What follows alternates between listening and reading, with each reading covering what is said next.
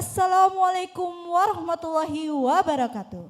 Shalom, Salam sejahtera, Om Swastiastu, Namo Buddhaya. salam kebajikan.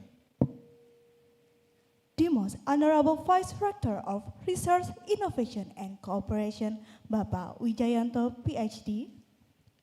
The Most Honorable Deputy Director of Global Reputation, RPGC Undip, Ibu Dr. Desi Arianti. The Most Honorable Dean of Vocational School, Universitas Diponegoro, Bapak Profesor Budiono. The Honorable Head of the Academic Senate of Vocational School, Universitas Diponegoro, Bapak Dr. Edi Raharja. The Honorable Head of the Tax Accounting Study Program, Bapak Apip MSI. The Honorable Head of Logistics Management and Administration, Ibu Dr. Titik Jumiarti. And our distinguished speakers and our valued participants, including those joining us from overseas, welcome, ladies and gentlemen. We are delighted to have you all here today.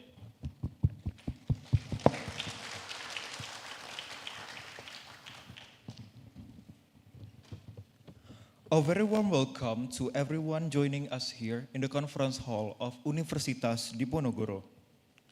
Thank you for joining us on the first day of the International Conference on Vocational Business, Logistics, Accounting, Supply Chain, and Tax, ICOBLAST 2025.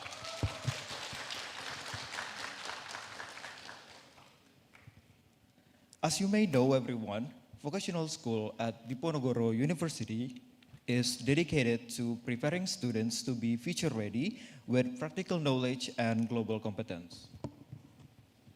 ICOBLAST proudly organized as the first international conference of Department of Business and Finance, aims to bring together students, lecturers, and experts from across the globe to share insight, exchange ideas, and foster collaboration in the field of business and finance.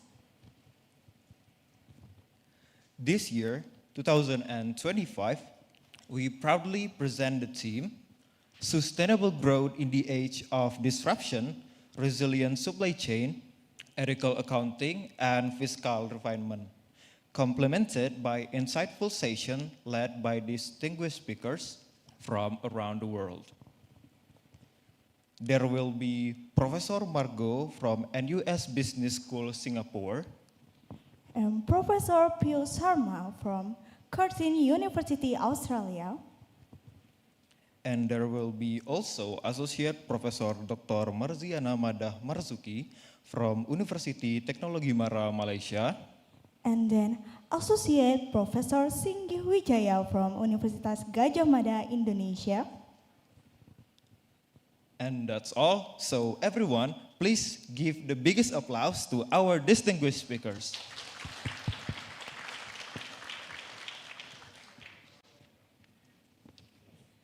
Ladies and gentlemen, today's plenary session is conducted in a hybrid format.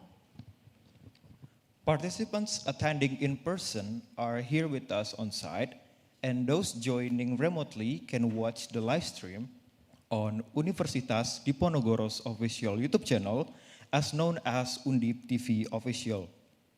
This event is also supported by Virgin Cake and Bakery.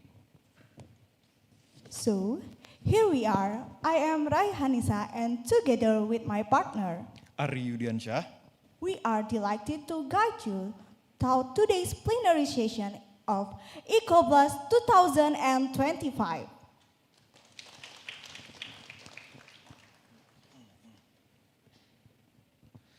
ladies and gentlemen, to officially begin our event, let us rise and honor our nation by singing together the national anthem of Indonesia, Indonesia Raya, followed by Diponegoro and vocational anthem. Ladies and gentlemen, please rise from your seat.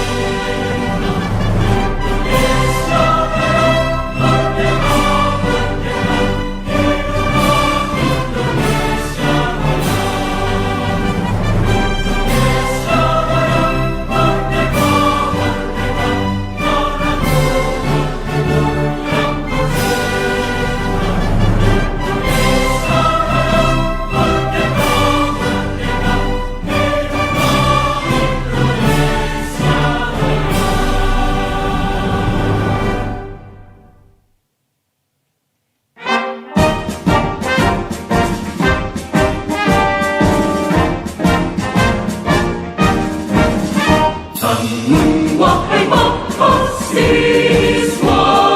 harapan nusa bangsa, semangat Diponegoro, kobarkan di dada.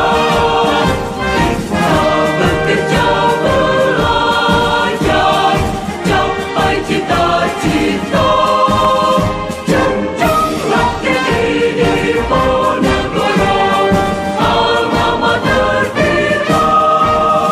Amalkan watak satria, bakti yang tarik undang, mengabdi tanah pusaka ibu Indonesia. Perjalanan Pancasila membangun dunia. Junjunglah tinggi Diponegoro, alma mater kita.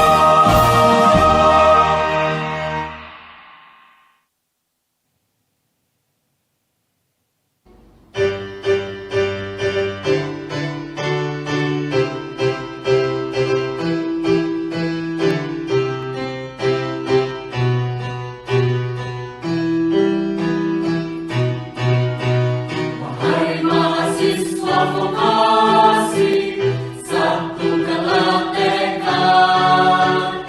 Semangat Diponegoro, kobarkan di dada. Kembangkan potensi diri, ukirlah prestasi. Semangat Pancasila, terus membangun negeri. Kibarkan vokasi, bangkitkan semangat, teguhkanlah jiwa, gemilang berprestasi, taklukkan dunia. Vokasi juara, jayalah Diponegoro.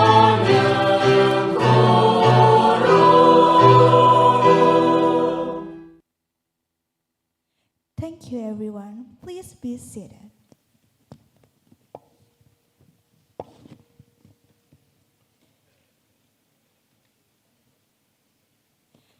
As we begin this special occasion, let us take a moment to start today's event with an opening prayer. We would now like to invite Bapak Aryo Bimo SEMA to come forward and lead us in prayer.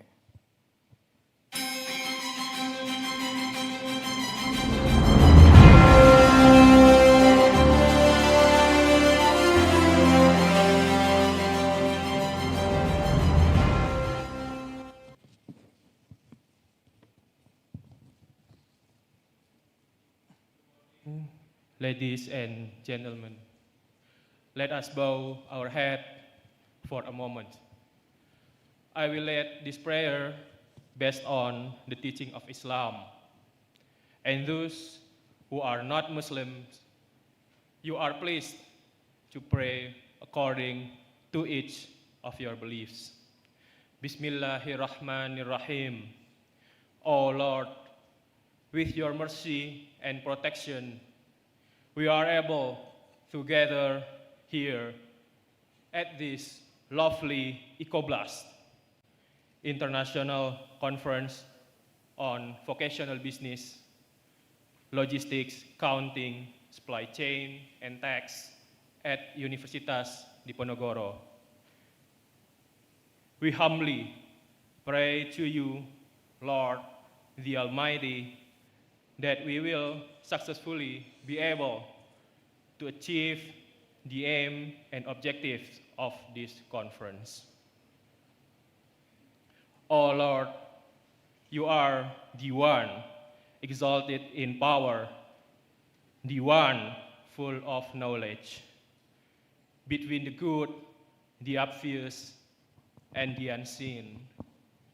Protect us from the calamity and danger. Grant us our prayers, guide us to righteous path that you bless. Rabbana atina fid dunya hasanah wa fil akhirati hasanah wa qina azabannar.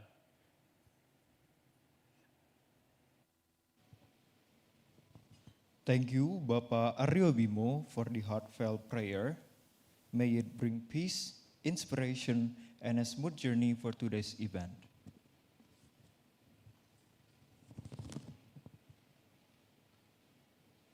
Ladies and gentlemen, now we will proceed to the report from the head of the conference committee. Please welcome Ibu Stasia Reviani Mege, SA MSM, to deliver the report. Ibu Stasia, the floor is yours.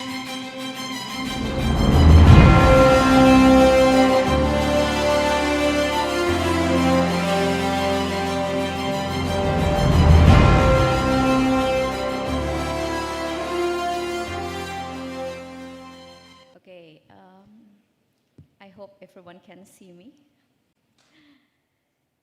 So, Assalamualaikum warahmatullahi wabarakatuh. Shalom, salam sejahtera, Om Swastiastu, Namo Buddhaya, salam kebajikan. The Honorable Vice Rector of Research and Innovation and Cooperation, Bapak Wijayanto PhD, the Deputy Director of Global Reputation, Ibu Dr. Desi Arianti, Dean of Vocational School, Universitas Diponegoro, Profesor Budiono, Head of the Academic Senate of Vocational School, Universitas Diponegoro, Bapak Dr. Edi Raharja, Honorable Head of Tax Accounting Study Program, Bapak Apip, MSI, Honorable Head of Logistics Management and Administration Study Program, Dr. Titi Jumiarti, distinguished speakers, Professor Mark Goh from NUS Business School, Singapore, Professor Piyush Sharma from Curtin University, Australia, Associate Professor Dr. Marziana Mada Marsuki from University Teknologi Mara, Malaysia, and Associate Professor Singgi Wijaya from Universitas Gadjah Mada. And of course, our valued participants, including those joining us from overseas and also from online. Good morning, and once again, welcome to the first International Conference on Vocational Business, Logistics, Accounting, Supply Chain, and Tax, ICOBLAST 2025.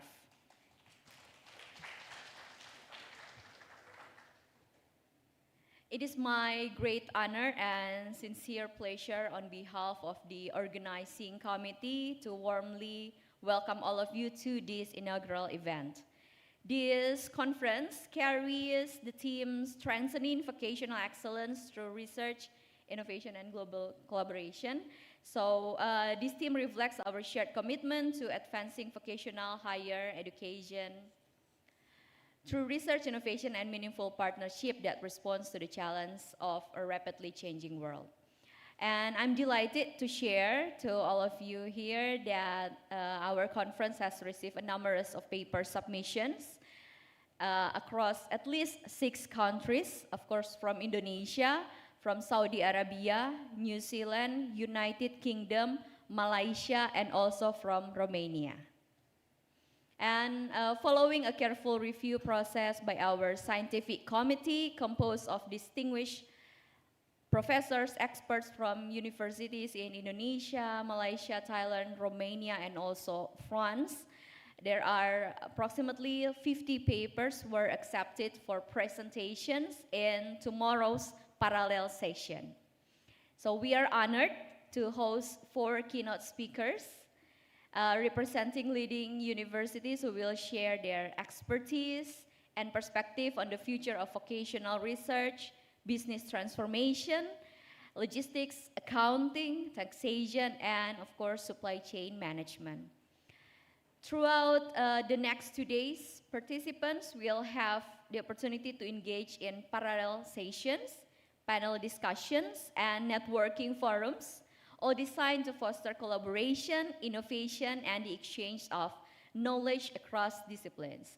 So to recognize academic excellence and presentation quality, the committee will also confer the Best Paper Award and also the Best Presenter Award during the closing ceremony for tomorrow.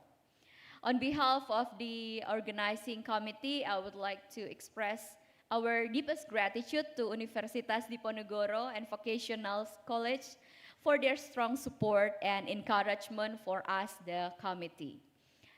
Also, my sincere appreciation goes to the scientific committee, reviewers, and the students volunteers whose hard work and dedication have made this event possible, because as we have mentioned before, this is our very first international conference organized by our department, the Department of Business and Finance. So I'm really confident that ICOBLAST 2025 will serve as a meaningful platform to share ideas, strengthen professional networks, and inspire innovative solutions for the advancement of vocational education and applied research, especially in our business and finance sector. So once again, for everyone, welcome to ICOBLAST 2025, and I wish you a productive, insightful, and inspiring conference. Thank you.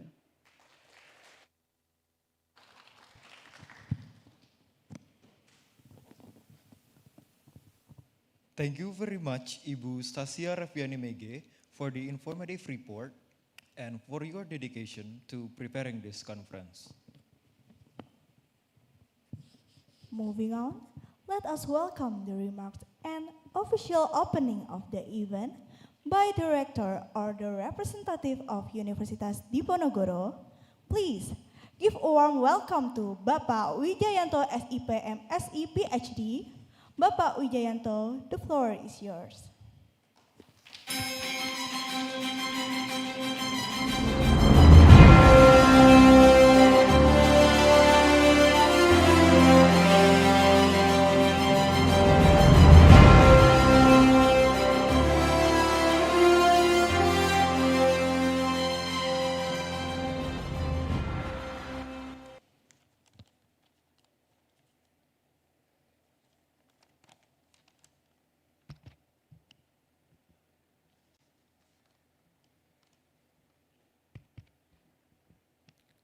Good morning.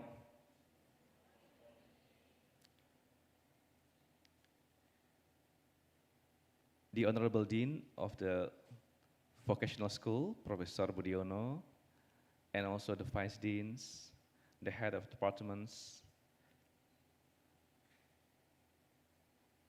our distinguished keynote speakers,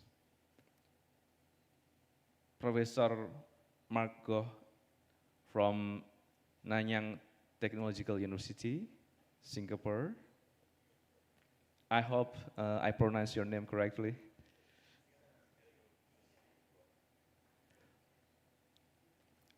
Professor Piyush Sharma from Curtin University, Australia. Dr. Marziana Madah Marzuki from University Teknologi Mara, Malaysia. Dr. Singgih Wijayana from Universitas Gadjah Mada, Indonesia.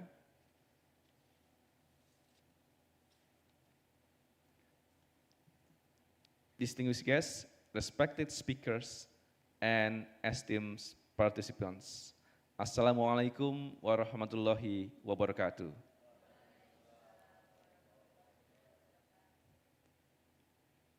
It is a great pleasure and honor for me to welcome all of you to the first ICOBLAST, the International Conference and Vocational Business, Logistics, Accounting, Supply Chain, and Tax.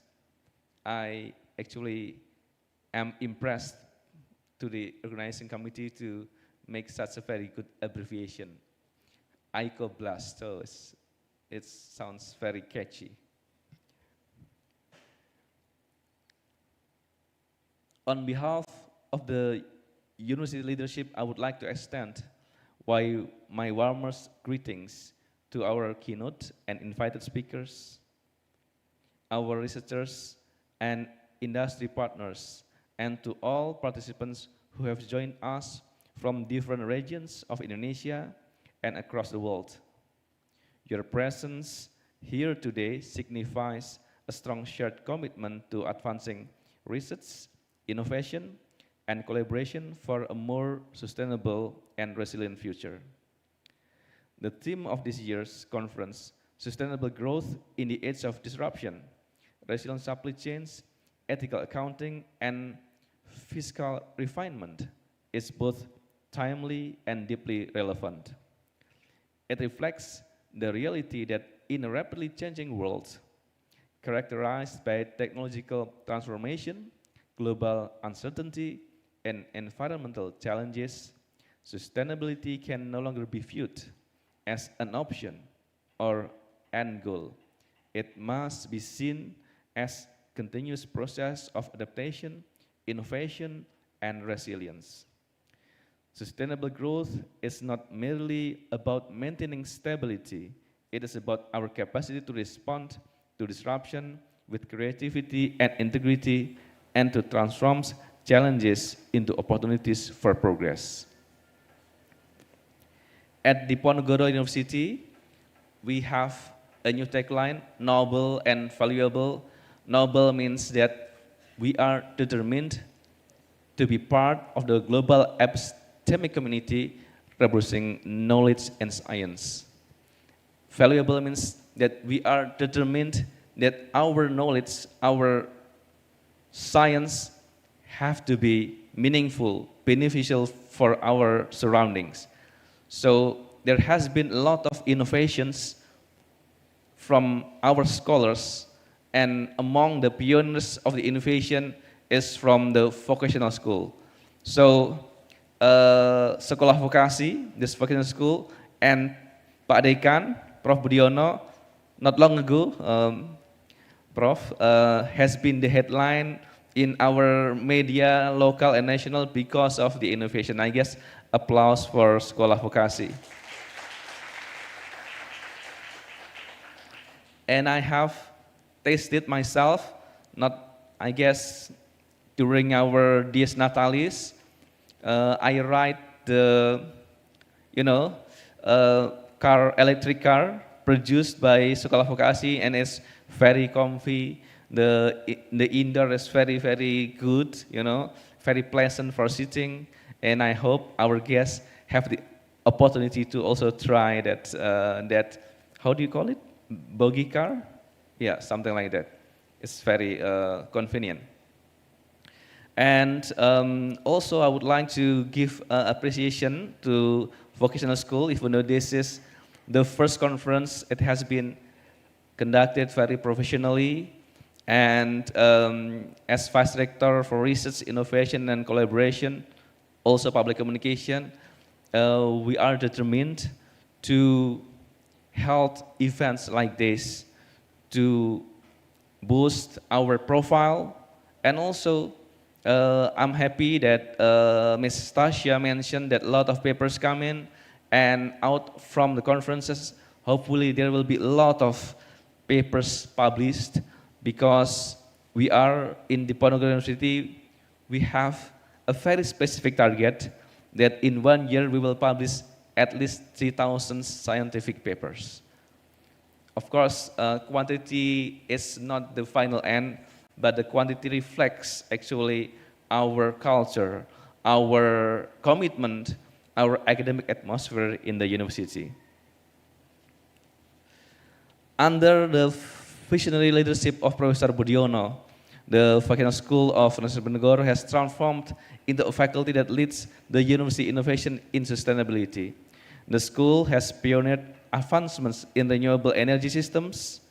We created our own lamp, water treatment technologies, and electric vehicle development that I just mentioned not long ago. Innovation that not only enhance technical capability, but also promote environmental stewardship and resource efficiency. I also told Mr. Dean not long ago that I was also impressed when I hear the anthem of vocational school. That's my first time to have the opportunity and privilege to hear it. And, I got shiver on my, on my neck. Doesn't mean that I was not impressed by the Indonesian national anthem or Diponegoro. Of course, I was impressed, but I have heard them a lot of times, right? And the vocational school, the anthem is very, very, I guess, beautiful as well.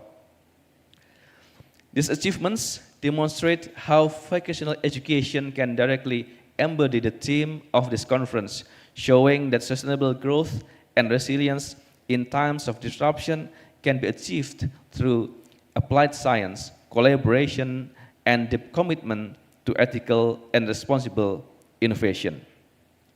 Such efforts reflect the broader vision of Universitas Diponegoro, noble and valuable world-class university, a university that combines scientific excellence with social relevance.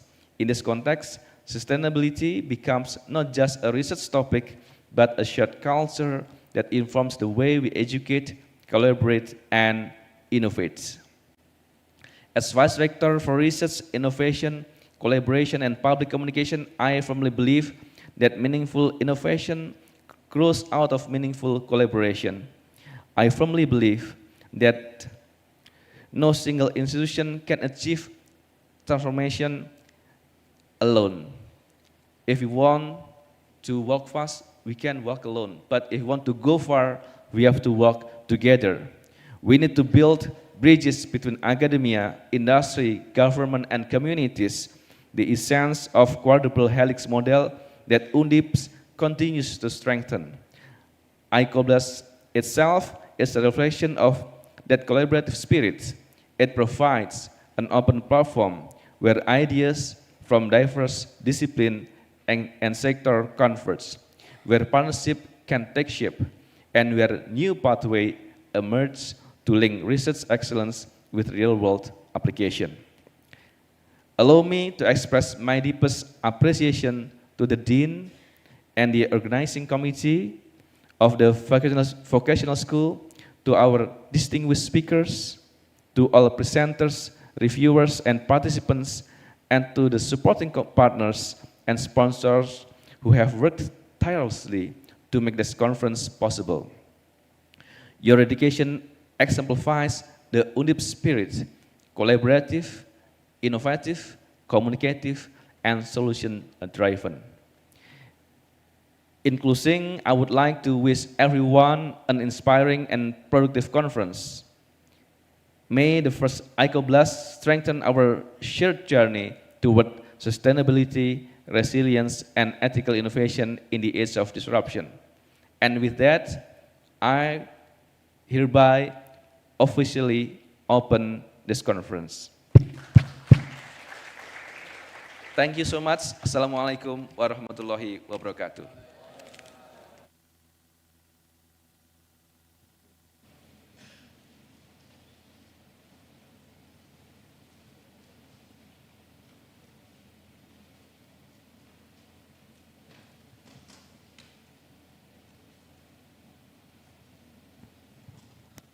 Thank you very much, Bapak Ujayanto, for the inspiring remarks and for officially opening our conference.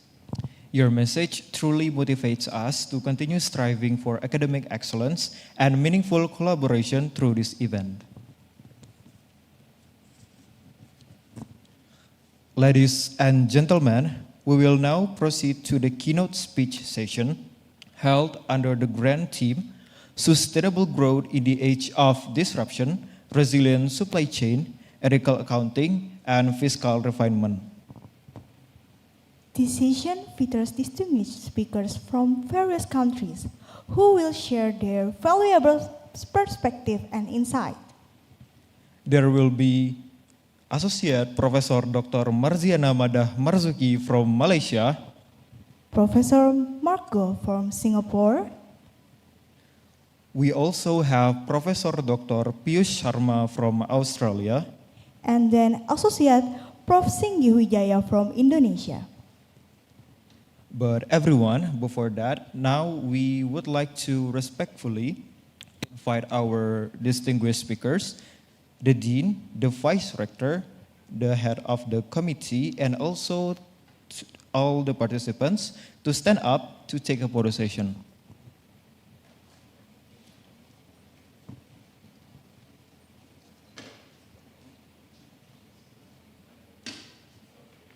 Yes.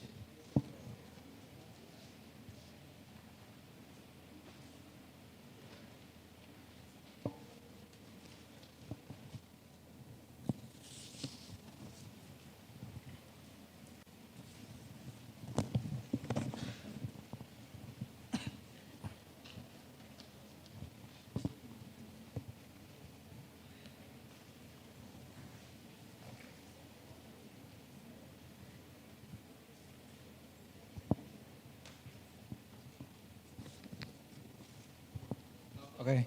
In a count of three, everyone. 1, 2, 3. Once again. 1, 2, 3.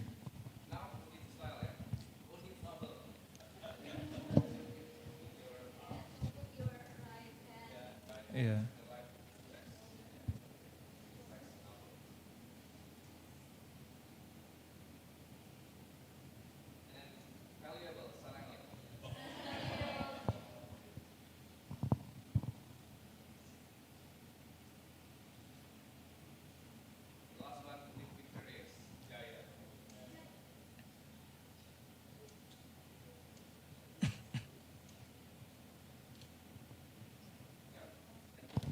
Thank you, everyone. Please be seated.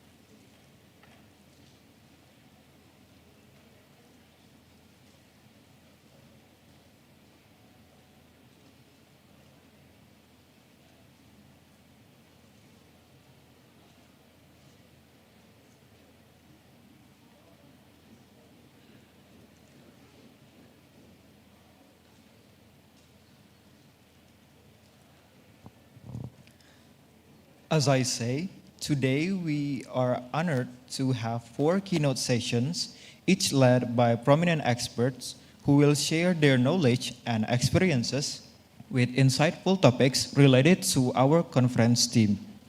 Everyone, please give a big applause to welcome this important session.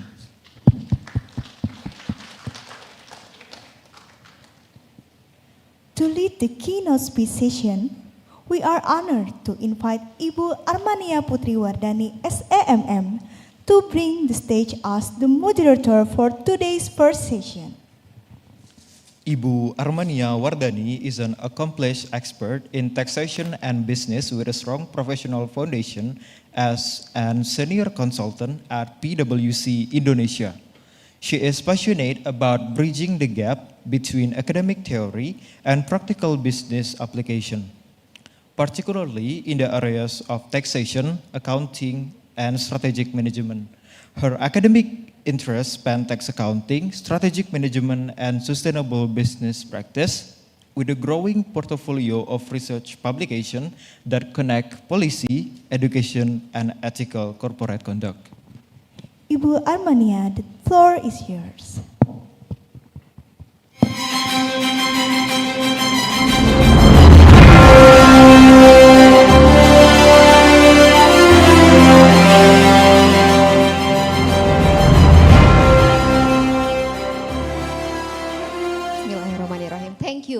and Ari. Okay, good morning everyone. Good morning distinguished guests, fellow participants, and esteemed colleagues. Welcome to the first keynote session of the International Conference on Vocational Businesses, Logistics, Accounting, Supply Chain and Tax, ICOBLAST 2025. My name is Armania Putri Wardani, and I'm honored to be your moderator for this session. Okay, this year's theme, Sustainable Growth in the Age of Disruption, invite us to reflect on a vital question. Can growth be truly sustainable without integrity? Today's keynote will explore how ethics in financial reporting plays a pivotal role in shaping not just businesses but entire nation. Okay, operator, next. So here's the first keynote speaker. It is my pleasure to introduce our keynote speaker, Dr. Marziana Madah Marzuki. Dr. Marziana Madah Marzuki, Associate Professor at University Teknologi Mara, Malaysia. Dr. Marziana holds a PhD in Financial Reporting and Corporate Governance, and her research spans financial reporting, audit, risk management, Islamic accounting, and zakat. She has led numerous impactful research projects, including fraud, risk management based on Maqasid Syariah, and big data analytics for financial fraud detection.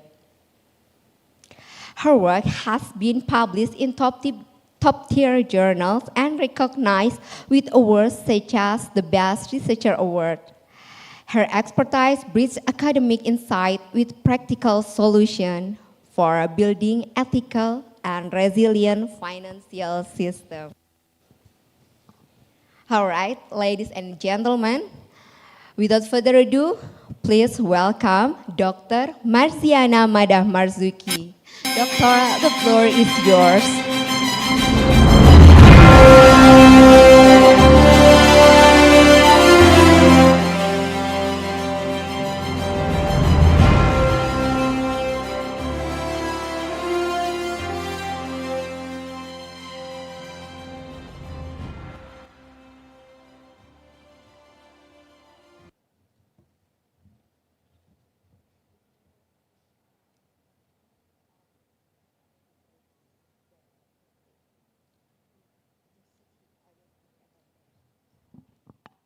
Okay, thank you for coming, Dr. Marziana. It's a great pleasure for me to see you. So, how Indonesia? This is my first time in Semarang. I have been to Jakarta and Bandung, but I think Semarang is more peaceful. I like the building, the mixture of the old and the new modernization, you know. Masya Allah, Alhamdulillah. Thank you for inviting me. Thank you so much. It's a great pleasure for me too. Okay, before we start, this is the presentation? Yeah. Yeah. Okay, the floor is yours, doctor. So can I stand there? It's up to you. Okay, I stand there. Yeah.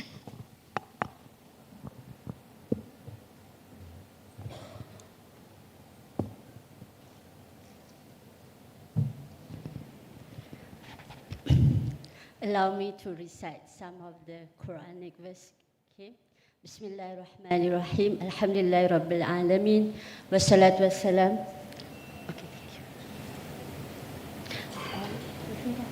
Okay, thank you.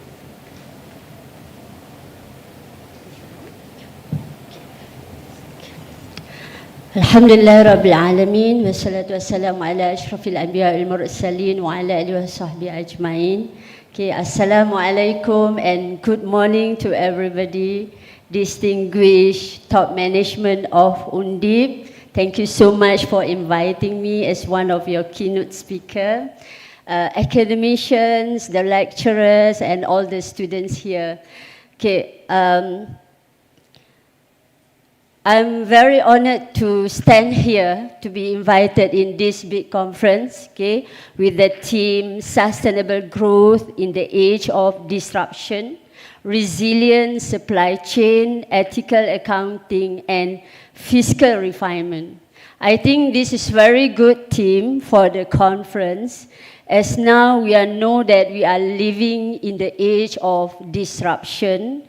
We are also influenced by the sustainable growth. Everyone talk about the sustainability. And our world are moving toward the fiscal refinement. But the most thing I like most is when I see the words ethical accounting there. So based on my area, which is financial reporting and corporate governance, this is the selected topic that I would like to talk today, which is embedding ethics in financial reporting, the role of corporate governance, digitalization, and cultural religious values for sustainable accountability. Okay, ladies and gentlemen, okay. It's not moving. So, okay. So basically my topic today would like to relate three things that can explain how ethical accounting should work with in the era of the disruption and sustainable growth. So this topic tries to link strong corporate governance, smart digitalization tools, and at the end we will see how ethical accounting can embed it in the financial reporting using the influence of cultural and religious values. I think whatever religion we are in, either Islam, we are Muslim, or either Buddha or Christian, okay, whatever religion, the originality of the religion, we are talking about the ethics, right? Okay. So, if we see these two things, okay, when you can see that what happened nowadays, especially in the world of business, right? Okay, we can see many scandals happen, right? So, when you heard about the scandals happen, we try to question how many of us believe that most of the financial scandal happen because of the weak regulation. Do we have weak regulation? Or maybe how many of us believe that this scandal happened because of personal values despite of the strong regulation? So which one you choose, whether we have weak regulation or we have weak personal values? What do you think? Okay, so if we try to understand the link between the weak regulation, the role of the regulation, and the role of the personal values, the answer is both, right? Okay, we should have strong regulation. Okay, but we can see that those systems and standards can only go so far, meaning that it is insufficient only to have the strong regulation. Why?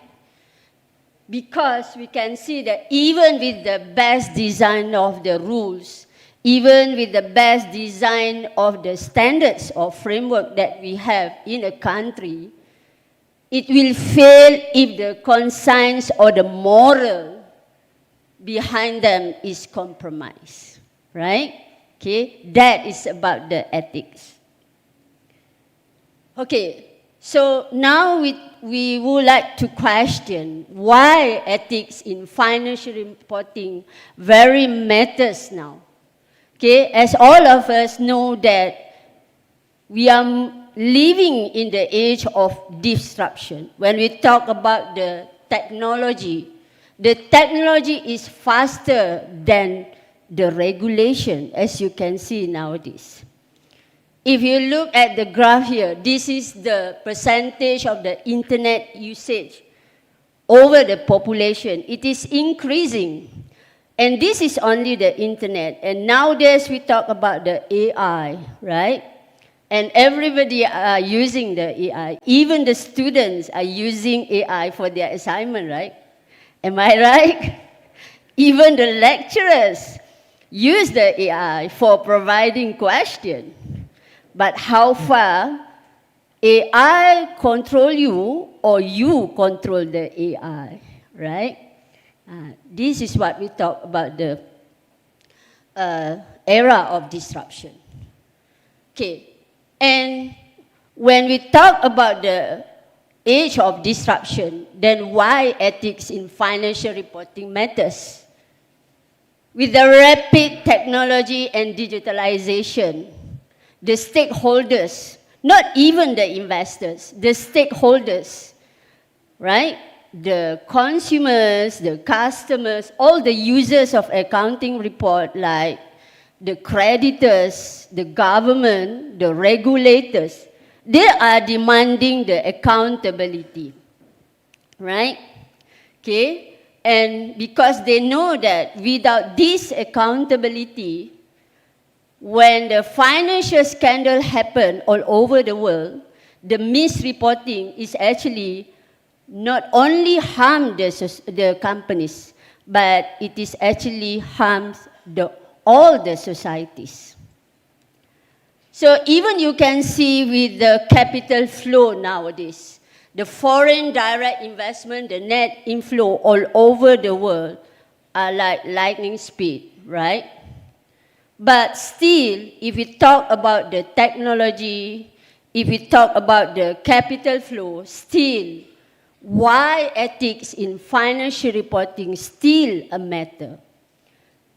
Because you know that when the companies misreported the figure in their annual report, for example, in their financial statement, the misreported figure has a very ripple effect. Okay? When we can see that when the fraud happens, the pension funds of the societies suffer. Okay? The same when the earnings are manipulated, taxes that become the sources of the revenue of the government are evaded. Okay? Not only avoidance, but tax evasion. And when we have the limitation of sources, then what happened to the society? We can see that because of this financial scandal, social programs are now underfunded. The money that the government should use for the society development, now because of the financial scandal happened, the effect is to the society we are, right? And when the misconduct is concealed, that what happened, public confidence has now collapsed. Okay, this is what we are afraid of. And even you can see from the OECD report about we can see that the rate of the transparency is increasing. But if you really look at the graph, the dark blue, it actually shows the weakest on the ex post evaluation. What does it mean by ex post evaluation? When we have the financial scandal, the improvement after the financial scandal is very hard to do. Okay? So when we talk about the ethics in financial reporting, the impact is very huge. So the ethics in financial reporting is actually a sustainable development issue. It's part of the sustainable development issue. When we talk about the sustainable, nowadays everybody talk about the SDG, right? We cannot forget about the ethics in financial reporting because it is a stability issue. about something that affect not only the companies but also affect the society. Okay? It is a nation building issue. So in order for the government to develop the nation, the ethics must be embedded first. All right? Okay. So when we talk about the financial scandal, you can see all over the world. Okay? In reality check, no country is immune. So every country faces the cases of the financial scandal. Okay? So sometimes we comfort ourselves by thinking that this is very common, right? In every country we have the financial scandals. Okay? But bear in mind, okay, should we have world-class financial reporting standard, but at the same time, we also have world-class financial scandal. That is very triggering issue. Okay? So you can see, you know Malaysia, right? Do you know one MDB case? For the student, if you do not know, then you should know. Okay? So this is one of the big cases that happened in my country, Malaysia, that involved the political person. Okay, what happened?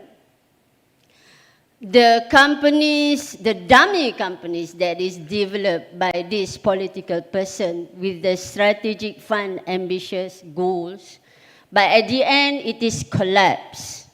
Okay? So even we have the internal check exists, the external auditors are present, still the companies are collapsed, right? And in this country, Indonesia, of course you know this, right? We have Jiwasraya, Indonesia, a very respected insurance company, okay? So many policy holders, not many, but millions of policy holders, trusting that their saving in this company was safe. But this company has taken very risky investment, mispriced the product, and what happened? They distort the reporting. It's just reporting, but with this very nice reporting, everybody see that this company, the audited numbers seems that this company has a very healthy company. But what happened? Okay, the losses were staggering. So what is the lesson from this case? The disclosure reported by the companies is actually just about the meeting, reporting the deadline, just for the sake of the compliance. Okay, but they are not telling the truth. Okay, especially to all the stakeholders outside there. And this is about the Singapore. Then we know that Singapore is also have very good regulation. The high flux cases, okay, from Mark. Okay, so we know that this is also a story about the successful company. Okay, they have the strong branding, strong investors, strong public confidence, but at the end also collapse. Okay, so we can see that even in the most robust regulatory environment, the ethics can fail if we don't put the cultural priorities. Okay? So now with all these cases that you listen to all over the world, I just mentioned about the Asian countries because we are developing countries. It's different from Australia, maybe they have developed, yeah. Okay, so if we are in that situation, let's say you are in the companies that face the financial scandal, okay, or maybe you are the auditor or director in any of these companies. So the question is, at which point should you spoken up? Is it when the numbers stop making sense? Or maybe you spoke out when the pressure came from the above to adjust, to manipulate, or delay the disclosure, or maybe we only act when the regulators knock on our door. So when should we act, right? This is about the ethics in financial reporting. So if we can see about the regulation nowadays, all over the world, if I mention about some of the Asian countries, Malaysia, Indonesia, we have very close culture. Thailand, Singapore, right? We can see that each of these countries, they have very good regulation. And the regulations are well developed, right? So we can see that, for example, Malaysia, we have Companies Act 2016. This act emphasizes on the stronger director accountability. Very good document. Okay, we also have Malaysian Code of Corporate Governance in Malaysia. We have MCCG starting from the year 2000, then the regulator amend 2007, 2012, 2017, and the recent one we have in Malaysia, we have the Malaysian Code of Corporate Governance 2021. So this Code of Corporate Governance emphasizes on the independence and transparency. Okay? So, like the regulators, for example, like Bursa Malaysia, the Kuala Lumpur, previously known as Kuala Lumpur Stock Exchange, they have put the mandatory sustainability reporting. Okay? But with all these regulations, what are the challenges? The implementation consistency. Does the company really implement the regulation that has been emphasized on them? Okay, so this is about the ethics in financial reporting. When we talk about the sustainability also, we can see that like my country, Malaysia, okay, the government also has done a lot of ESG disclosure initiative. For the companies listed in the Bursa Malaysia, they have to disclose about the sustainable development, their responsibility towards the society, towards the environment, towards the economics, and also their accountability towards the corporate governance. But still, the question is, does the company implement it because they really learn about the importance of our ESG, or just for the sake of tick boxing? Okay? So we can see that when we talk about the sustainability, we have environmental, social, and governance, ESG, right?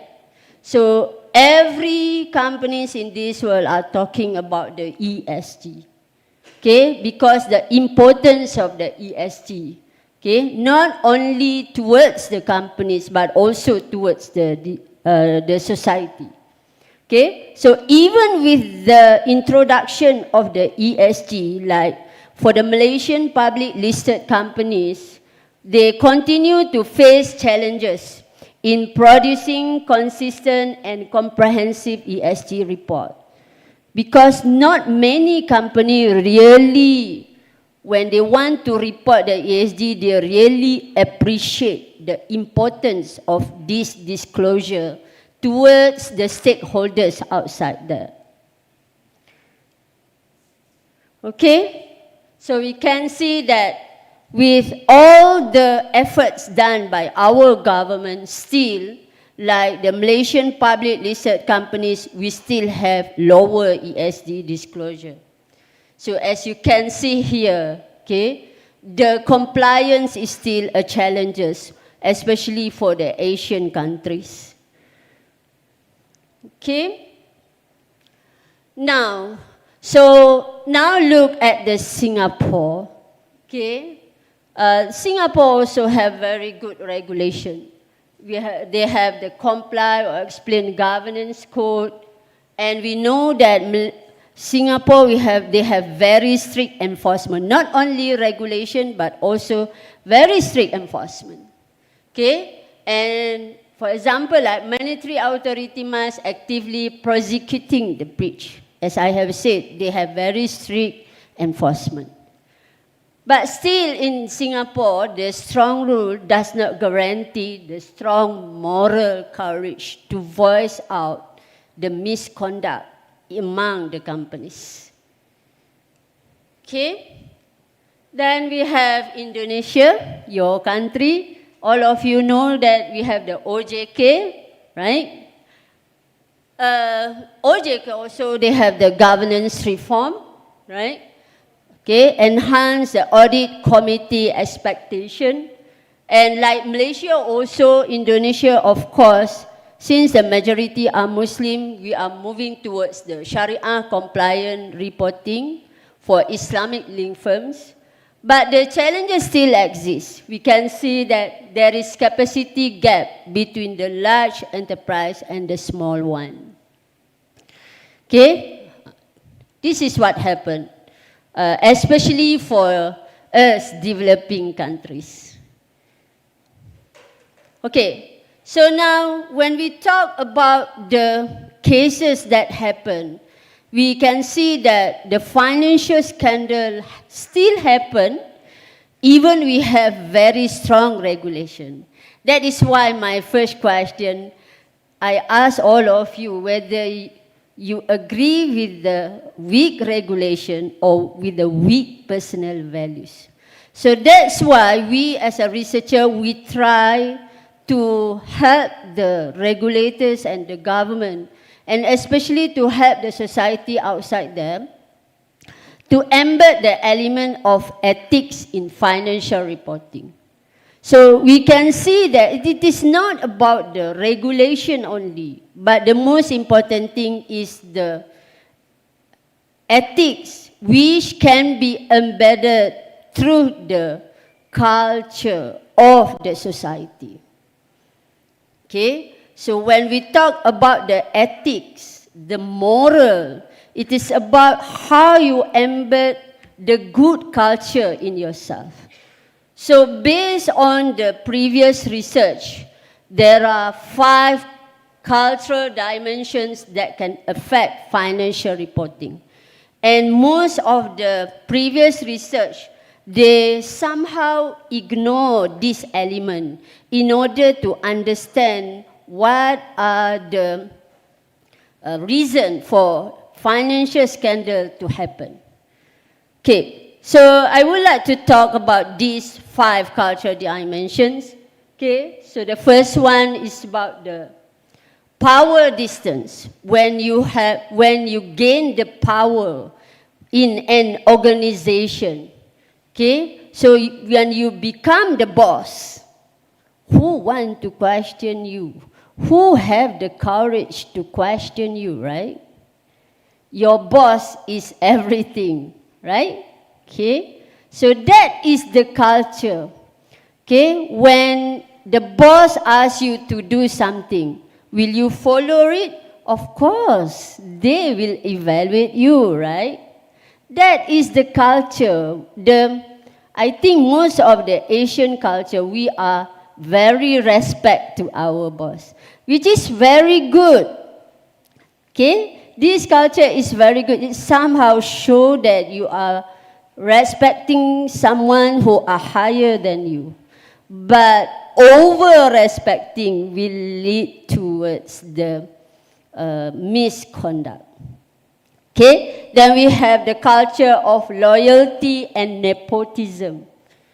Okay, loyalty and nepotism is some like you take care of your own crony, right? You have your own circle. You have your own chronism. Okay? And I think this one is most among the Muslim, or maybe like we are Malay, we are always more towards face saving. Jaga air muka, kan? We do not want people to hurt. right? Okay, don't shame the group. So in order to jaga hati seseorang, especially those who are higher, then even they ask you to do something that is bad, will you follow them? Yes. Because of we call as the culture of face saving. And we know that the culture especially among the Malay, we always want to make sure that they feel honored, they feel respected. Okay, then we talk about the culture, about the religion and moral. This is very important. I don't talk only about the Islam. I think in any of the religion, the originality of the religion of Buddha, Christian, even the originality of their teaching, they have emphasized on the good manner, right? Okay. And the last one is comfort over confrontation. You try to make sure that it is keep peace, tak nak bising-bising, kan? We do not want it become a horror. So just keep silent, even if the truth suffers. This is the culture that usually ignore, that without we realize that this culture actually affect a lot of financial scandal among the companies. Okay? So this is, if we go one by one, like for the power distance, okay? In many Asian workplaces, hierarchy is respected. We always respect our boss. But as I have said, over-respected is very dangerous. Okay? So when you ask by your top management, right? Okay, it is very seldom for you to ask whether is this correct? Okay? But rather, you try to make sure that how to make sure this is work. Okay? Do I protect my job? Kan? Jaga periuk nasi sendiri. Okay, in Malay. Okay? So, this is the culture that is very dangerous. Okay? And this one also, as I have said, okay, you always protect your group, even though you know that your group has making a misconduct. Okay? Okay, this one, okay, as I have explained just now. Okay, avoidance of shame, nak jaga air muka, kan? Okay, and we know that religion or the moral framework, okay, like in religious school, like for us as a Muslim, we are taught by the akhlak. But for the Christian or Buddha, maybe you are taught with the moral, right? Okay, so across our region, people grow with the moral teaching.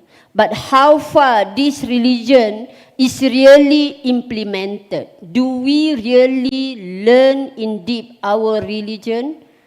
Okay, because usually nowadays, especially like you, the students, the teenagers, you always follow the what we call the current modernization, okay? Without realizing that something that you do is something that is contradict with your own religion. Okay? And this one, yang tak nak bising-bising, okay? Comfort over confrontation. Always want to live in harmony, but this harmony silently become dangerous in our society. Okay, so now we come to the conclusion. When we try to link the importance of the sustainable growth, we want to have the fiscal refinement, we have to have resilient supply chain. What is the theme of the conference today? Something that we should not ignore is about the ethics, right?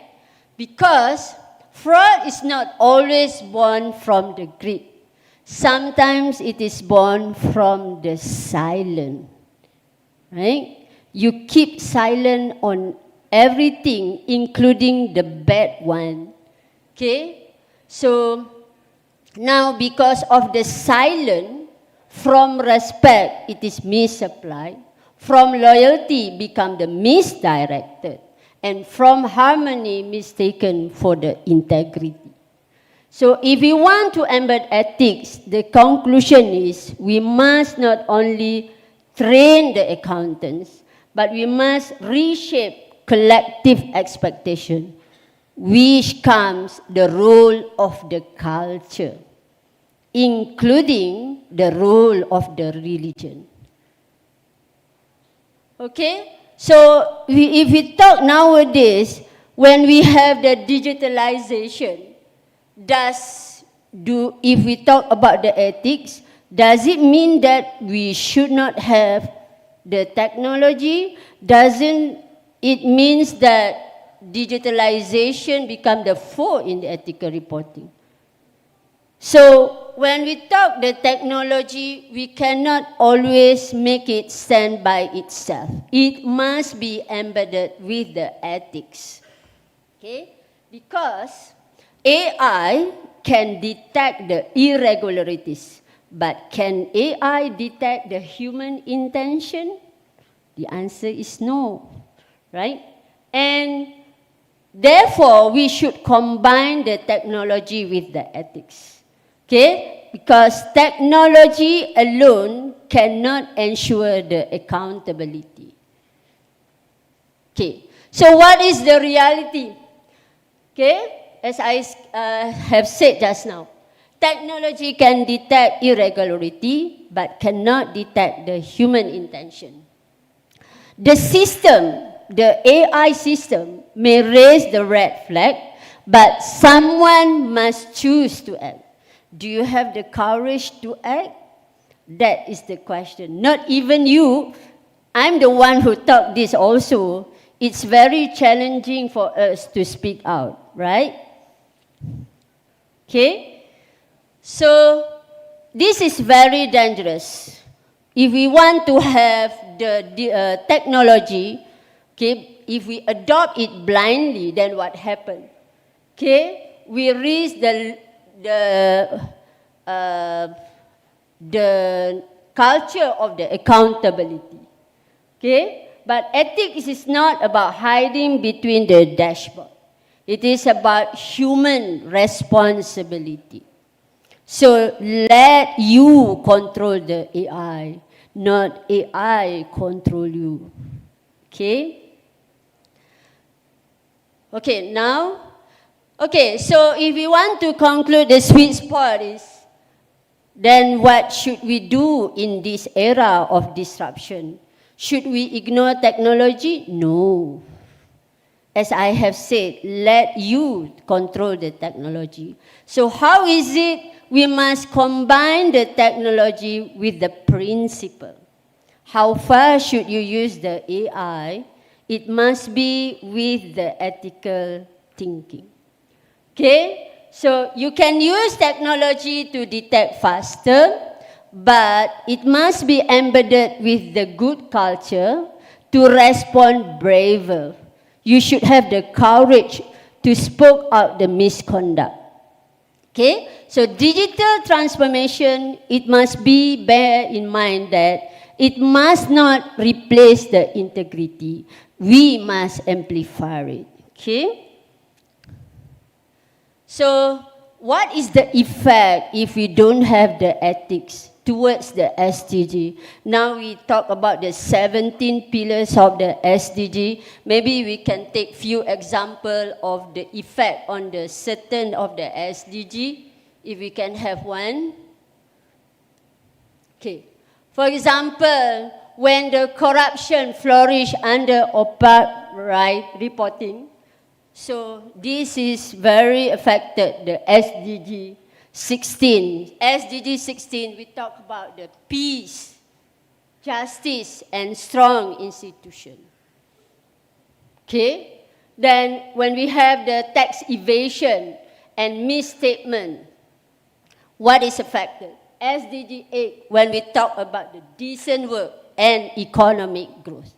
This is among the few examples how non-ethical in financial reporting can affect the SDG. So this is what we're afraid of.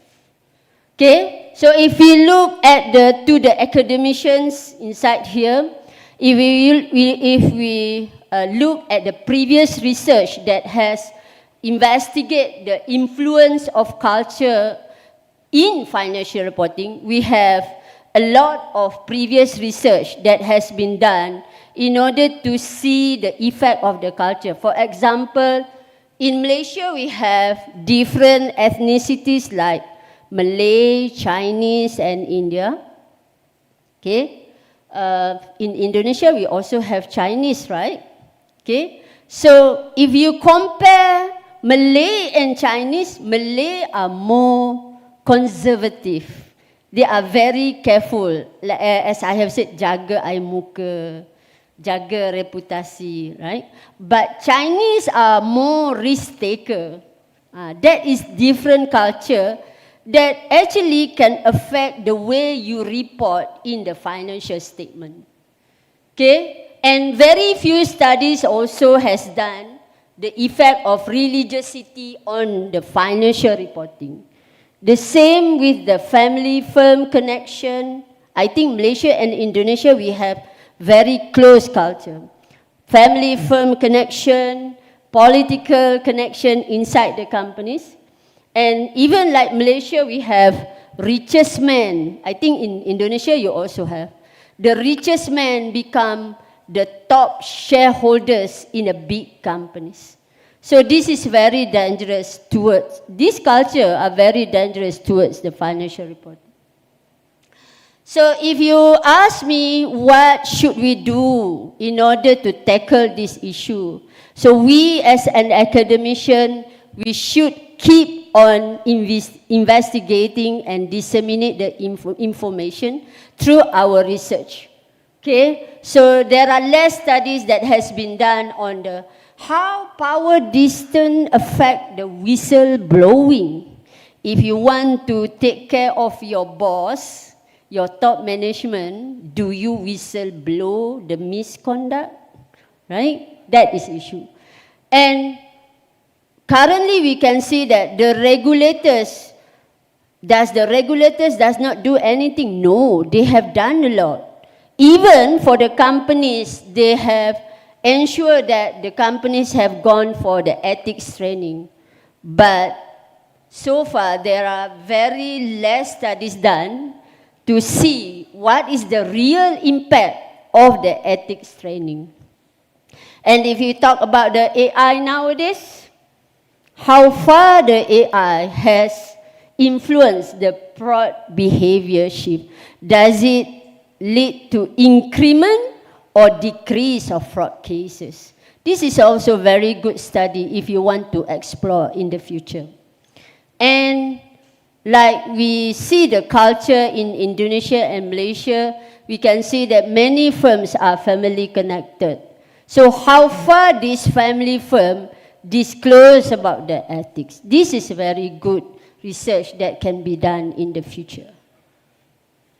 Okay, so finally, I'm calling for the collaboration. Okay, if you want to do any research about the culture, but because currently I'm very interested in exploring the effect of the culture on financial reporting. Okay, so we are calling for the collaboration in terms of culturally adaptive ethics model, the effect of the technology, behavioral governance studies that can be explored in the future. Okay, so to conclude, okay, so do we need regulation? Of course, right? Okay, but rules can guide us, but must be embedded with the ethics. Okay, something that always ignored by us. Okay, it must be combined with rules, regulation, technology, principles, and also the ethics. Okay. I think that's all. It's not moving. Okay, yes. So that's all for my speech today. Maybe before I open for the Q&A, if you have a question, if no, then there will be no. Okay, I would like to share some of the activity that we have done in Malaysia. Can you? Yes, okay. You know, even in Malaysia, if we talk about the ethics, what we do in Malaysia, like my team and I, okay, we have got the report from the like the police, right? Like the we call the integrity regulators. The fraud cases also happen among the religious person. For example, like the mosque administrator, okay, pentadbir masjid, okay. So they are the one who are respected for because of their religious background, right? But we get the number of cases from the police. The integrity cases also involve the mosque administrators. So what we do, we have collaborated with the Religious Council Department in Malaysia. I just want to show the picture. Okay, what we do in our campus, this one. We provide training to the mosque administrators, teaching them on how to prepare financial statement for the mosque. Okay, because you know mosque, they receive a lot of fund from the public. But when the public give them money with the expectation that they use the money for the sake of society development. But some of the mosque administrator, because they are also human, right? Even with the religious background, they are also challenges for them in order to ensure the integrity. So what we do, we train the mosque administrator in our state, okay, we have 11 districts. So we collaborate with the Religious Council Department in our state to teach all these mosque administrators on how to ensure that they reported the truth figure about the money that received by the mosque. Okay, just sharing. Okay, so when we talk about the ethics, it can happen to anyone, even for those who have the religious background. With that, thank you very much. Assalamualaikum warahmatullahi wabarakatuh.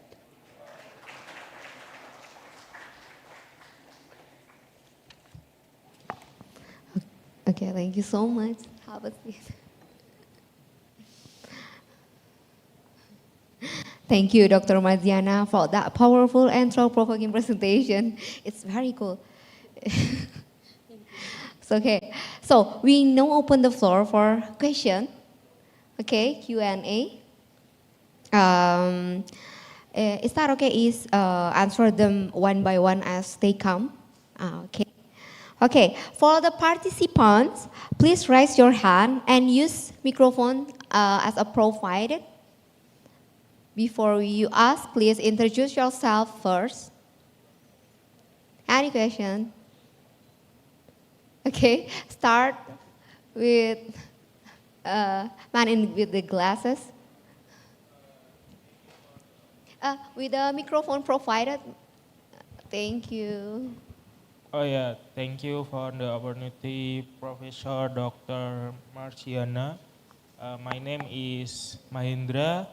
My question, how do Islamic accounting principles contribute to global efforts in promoting ethical financial practice? Thank you. It's about how Islamic accounting. Okay, Thank you so much. Thank you for the question. I think it's very good question. For your information, in my campus, I actually teach Islamic accounting. Yeah. Okay, but in my campus, Islamic accounting subject is introduced as one of the elective subject, not the core. So that's why I told the top management, this Islamic accounting subject, something that is embedded, the ethics among the student, it should not be introduced as an elective subject, but it must be the core. Okay, student, you as a student, if something that can be done by your campus, the Islamic accounting should be taught from the beginning, from the first semester when you are in the campus. Because the religious value is very important. When you go for your work after this, right, you bring the culture, you bring the value. Can you measure the value? No. Something that is inside, deep in your heart, right? Am I answering your question? Okay, so I believe that Islamic accounting is not only teach you on how to report, but it teach you why should you report. Your accountability is not only to the stakeholders, but actually your accountability towards God, Allah subhanahu wa ta'ala, for us as a Muslim. The same for other religion, Buddha or Hindu. I believe that all the religion, they bring the good manner, right? Okay? The originality is the good one. It just we as a human, we know we are very weak. We are influenced by the technology and so on. That is how you should build the value inside yourself. No matter what happened, even you know that no one is watching you, you are doing ethically. Okay? Nice. Thank you so much. It's like, wow, cool. Is another question? Another question? Okay. The woman with glasses. Where's the microphone?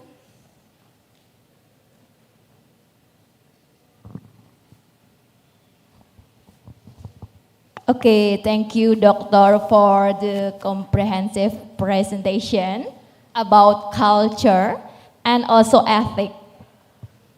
And my questions will be, we know that the cultural value will influence the corporates, right? And how we can balance between the value and culture that we have and the corporate transparency and accountability. It's my first question. And the second, actually as lecturer, maybe you have like previous experience about how we can or how the best method that we have so our graduation or alumni have like the embedded value that they can apply in the future in the company they will work.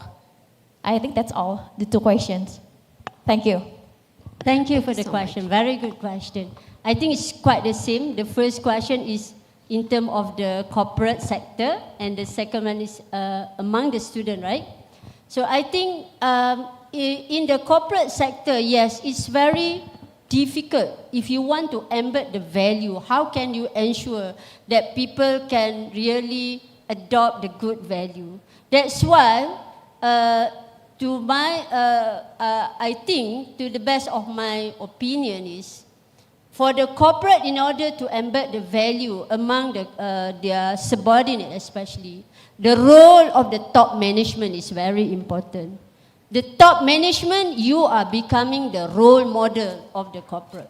Because people there is, every time is watching you, what you do, how you behave. So that's why the role of the top management is very important. Okay, when you ask your subordinate to, for example, like to participate in the ethics training, you are actually the first one should come and attend the ethics training. That is how you show by role model, as the top management, what actually you want your subordinate to behave. And for the second question, the same for the students. Okay, so we, in my campus also, we face very you know, very tough, very challenging one in order to educate the student, really embed the good value. Yeah, very challenging. But we cannot,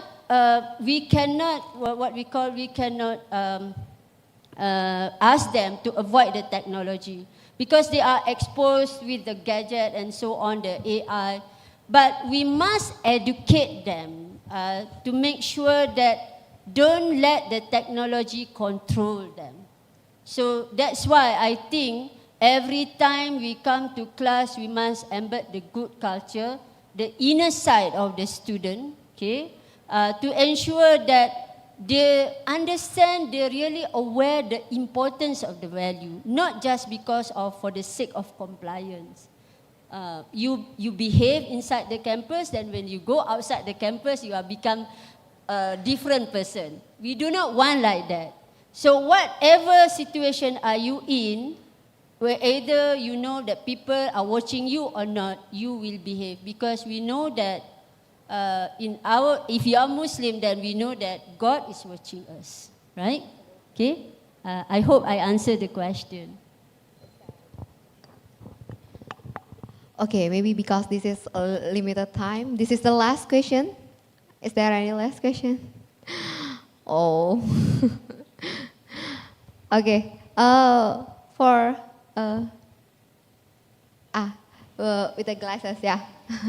Yeah.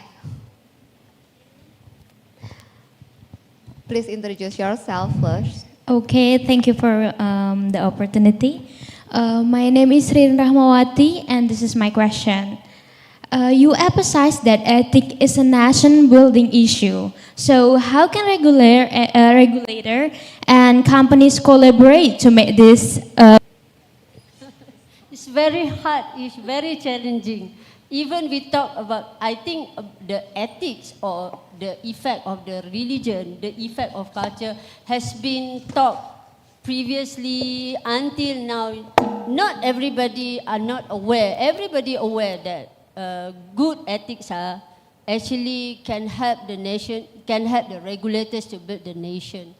But as I have said, even the role of the leaders to your nation, okay, then we can see that what happened nowadays, the financial scandal involve the top person, right? Okay. They are the ruler of the country, but at the same time, they are also the player of the scandal. So that we afraid most. Okay? So I think the best is by showing a good role model. As in our religion, we have the Prophet Muhammad sallallahu alaihi wasallam as the best example, right? Okay? So that is how you can see that the role of the leader are very important. So you are the students here. You become the leader one day in the future. So that's why from the beginning you should embed in yourself in what matters are you in what situation are you in. You must embed the good culture and value, because you can see that even you have you can play with all these things, that at the end it will bring bad impact to yourself as well. Okay? Okay, thank you so much. How? It's a wrap? Okay, thank you so much, Dr. Manzira. Oh, wow, this is very interesting. So as we conclude, let's reflect on the key takeaways from Dr. Manzira's session. First, strong corporate governance is essential, but rules alone are not enough without ethical conviction. And the second, technology is powerful ally in detecting irregularities, but it cannot replace human responsibility, human as a leader, right? Okay, and the last but not least, cultural and religious value can either strengthen or weaken accountability. Our challenge is to align them with integrity. Dr. Maziana reminds us that this age of disruption, sustainable growth is not about speed, it is about integrity. As he said, rules can guide us, technology can assist us, but only courage protects integrity. So be courage. Okay, on behalf of ICOBLAST 2025, we thank Dr. Marziana for her invaluable insights and all participants for your engagement. Applause. Thank you so much. Okay, let us to be not just professional accounting, but guardians of accountability. Enjoy the rest of the conference and have a wonderful day. Thank you so much.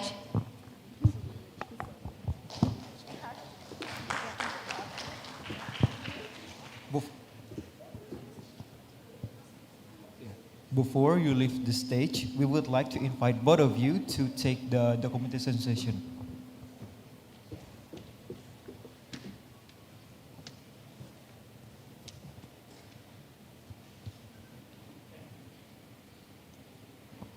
In a count of 3, 1, 2, 3. Once again, big smiles. 1, 2, 3.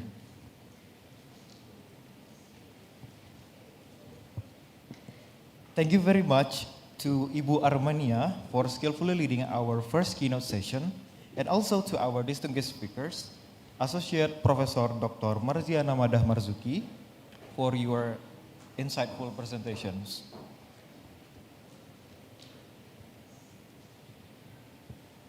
Ladies and gentlemen, we will now continue with the second keynote session. It is our great pleasure to welcome another outstanding moderator, Ibu Stasia Reviani Mege, SA MSM. Ibu Stasia Reviani Mege is a scholar with strong expertise in logistic management, supply chain, and business efficiency. She holds Master of Science in Management from Universitas Indonesia. Beyond her academic role, she served as the editor-in-chief of the Asian Journal of Logistic Management and has received multiple community service grants from the Ministry of Education, Culture, Research and Technology in 2022 and 2023. Her research explores e-commerce logistics, sustainable freight forwarding development, and product perception, with numerous work published in reputable Scopus Index international journals. With her professional certification in export-import, freight forwarding, and logistic administration, Mrs. Stasia brings both scholarly insight and practical experience to the discussion. We kindly invite Ibu Stasia to take over the session. Please welcome Ibu Stasia.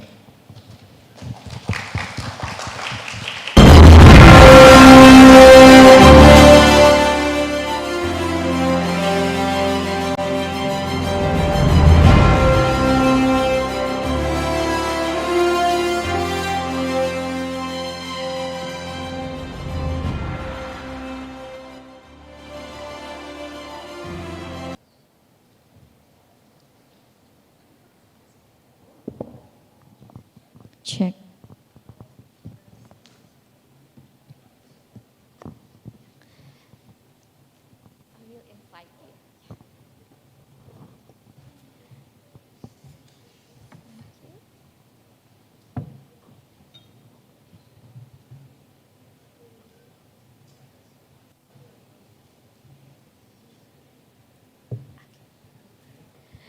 So, ladies and gentlemen, as we move forward with today's program, we now enter the keynote session number 2, or keynote session 2.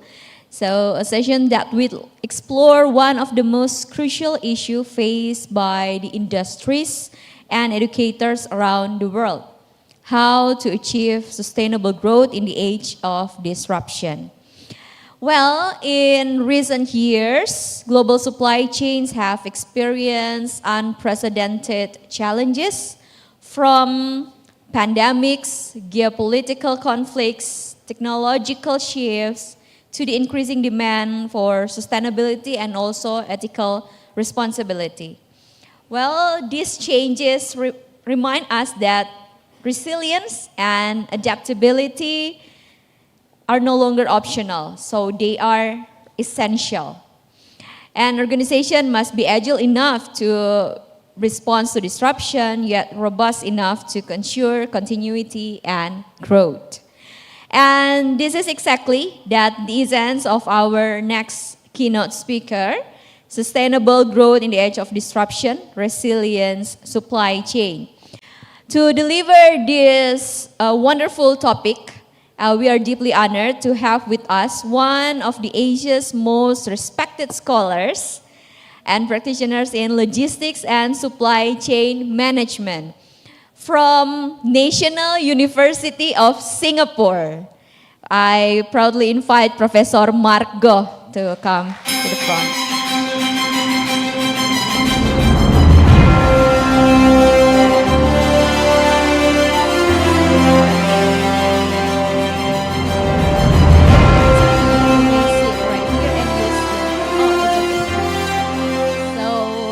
Before Prof. Mark Goh begin, let me explain briefly. As I mentioned before, he is one of the most respected scholars. If maybe you can research in the internet, Prof. Mark Goh got 61, if I'm not mistaken, for his age index in the Scopus.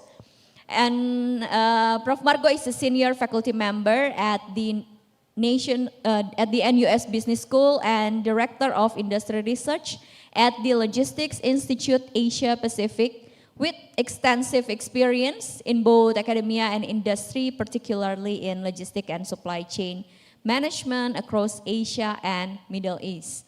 And yeah, he has published over 400 academic papers, received multiple industry recognitions, and so on. So I think Prof. Mark Goh will choose to stand over there. Yeah, you can also use this microphone if you do not want to. Yeah. Is it working? Maybe you can check. Good. Okay. Okay. Hello. Can you hear me? Yes. Can. Okay. Good. Yeah. Hey, thanks for having me. I guess your senior administrators are not here already. They have left for one reason or another. So feel free to stop me when you want to stop me, okay? Because it's easy to talk without them around, isn't it? Then I need to know what you don't know, and you need to know what I know, isn't it? So, okay, let me start very quickly. Sorry. I had to change the slides a bit just now on the fly because I forgot after your vice rector mentioned the wrong university for me. So I had to be very careful that I must study correctly, you see? So I had to put it back there, down there. Okay, otherwise I didn't have that. Okay, so for this morning, I understand from Eustacia that I have 1 day to talk to you, is it? Yes. 1 day, yeah? Okay. 1 hour. 1 hour, okay. 1 hour and a half. Okay, I tell you what, I'm not a very good talker on stage, so I prefer to answer whatever questions you have. So if you have questions, do ask more questions, because I really don't know what you don't know, okay? Second thing, of course, is that if you feel that, I'm going too deep into what I enjoy going into, feel free to stop me. At least raise your hands and I know that I've lost you, right? That I promise you I'll go back and pick you up again so that we can go on the same journey to understand this whole space that your organizers have kindly entrusted me with, right? And let me now start by saying that, look, if you look at the title there, as I put for you, Sustainable Growth in the Age of Disruption, right? It's a very interesting topic. First, sustainable growth can mean different things to different people. Second is that today we live in a very interesting age, one of disruption that can come from anywhere and in any amount, isn't it? Right? Both personally, at the firm level, and also in society. Our most recent biggest disruption, if you think about it, was only a few years ago, which is of course COVID-19. Right? And that one is a very interesting disruption because the last similar disruption for COVID-19 actually happened about 100 years ago, right, in 1950 due to the Spanish flu. Okay, so that's... Is it too soft or too loud? Too soft. Too soft. Oh, okay. Yeah, maybe you can... I must put closer. Yeah, okay, closer. Sorry. Because I thought this was too loud. That's why I took softer a bit. Okay, fine. If you can... Wow. Okay, this is not too loud. Yeah, I'm not used to using a karaoke. Yeah, okay, so fine. So if you think about this, disruption will always be with us, right? And the question is, how do we handle it, right? How do we handle it? How can we be more responsive, and how can we move fast enough to not worry about the disruption? Then the third part that was given to me by your organizers was also very interesting. It's about the supply chain. Now, it's okay. I think I know a bit about the supply chain because in my past life, I used to work, right, for a company called, it's a fourth-party logistics provider, right, I was running regional operations, means Asia, Middle East, 20 countries or so. But then they wanted me to talk about supply chain resilience. Then I asked, this is not so straightforward because it's resilience. How do we talk about resilience, right? Unless you have shown resilience yourself individually. So I went in, right, and I went down and I looked at my own work that I've done, not so much on resilience, but more to do with supply chain risk, okay, because I believe firmly that risk is the flip side of resilience. Now, before I go any further, if there's anything that you should read as a background reading so that you can put you to sleep better at night, is this piece, let me see, this is the light, no light. Where's the laser for this? The light, I need to see the light. Oh no, I don't want to go forward yet. Okay, go back. Where's the, no, I don't want next, I want the shine. You can't. Okay, no problem. I will do it. Go back to the previous slide, the past slide. Yes, okay. So the one thing that if you have to read is actually there, and this is already embedded in the PDF file. Right, so have a look at this. It's a very nice piece of reading called Is a Supply Chain Risk Blind or Risk Resilient? Right? So most of us, don't think about the supply chain, think about yourself. Sometimes we are young, we are happy because there's a whole future in front of us. So we become what I call you, the risk blind, because you don't care about the risk. Very simple. Don't believe me, today you go out and you look at a tall building, you ask, would you dare to step out into the balcony to look down from a tall building, 50 stories high? I'll tell you this, most of us who are old, look down, we dare not even look down. Why? Because we are very scared that the balcony will give way or you might have an accident and we fall down, right? But truth be told, like I told you about 1915, the Spanish flu, that was well documented, but yet, we had 50 million people who died. Now, 20 years ago or so, in the year 2003, for those of you, maybe you're not born then, but for those of you who were born, or young people, young of your age, 20 years ago, will know another situation called SARS, right? And that also affected the supply chain because of SARS as an epidemic now. So, where does it lead us to? Basically, it says that, next please. Right, so here, what I want to do then is to look at your team and say that, look, I will then choose to focus on three things for today. The first one is on sustainable growth. And I'm going to take a very interesting stand. I'm not going to take a stand of growing yourself sustainably so that you can become an economic success in terms of the supply chain, but I want to talk about sustainable growth from the perspective of the environment. So that's one part I will talk about. And in particular, I want to share with you what I think is the issue today on sustainable growth or sustainability, and that is about emissions. Why do I want to do that? Very simple, because there are 8 things in the world, in the context of supply chain, that is affecting sustainability. It's not from me directly, but it's from the World Economic Forum, right? We did a study on that, and they found that the supply chain is a major contribution of emissions, CO2 emissions. In particular, I will share with you a couple of things that are happening in terms of the third form of emissions, which is what we call Scope 3 emissions. And for those of you who are familiar with Scope 3, then you know that every company today, every progressive company today, has to report on 3 forms of emissions: Scope 1, Scope 2, and Scope 3, right? The biggest challenge is how do we do Scope 3 emissions? And Scope 3 basically is indirect and due to transportation majorly. Okay, so that's why we talk about, not yet. I will have to say the keyword, next. So you must listen to my keyword, okay? You don't have to listen to the rest of my speech, but listen for the word next, that's all, okay? Yes, okay, can. Now, then, I want to come back to this thing called resiliency and say, hey, there is actually a very subtle difference between resilience and being able to react quickly, right? Resilience is to protect yourselves. So we talk about the resilient supply chain. And I will also try to link up to the earlier speaker who talked about AI. And I promise you, I will show you the latest state of the industry progress on AI. And you'll be surprised to see that actually Indonesia is not far behind. But the bad news I have for you is this, and that is that we have to be AI literate. Today is a whole new world altogether.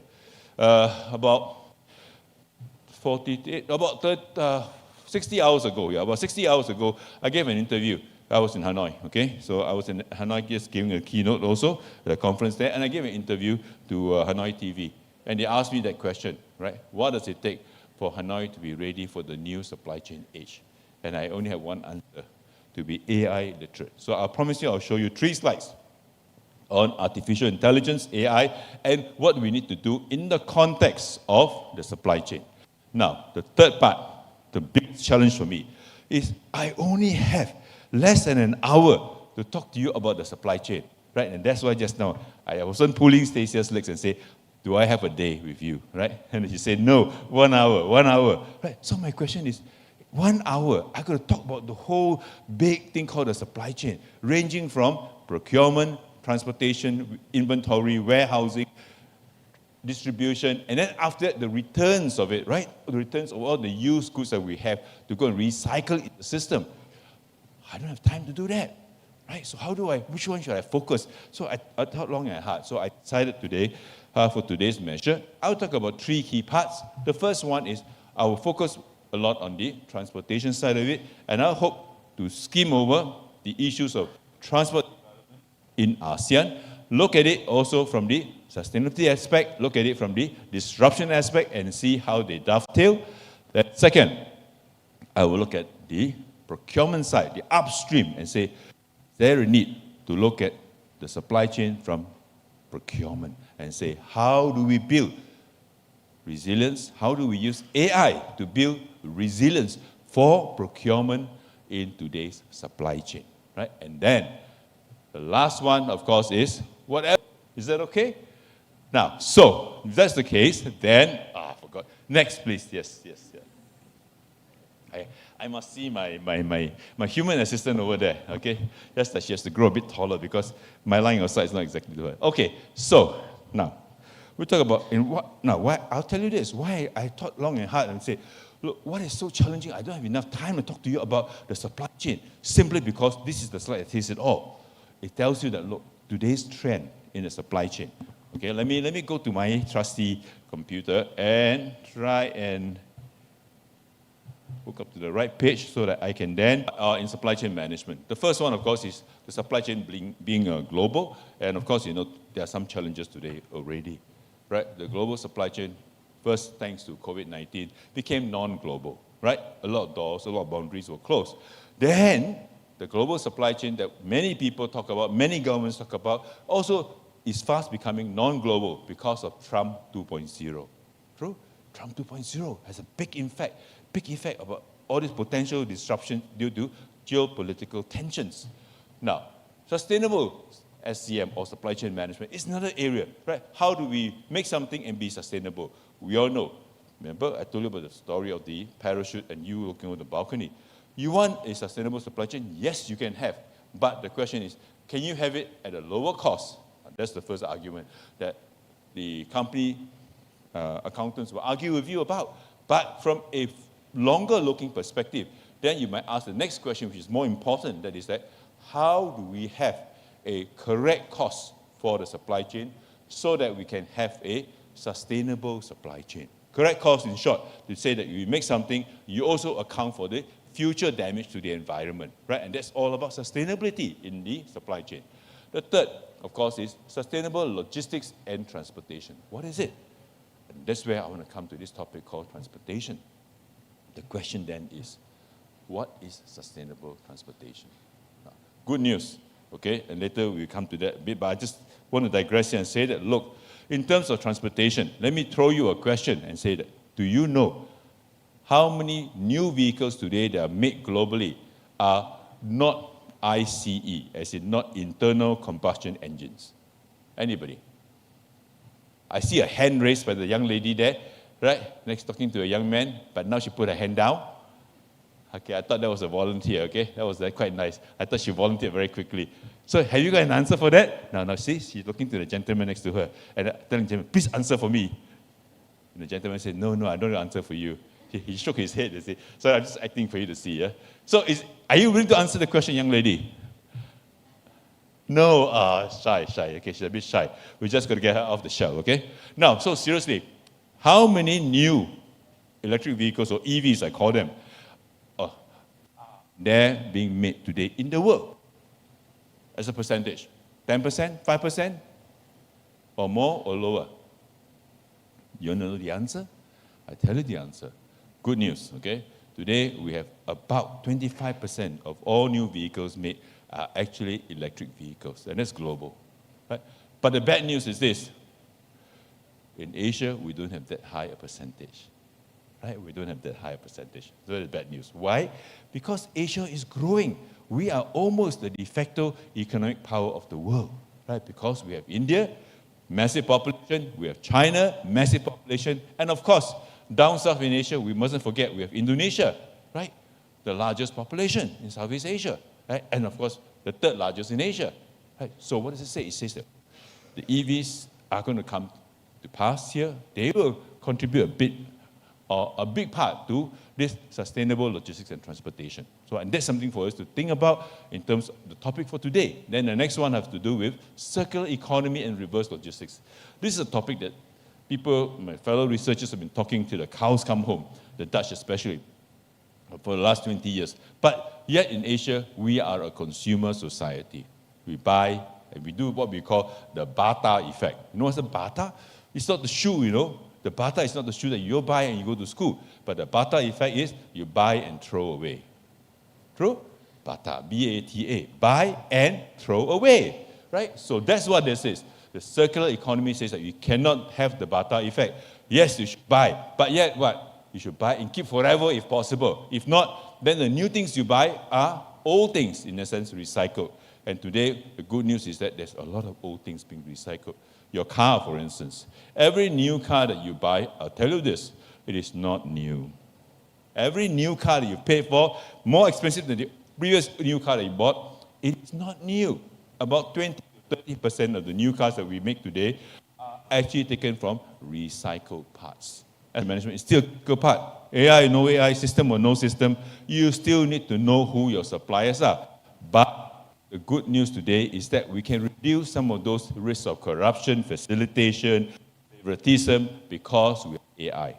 Which means agents, artificial intelligence agents, talking to another agent, non-human, so that they can do a transaction. Right? So this is what we talk about, agentic procurement. Next, collaboration and coordination, something that's a must because it links to this thing, the topic called supply chain resilience and risk. Right? And I told you earlier on that risk and resilience are flip sides of the same coin. And increasingly in Asia especially, we see this, that today we have many, many methods, both research-wise and organizational-wise, and the industry, the respective industries, they are looking at this and say, what are the methods that we can use to best identify the potential risks that are coming up? And we all know that for risk, there's risks which are known, there's risks which are known, and there's risks which are known unknowns, and finally, the last risk, which is something that we really don't know that we don't know, right? The unknown unknowns in a sense. Now, for those of you who are interested in this area of work or this area of research, go and look at psychology and look at Johari's window, right? That's what it is, the 4 forms of risk. Now, the next one, of course, is, this is the nice one, analytics and supply chain and predictive modeling. Now, anyone here in this room here at least, okay, you are into this thing called data, big way, analytics. Anybody? Anyone dealing with data, analytics? Be shy again. Huh? Raise your hands, don't be shy. You tell me you only look at money and deal with it. It's okay, it's also data. Huh? Yes? No? Maybe? Yes, okay. I hear the lone voice in the wilderness over there. This is the one that's bold. This side is a quieter one. Still thinking, what's the question really asking me? Okay. Now, let me ask you the next question. Okay. So what is data to you? What is data to you? Tell me. What is data? Anybody? Sorry, I just need to take a drink. So this is a commercial break from me. So what is data to you. Give me an answer, come on. Yeah, you can give answer. Maybe if anyone want to give an answer. Yeah, if not, you know what? I'll ask my moderator here to give the answer, okay? So that nobody will say moderator next time. Yeah, maybe.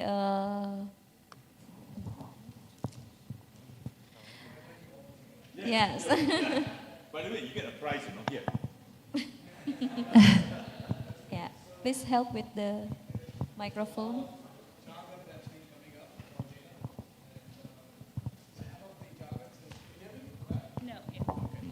So one of the jargons about data is that data is the new oil. Yeah.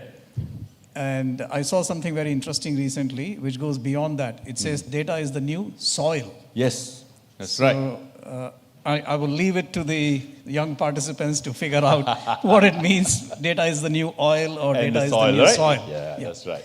See, so you see, this is where you should maximize your distinguished speakers and keynotes, because if you don't know, get them to answer. Right? Then they can guide you along with another question. Why? Because this afternoon you can ask him more questions. Okay, but seriously, data in the past we say is a new oil, but today there's some saying it's a new soil, because from the data that we have, you can grow a lot of things, a lot more things, right? Question, what forms of data is available? What forms of data is available? Anybody? Come on, don't be shy, come on. There surely must be one who is sleepy. If you're sleepy, do me a favor. Raise your hands, you can answer my question. What forms of data? Numbers, yes? Is a number a data? Data point? Is it a data point? 10, 9, 8, 7. That's a data, isn't it? That you collect. What else? Information. Who said that? Who said that? I hear the mic on, but... information. No, not yet. Not so fast. One step at a time. Okay?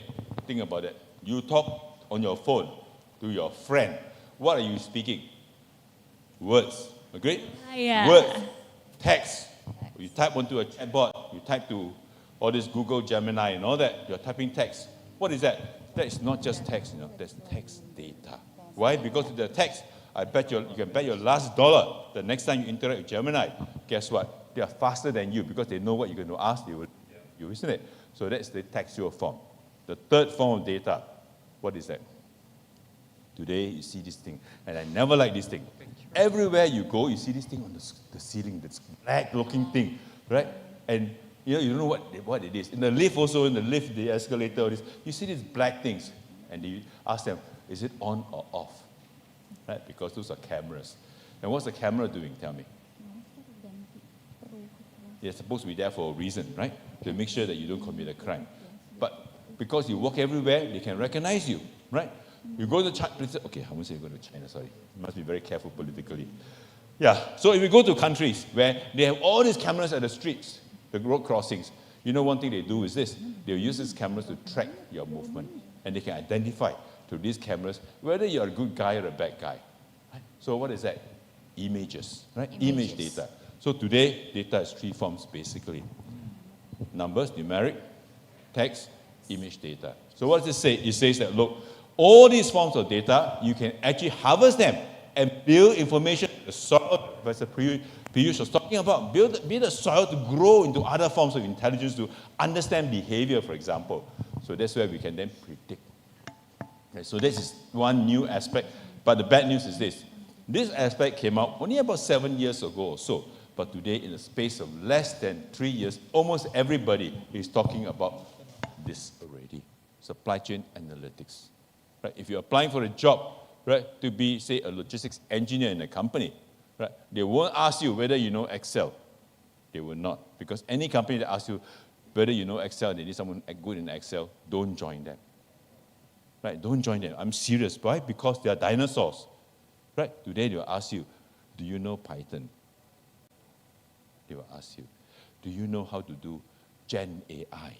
Right? And all these are part and parcel of the supply chain analytics. Then the next one is, of course, our friend, this digital transformation 5.0. Tell me, why Industry 5.0? We've not even finished Industry 3.0. And then there's also this talk about Industry 4.0. And now we're going to Industry 5.0. Basically, what it means is that now you are having a complementary role.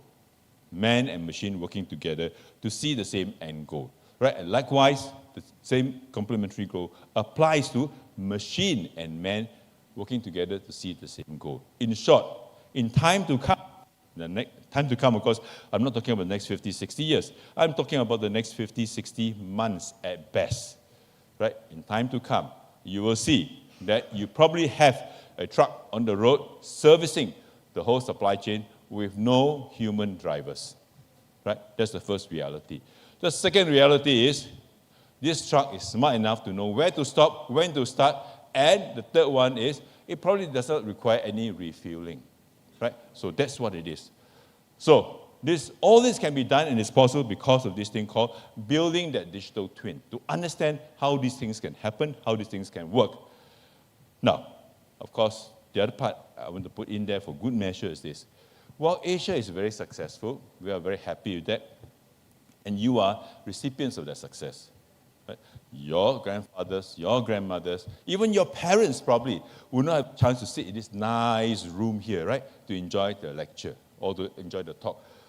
But little do we know, one thing we have not solved in Asia is this issue about disaster. Now, you should know better than I.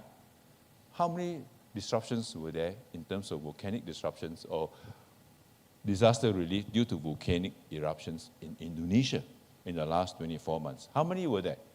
You only have one volcano exploding, one eruption in Indonesia? No, right? No. Now, I tell you this, okay? I forgot the numbers for Indonesia. Why? Because I was just lazy to remember, right? But, as I told you, I was in Vietnam, right? Less than 60 hours ago. I threw the same question to the Vietnamese crowd, and I was surprised. In the last 30 days, they had 4 major flooding events. 4 major flooding events. You can read also in the news. It's also in the news. The first one killed only 80 people. Not that many, right? True? Because the population of Vietnam is quite big, right? 160 or so. But it affected 80 million. The second and third one, those are the big killers. Not on people, but on infrastructure. Now, you tell me. You look at the supply chain. If the infrastructure is affected, for example, warehouse cannot be accessed because due to excessive high waters, what happens to your supply chain? Straight away, we put one word for it. The supply chain is disrupted. There is disruption because the node connectivity has just been lost or it has disappeared in that sense. So today, there's a lot of work done by World Vision, for example, World Food Programme, and so on, where they look at humanitarian and disaster relief operations.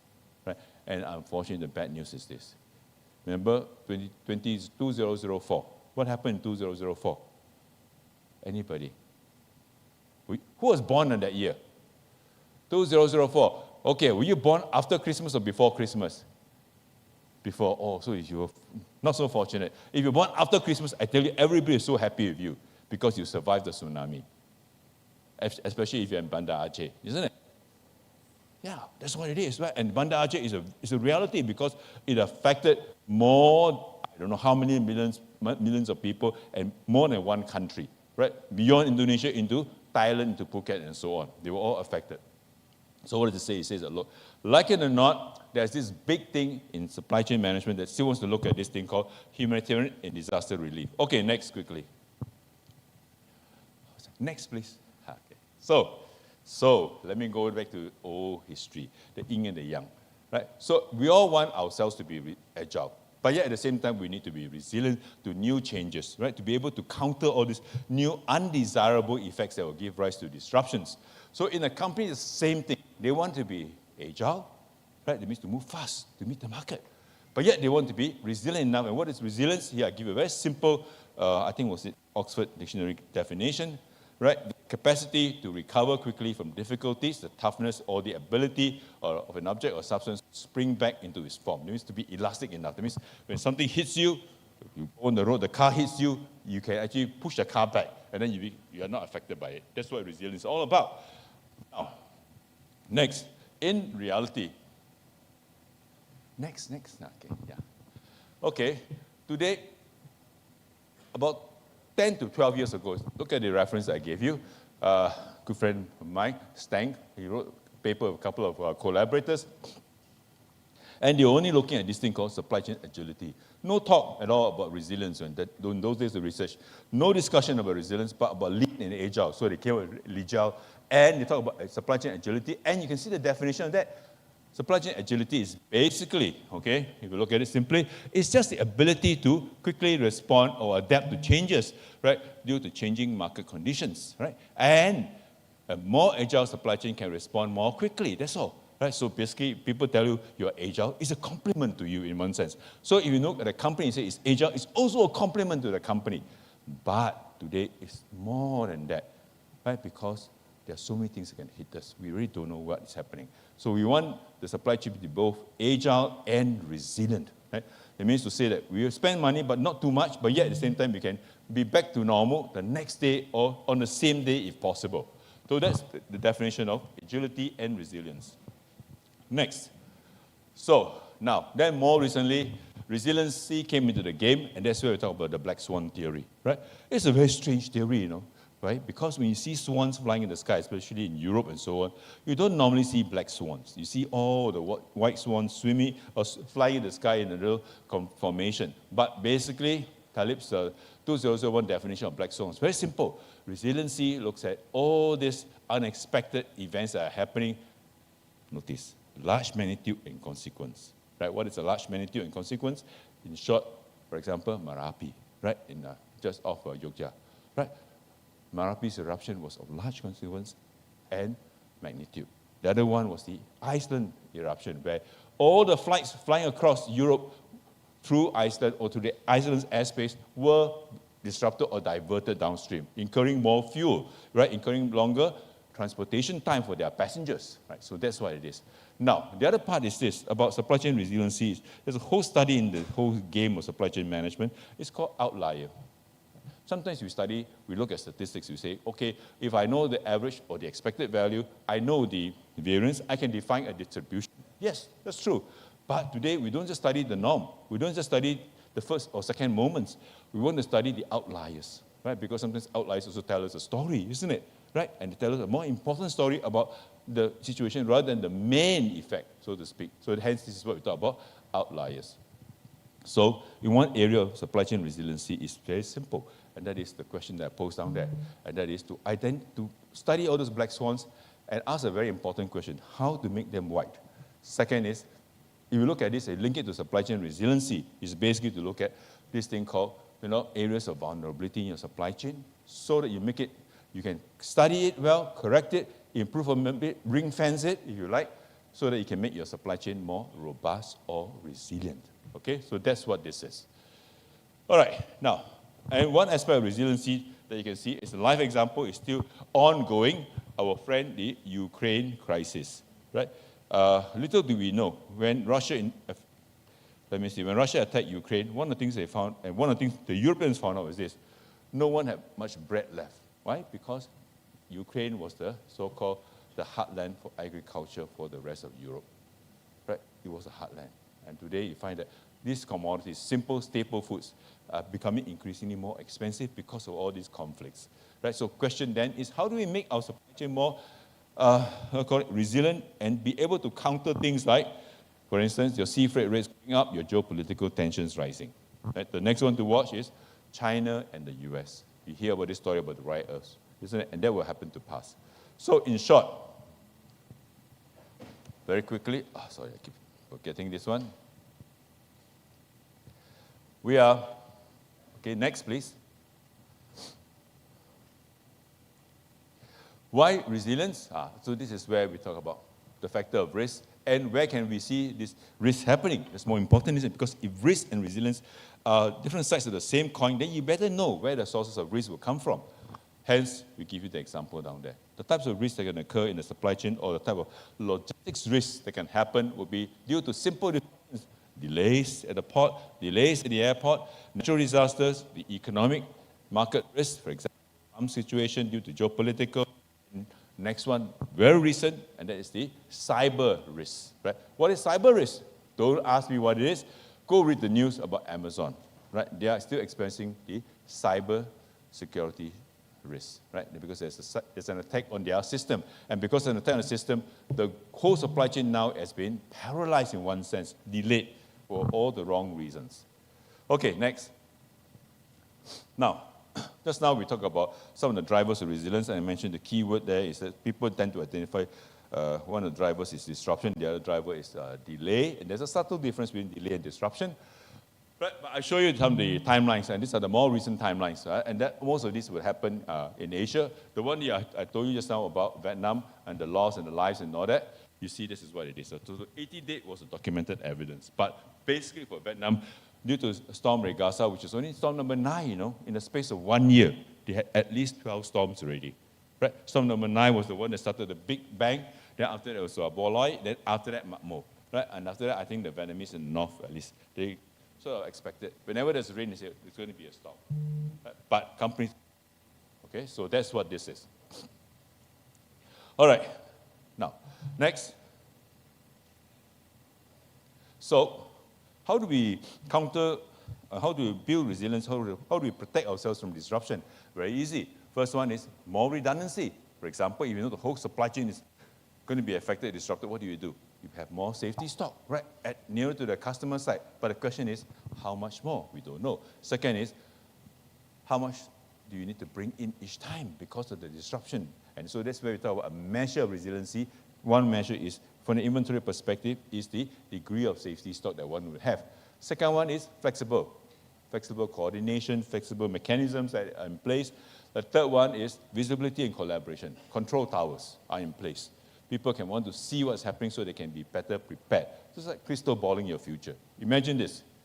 If you can look into a crystal ball and tell yourself what you're going to face in the next 20, 30 years, I can tell you, some of you will not be in this room today. You'll be doing other things to prepare yourself better for the future. True? So that's what it is. Now, then of course there's others like inventory, which we highlighted a bit. But the next one is about the technology integration. Today, if you want to work in a company, I told you, Excel is not enough. You need to have technology integration. You better be technology savvy, be able to possess what we call digital skills, be able to understand how a computer works, for example. For instance, in some of the more progressive universities today, even staff who have never studied statistics, who have never studied engineering, have to know a bit about artificial intelligence. And that definition is a very narrow definition. It's not about image, but it's more about machine learning, right? Understanding how data is managed. But that is because you have to read numbers off from the screen and analyze and understand the story behind it. Okay, next. Okay, the next one I have is this, about the opportunities. But you must tell me what time I have left. Okay, yeah. So I would say that here, the internet is a very interesting one. It's helped us a lot in more ways than one, but it's also created a lot of challenges for us. Right? Our privacy, everything is now, one of grave concern, right? Because compromise can be done very easily. Blockchain, yeah, blockchain is there, but today blockchain is not that great anymore. It's an established fact, right? If you do blockchain research 5 years ago, yes, everybody talks about it without little understanding. Even the likes of IBM and Merck, they went into this study on trying to build a nice, robust blockchain system for 10 years. Well, it's about 10 years ago, but they never got very far. But one thing they got through for better resiliency was in the area of smart contracting. Okay, then the next one, of course, about electric vehicles. Now, 25% is only a small number, but it's a growing number. Okay, so bear in mind that the future will be interesting for you, right? But you need to know how to drive. Knowing how to drive is not important anymore, but it's knowing how to set up codes to control the machine, the vehicle, okay? That's the critical part. Okay, I won't talk too much about predictive. I'll skip it to the last bit. Supply collaboration, warehouse automation. This is interesting. I like the one about warehouse automation. We did a piece of work about 6 months ago where we looked at the truly automated warehouse. In short, ASRS. Okay, I hope you know what is ASRS. It stands for Automatic Storage and Retrieval Systems. The conveyor belt will operate at the press of a button. Not on site, by the way, it's by remote, okay? And then you have all the forklifts moving with no one in the warehouse, no drivers, only machines. And the next one is the handling equipment, right? It means to move from the forklift to the conveyor belt, then from the conveyor belt to the ASRS system. So 4 automated mechanical systems, right? and no one to interfere. Only one person in the warehouse control room to manage the flow and to make sure everything flows smoothly. So this is where we talk about warehouse automation. Okay, next please. So in sum, for this part, I think at the end of the day, when it comes to this thing called supply chain resiliency, we need to rethink, reframe, reinvent our business and understanding, right? Because of the new environment that we face. And I'm sure you know what is a VUCA environment, so I will not go into that. Right? The second one, of course, is, I think increasingly, there's a lot of use of digital twins to understand before you even embark on it. So a digital twin is basically very simple. It's just a simulation, right? Simple simulation that you have to use, right? For example, Gazebo is a simulation software that you can use and play, just like your cartoons, your games and all that, or SimCity, right? So now it's already real thing in the real world. The second one, of course, is how do we then make sure that the whole supply chain is what we call agile resilience. Now, agile resilience is not good enough because it only helps you to be aware of the risk, right? By investing in flexibility, right? To be ready for the new normal, right? So that's where we want to make sure that we're always, whenever things hit a disruption, we're always business as usual, right? But at least we buy the insurance. Okay, next please. So, my question then is very simple, and that's something that you should know, and that is, what are countries in Asia doing on resiliency in the context of the supply chain? And I want to propose and suggest this to you, and that is, next, that resiliency is needed even more in Asia than in Europe or the US or in other places, simply because in Asia, half of Asia's big populations are staying in the cities. Imagine what will happen if the city breaks down. And already today, the city does not break down, everything will break down during peak hours, in the morning and in the evening. Who has ever gone home from here in the city on a work day to their home and arrived home in the shortest possible time and gone home without facing any traffic congestion or jams? Right? You go to any economically prosperous city in Asia, whether it's Manila, whether it's Bangkok, whether it's Shanghai, I'll tell you, they all have the same problem, right? Traffic jam and commuting between home and work, work and home will take easily an hour or in some places an hour and a half. So much so that I have in my life adopted a very simple philosophy, and the philosophy is very simple. I should not live more than 3 kilometers where I work, right? In short, any job, any position that requires to use me, they say, come and work for me, and if they are more than 3 kilometers away from my home, I will say no to them, because it doesn't make sense. Now, that's from the mental health perspective. Second one is from the sustainability perspective. It makes good sense, right? Because the longer you are traveling on the road, the more emissions you burn, right? The more emissions you exit, right? So that's what it is. Now, in Asia, one of the things that we face, which is also interesting and yet challenge for sustainability and for resiliency, is about urban deliveries. Today, a lot of us buy things on e-commerce. True? You all buy, right? Distributor, right? And of course, because you buy all this online, guess what? All the urban malls are dying. Okay, that's the first thing. Second thing is that because all this buy online, in the UK, for example, they did a study and they found that, look, the rise in demand for deliveries online, right, by 2026, will actually add to 1 billion additional vehicle kilometer miles per year. Imagine how much would 1 billion vehicle kilometer miles per year or distance per year contribute to CO2 emissions, right? That's a very interesting study that has already been done. And so here we need to then look to plan it so that our supply chain is more resilient. Okay, next. From a policy perspective, this is also quite interesting. Policymakers are, what can we do better to become more resilient, to make the supply chain more resilient? What can we do better to reduce emissions? Because we also want to show the rest of our neighbors, like the other countries, that say, invest in us, do business in our country, because we are more CO2 friendly. First question. Second question is, what have we really done? In Asia, we see many things. I have not gone to Semarang. I wanted to go last night around it. But I tell you, in Jakarta, Gojek, for example, they have gone into this. Right? They have gone to this by technology to say that, look, their delivery must now be not diesel fuel, but EV. Right? Even your motorbikes are all electric bikes. And be careful of them. I tried that in China, in Guangzhou. Right? Electric bikes are very good. Why? Because they are very silent. In fact, no noise. So much so that if you walk wrongly, they will hit you in the back. And I almost got hit a few times already because I thought it was my right of way on the pedestrian path. But this is an electric bicycle that was delivering, right? And then boom, they went so close. And the guy had to shout because I could not hear the sound. But I could hear somebody shouting as though he was fighting, right? But actually he was shouting at me to get away. Okay, to move aside. Third, how do companies, how do countries in Asia ensure transport resilience? That's a key question. So you ever want to go into policy, work with the government, this is something that will be concerning you for the next 10 years. Fourth, what is the progress of ASEAN in making sure that the transport system in ASEAN is socially and environmentally sustainable and resilient to disasters? Remember, we can have the best system, but earthquake strikes, roads are taken off, then nothing can work again. Right? So, next, in Asia, a few things are happening. This is the part of transportation. Very quickly, we talk about smart mobility, AI-driven IoT, right? Policy, regulatory frameworks again, but again the same thing. Frameworks are good to guide, but it will not ensure, they will ensure compliance, but it will not ensure a change in habit, behavior, and mindset. Right? Fourth, EVs and autonomous vehicles. Subtle difference, okay? EVs means no motor. If you like to drive cars like me, right, I tell you this, you will not enjoy the EV. The EV, you cannot hear the sound of the petrol going boom, boom, right? All you hear is no noise, and you really don't know whether the car is traveling or the engine is on. Autonomous vehicles are even better. They're smarter. They will know when to kill the engine when you pause. They will know when to move when you are meant to move. Now, the next point I want to touch on is actually about the social impact. So this will change our lives in terms of what transportation innovation can do. Right? And then climate change or climate resilience, and this is critical.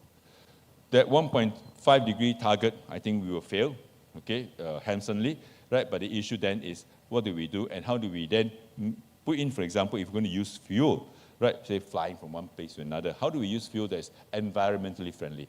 In maritime shipping, right, there's already a place. That's why you see the numbers I wrote down there for you, B25, B50. Basically, it says that, look, you don't use 100% new oil. You blend it with old oil, reuse oil.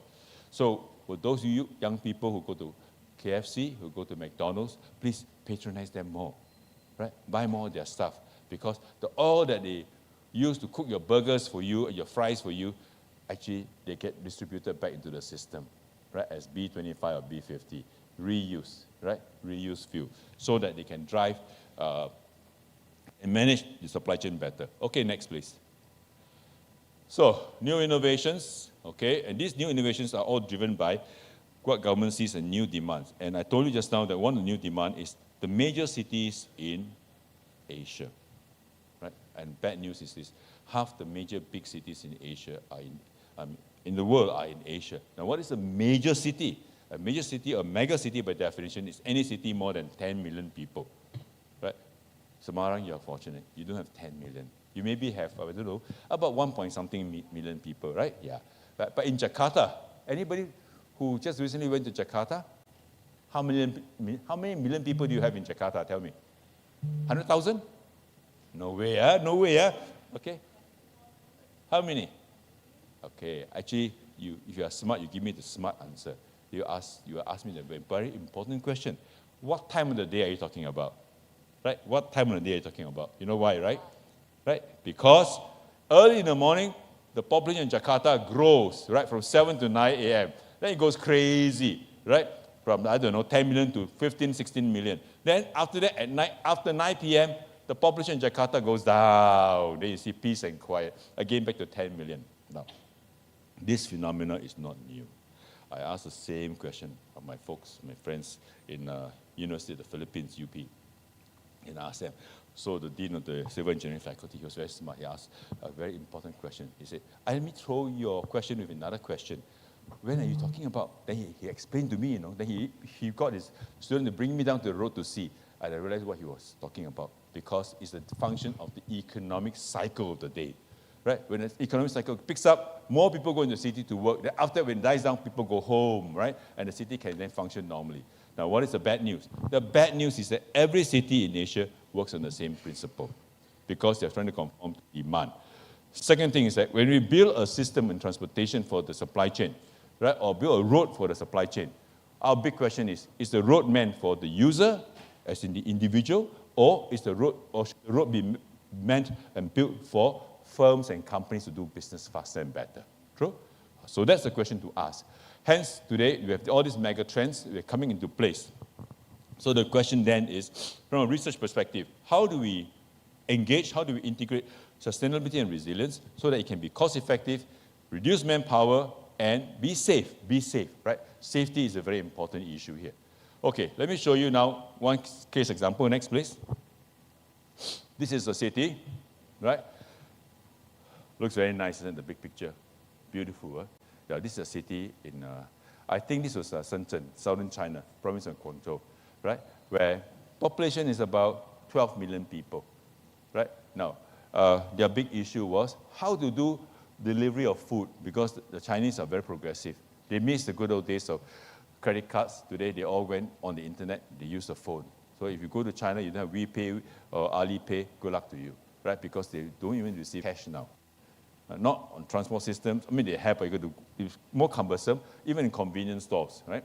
Second one is they tested drone delivery. Now, for those of you who are playing with drones, you like to play with drones, please play more of them, right? Because your future will depend on it. These are all the drones that you have in place. So they use drones to do the delivery. And we'll come to that mode of transportation and say, how useful is this? And then you see in the drone here, what the picture, the smaller picture that I show you here is interesting. The guy, I don't have a laser, sorry.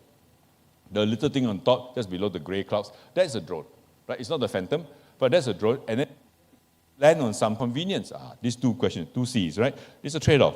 The first cost is that it's to build, knowing where to build it. Second is the convenience is this, that now you can go up to this self-collection box to pick it up. The technology that we have due to COVID-19 is already now in place, right? So we can pick it up and then you get your food right now. If you were to do the same transport delivery by a delivery driver, right, using GoJet or whatever, the traffic will kill the guy, at least half an hour. But this one is only half the time. In 10, 15 minutes tops, you can get your food. So it can be nice and warm. All right, so next, transport sustainability, right? The more you put vehicles on the road, the more roads you build, it's not going to help the environment. It's only going to increase the so-called overall or the aggregate pollution or emissions. So the better part is to manage the transportation. So this is a bit of study that was done, right, looking at trends and drivers of global transport sector emissions, total emissions, okay? And you find that in all these big areas, whether it's Stockholm, Bogota in Colombia, even Taoyuan, it's a high-tech city in Taiwan, then Kerala in southern India, Seattle in the US, they're all looking at what to do, how to manage all these transport emissions. Right? And also, I think where is it? Bandung, also they are doing something similar, if I'm not mistaken, right? So, news is this, because we are all trying to grow Earth faster than what we like, hence, you look at this issue here, over time, by 2019, our emissions has gone up, based on the graph that you see over there. Okay, so, next slide, please. Transport disruption. That's the biggest worry for companies. They want to deliver because they have a promise to deliver to you on time, if not money back guarantee, for example. So the question then is, what is the effect of transport disruption? And here, the table I present to you, these are some of the main climate effects of climate impacts due to the forms of transport mode, right? And one of the things is this, oceans, the ports are very concerned. If you don't have a deep water port, issue, big ships cannot go in. If you have a deep water port, sea levels rise, their issue is, if you can berth, how do you move the key cranes? How do you get the key cranes to move the containers? Soil humidity, this is where in places in Southeast Asia, we are very concerned. Cambodia had this problem 10 years ago. Because of soil, not enough rain, El Nino, not enough rain, guess what happens? The soil is hard. And you are into rice planting. I hope some of you are rice farmers here, okay? Seriously. Because if you're into rice planting, then you realize that a rice harvest, on average, is twice a year. But in Cambodia, they don't have that luxury. It's only once a year. So what does that mean? It means that they have a shortage of rice. In the Philippines, for many, many years, they were actually self-sufficient in rice. And you know what? In the last 3 years, because of climate change, they had issues with soil, too dry. So the wet and dry planting seasons have changed because of climate change. And because they've changed, guess what? The supply chain now must change to fit accordingly, isn't it? And the net result is that they end up importing more rice into the country. Same goes for Thailand. And I'm sure in Indonesia, similar problems will happen, if not has already happened. The other one we saw, extreme storms. I show you the case of Vietnam. That is where it is. Okay, next. So what have government think they've done to build transport resilience is actually to look at all these networks.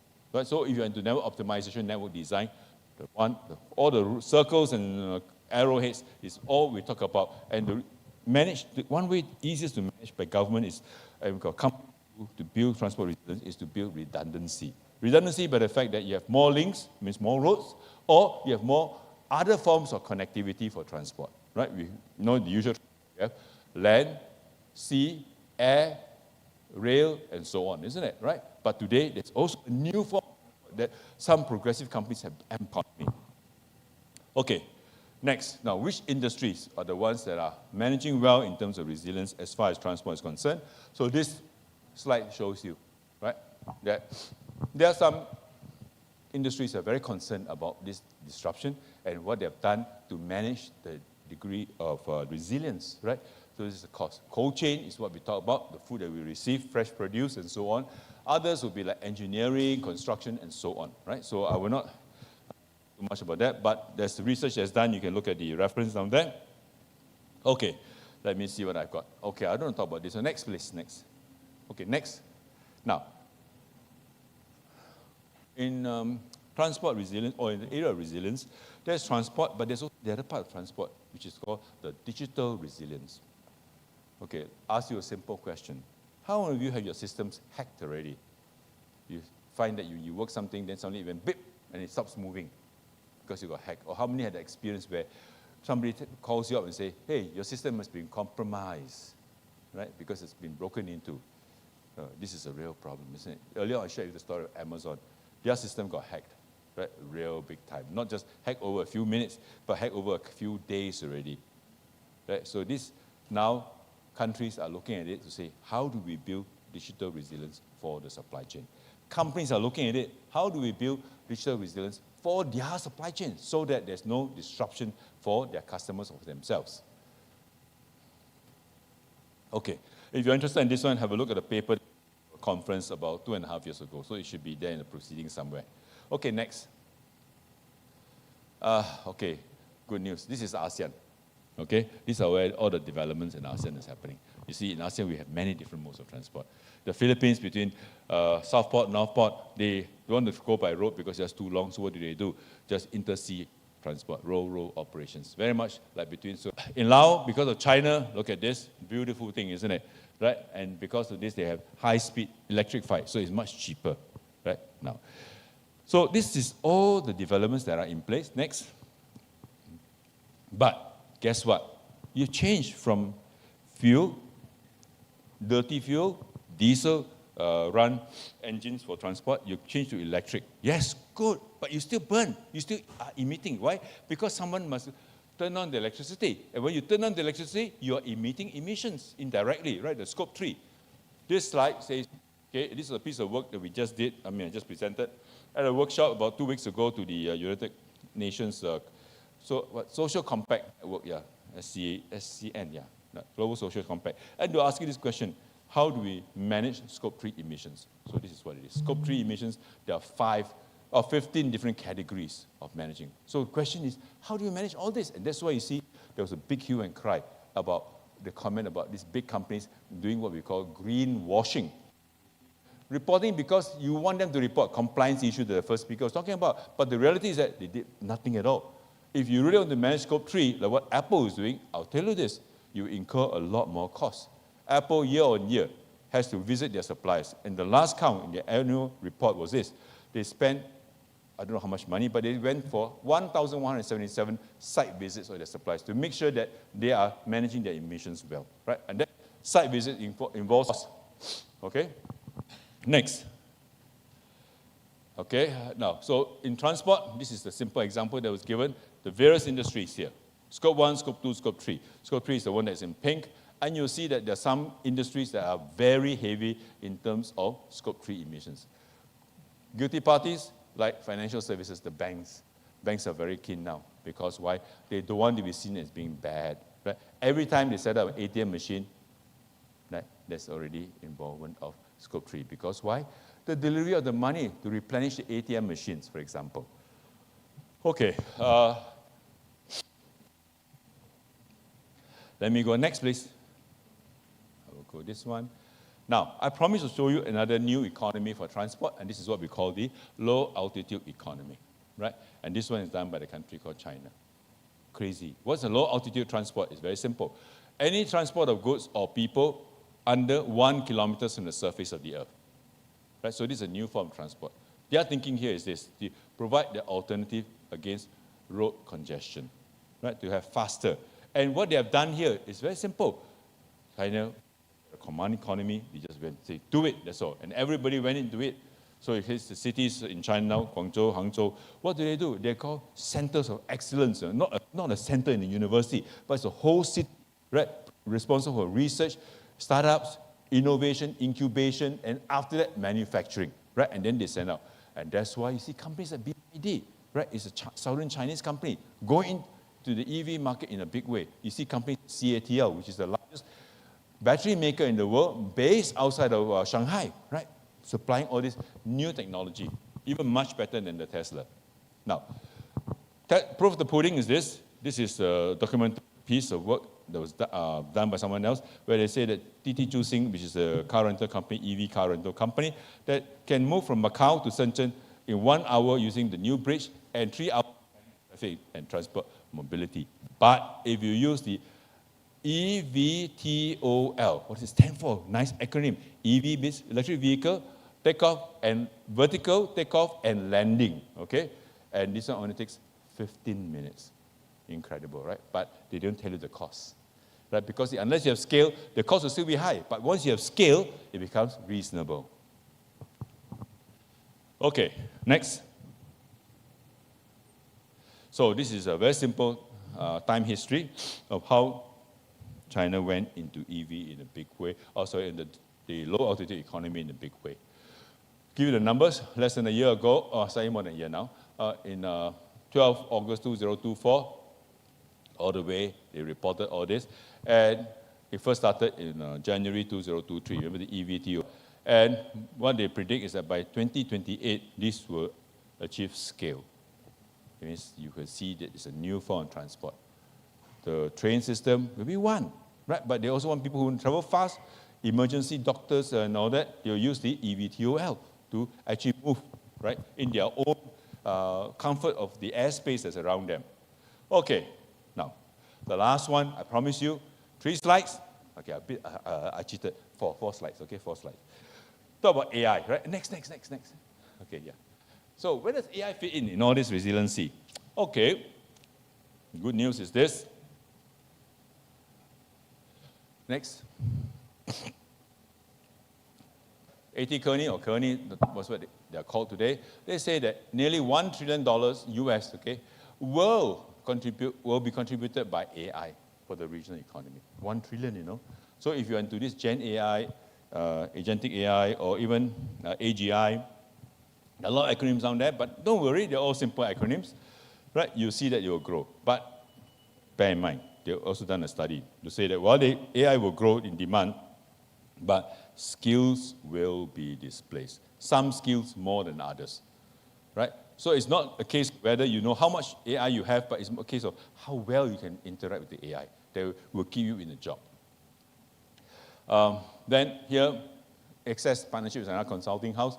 They predicted earlier this year, but that more than half, 57% of Southeast Asia's workforce, which is in this case 164 million people. Not much compared to the population of Indonesia, but they will see their jobs reshaped or redesigned or disrupted.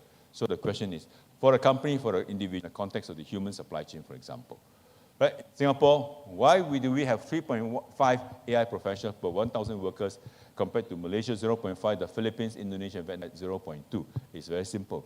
The government took a command economy approach to tell the people, you must take up AI. Be not IT literate, but be digital or AI literate. Very different, you know. And so at the university where I'm at now, guess what? We were all told last year, November or so, they sent us an email and say, you have to take a course. It's free, but you must pass a quiz. And it's not one quiz, it's 3 quizzes. If you don't pass, doesn't matter, take again. right? That kind of thing, right? And it's very embarrassing if you fail, isn't it, as a professor? So now the World Bank has also said this. That's where your future comes in terms of understanding the resiliency. Future jobs will be robots, AI, and digital platforms. What does it say? Digital platforms and e-commerce. They will be a thing that will stay. Robots at the warehouse, production point, they will be a thing to stay. AI, in terms of data management, numeric, text, and image, they will be a thing to stay. And all this will be used to build resiliency in the supply chain. And finally, 3 months ago, 2025 August, IDC and the UiPath, and two tech consulting services, professional services companies, they say that 86% of Southeast Asian organizations, means companies, okay, are expected to adopt AI agents or programs that can handle multiple tasks. Why? Because you need them to double task, multitask. That's just humans. But now we use machines who cannot complain, cannot feel tired, right? So, and they're going to literally from 42% to 86%, more than double. Interesting, it shows you the latest graphics. Right? Again, case of greenwashing. Many instances where companies say, we are already AI ready. Actually, they say. But are they really practicing AI ready? Different question altogether. So this slide tells you this. Now, what is the good news? Indonesia, it tells you this in the middle slide. You need AI because it tells you that, look, actually AI can benefit, right? And if you do it right, it will actually improve your GDP. Singapore, we don't have a lot of the industries that Indonesia has, and hence we're there, right? But in terms of AI in business, that's interesting. In Singapore itself, 48% claim they've got AI, but actually the reality is only slightly more than a third actually use the AI in the real term. So in that sense, what I said earlier on about whether you know Excel is not AI, okay? Excel is not AI. Don't, because you use Excel means you claim you have AI. No, it's more than that. And if you have a chatbot, it doesn't mean that you're AI also, because it's just only the start of it. All right? Now,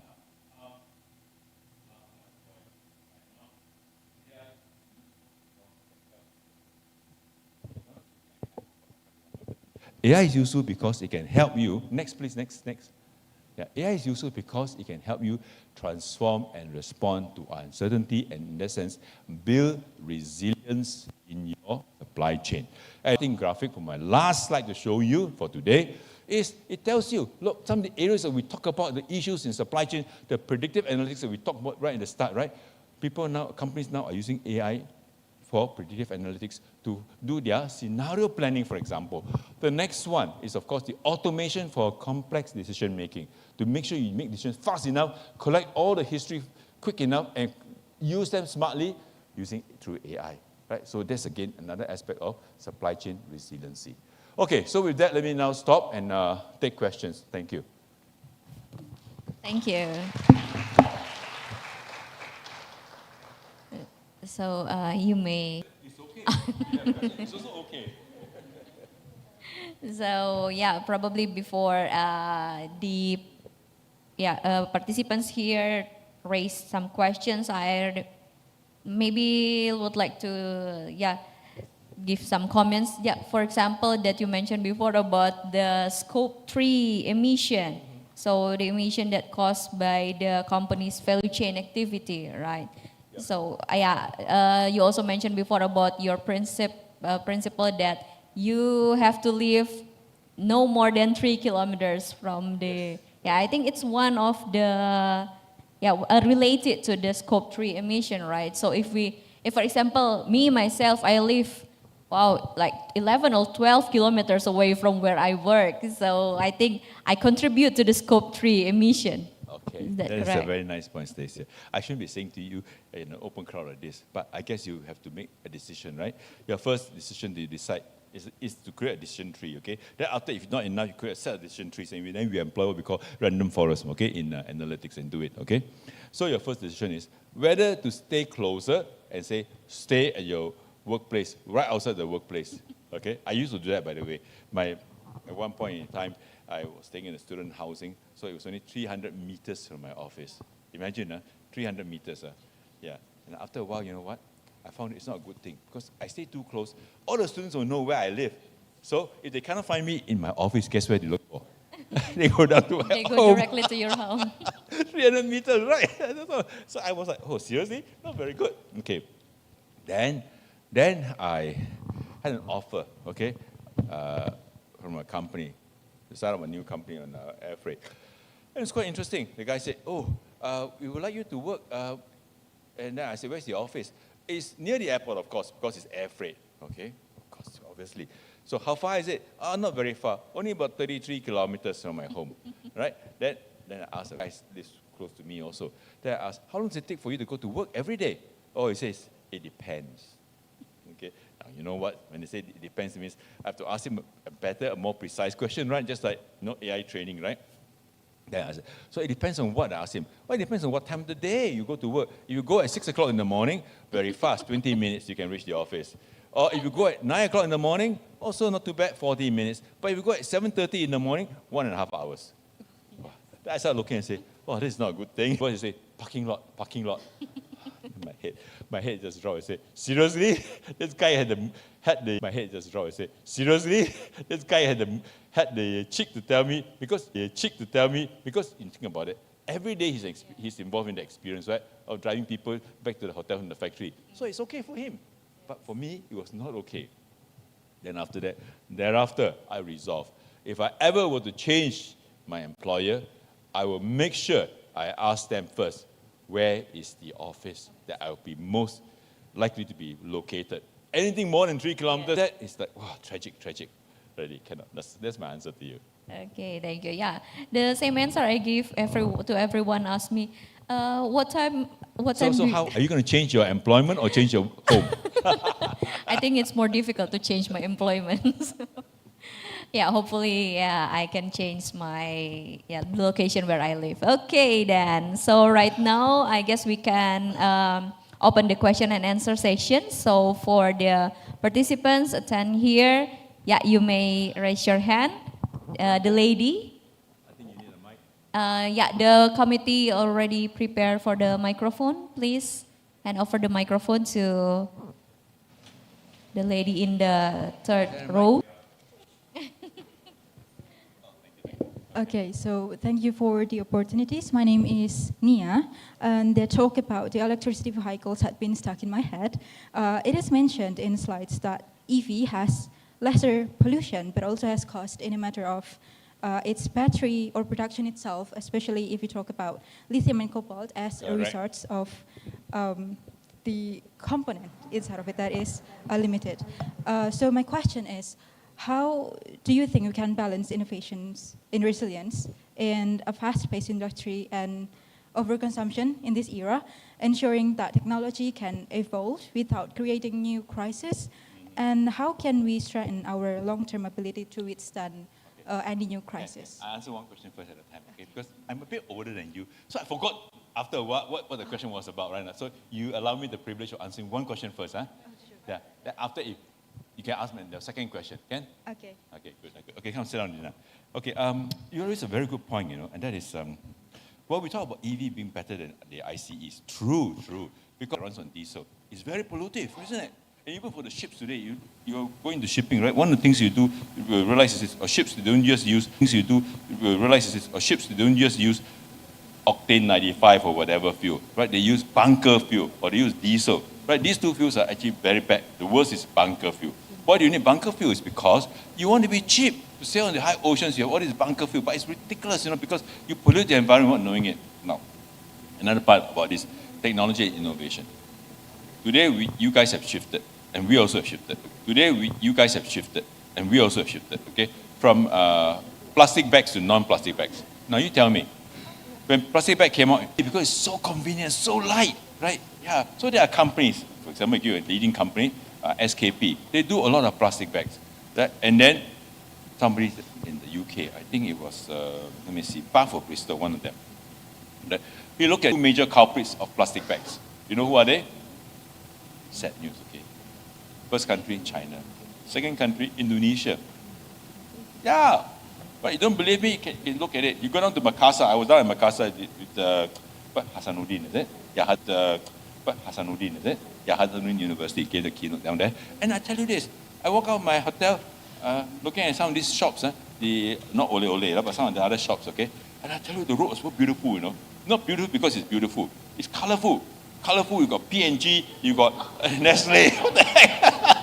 I tell you, I stood down there, look at the road, I say, wow, it's all paved with all these used sachets, right? All because single-use plastics. Wow, I was like, seriously? Then I realized, hey, there's a real issue down there. Okay, that's the first thing. Second thing is, you talk about EV. Yes, EV looks good relative to ICEs, but we forgot, just as the plastics, we forgot that to make the EV battery, you need to use all this rare earth, right? Like you say, lithium ions, right? But you know the cost of extraction for all this rare earth actually is very expensive, very heat producing, right? So what does that mean? It means that you emit more, isn't it? More CO2. Now, that's the first point. So plastic was bad, so what did governments do? Ban it, right? Now, countries that are progressive like China, very simple. They look at it and say, we don't want our image on the global stage to be dented. So what did they do? In 2005, this is the date, 2005, some of you may not have been born then. This is the cities of Nanjing and all that. You know what they did? They say 1 day a week, no plastic bag. You want, you pay. You pay 20 cents at the time. Right, you pay. Wow, this is progressive right now. Of course, they still have, but you have to pay. But they control. But of course, it affected the other part of the ecosystem, right? Who? The plastic bag makers. They cannot make the normal plastic bag anymore. So what do? They claim their plastic bags are biodegradable. Yeah, but I tell you what's the picture of biodegradable plastic bags. They really biodegrade, right? And I did not know that. I bought one biodegradable and I forgot. I put it out right in the heat, in the sun. Within 2 days, it biodegraded. So I tried to use it. What? I put things inside, I carried it up, things went down straight away. That's what it means, biodegradable. Doesn't make sense, right? But you know what's a good thing? Man is creative. So what does it say? It says that we have now tried to control the microplastics in the ocean. We have gotten away with all these plastic bags, and we now go back to the good old way of either paper bags or the cloth bags. Remember the jute? Go back to the old days, and surprisingly, jute bags, we are hardy, Now, what about batteries? Batteries, same thing. Lithium ion, we know, is not a permanent solution, because if you really measure the emissions from the heat generator and so on in production, it's actually just too colossal. Okay? So what do? We now make sodium ion, which is what? 70% cheaper than the cost of producing lithium ion. Why? Because sodium as a radical is freely available from the ocean, right? So that's what it is. So what does it say? It says that, look, if you want to buy EV, a really responsible EV, embrace it, but don't buy so fast maybe, but wait another 3 to 5 years when the sodium batteries come out. Right? Hopefully it'll be cheaper. Does that answer your question, Nina? Yeah. Okay, good. Thank you. Oh, it practically answered both of my questions. Okay. So I remember that. Yeah. Thank you.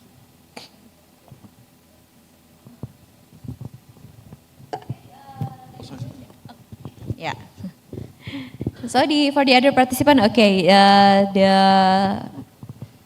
Mr. Yeah, okay. So you have please introduce yourself and also please deliver your question. Okay, thank you for the opportunity. My name is Ahmad Soni Satria. I am a student from Management and Administration Logistics. So the question is, in your presentation, you list technologies like IoT, blockchain, and AI as an opportunity to improve supply chain resilience. So for a medium-sized logistic company in an ASEAN nation, what do you see as the biggest practical barrier to adopting these technologies? Thank you. Okay, first one is management. It's a big bugbear. You can tell a large company they must do it. They probably will do because they want to be seen as progressive. But you tell the SME you must do it, then they ask, where do I find the money? Right? Think about it. It's the same, People tell you, okay, how should I put it? You must not be, what's it put? Okay, how can you tell a person to do good when he's barely surviving? Right?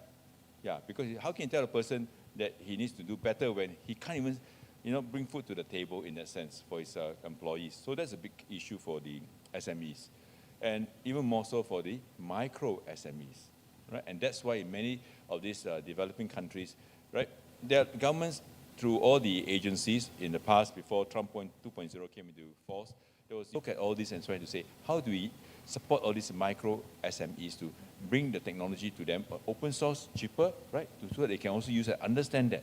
Otherwise, you find there'll be a big divide. It's not more social divide, it's now a digital divide between those who know and those who do not know. between the companies. The second one is the humans also, individuals. How do we, because you are young, you can learn faster, you all have some set of digital skills. And I'm sure you realize that when you go out to work, you find that you're going to mix with a whole crowd of older people who, I tell you this, they don't even know how to use Excel. Then you look at it and they say, Excel like what? Then they say, can you fax to me? Then you look, fax what? Because you never heard of this thing called fax, isn't it? Yeah, but they say, don't fax. Just QR code or ping it across, that's all. It's the same. Right? So there's a big divide. So the question then is, you're going to work, you're going to lead your organization, you're going to be a lead, a CEO, a manager. How are you going to make sure that everybody is on the same page? And that is the challenge. But if you do collectively together, you can move far. That is the key question, right? How do we want to make sure that your organization is able to move far rather than fast? Because fast is yourself, right? People know you're good, they'll employ you. Other companies will push you. But the company that you're with, the present company, will not think too highly of you because you left them, you deserted them, right? And that's where the hallmark of the person comes in. Not just as a professional, but also as the individual. Okay? So that's something that I'd like to impart to you. Is that clear enough, Sonny? Yeah, okay. Thank you very much. Do we have another question from the participants here? Please raise your hand.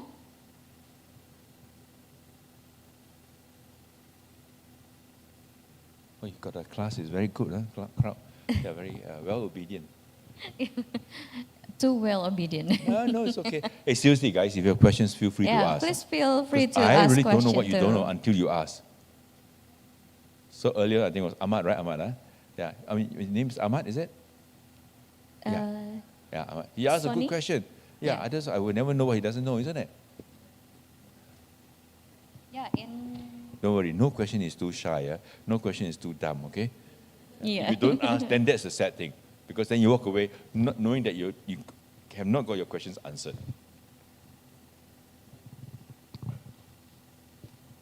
Yes, I see a nice hand down there. Please.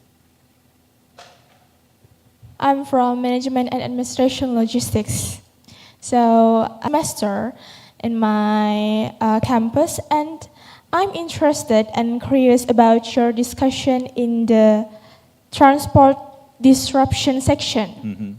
So this is my first time to see that those methods in transport disruption. So my question is, could you please elaborate on which analytic method was employed in your presentation, that this data analysis and justify like how and when we could use those methods?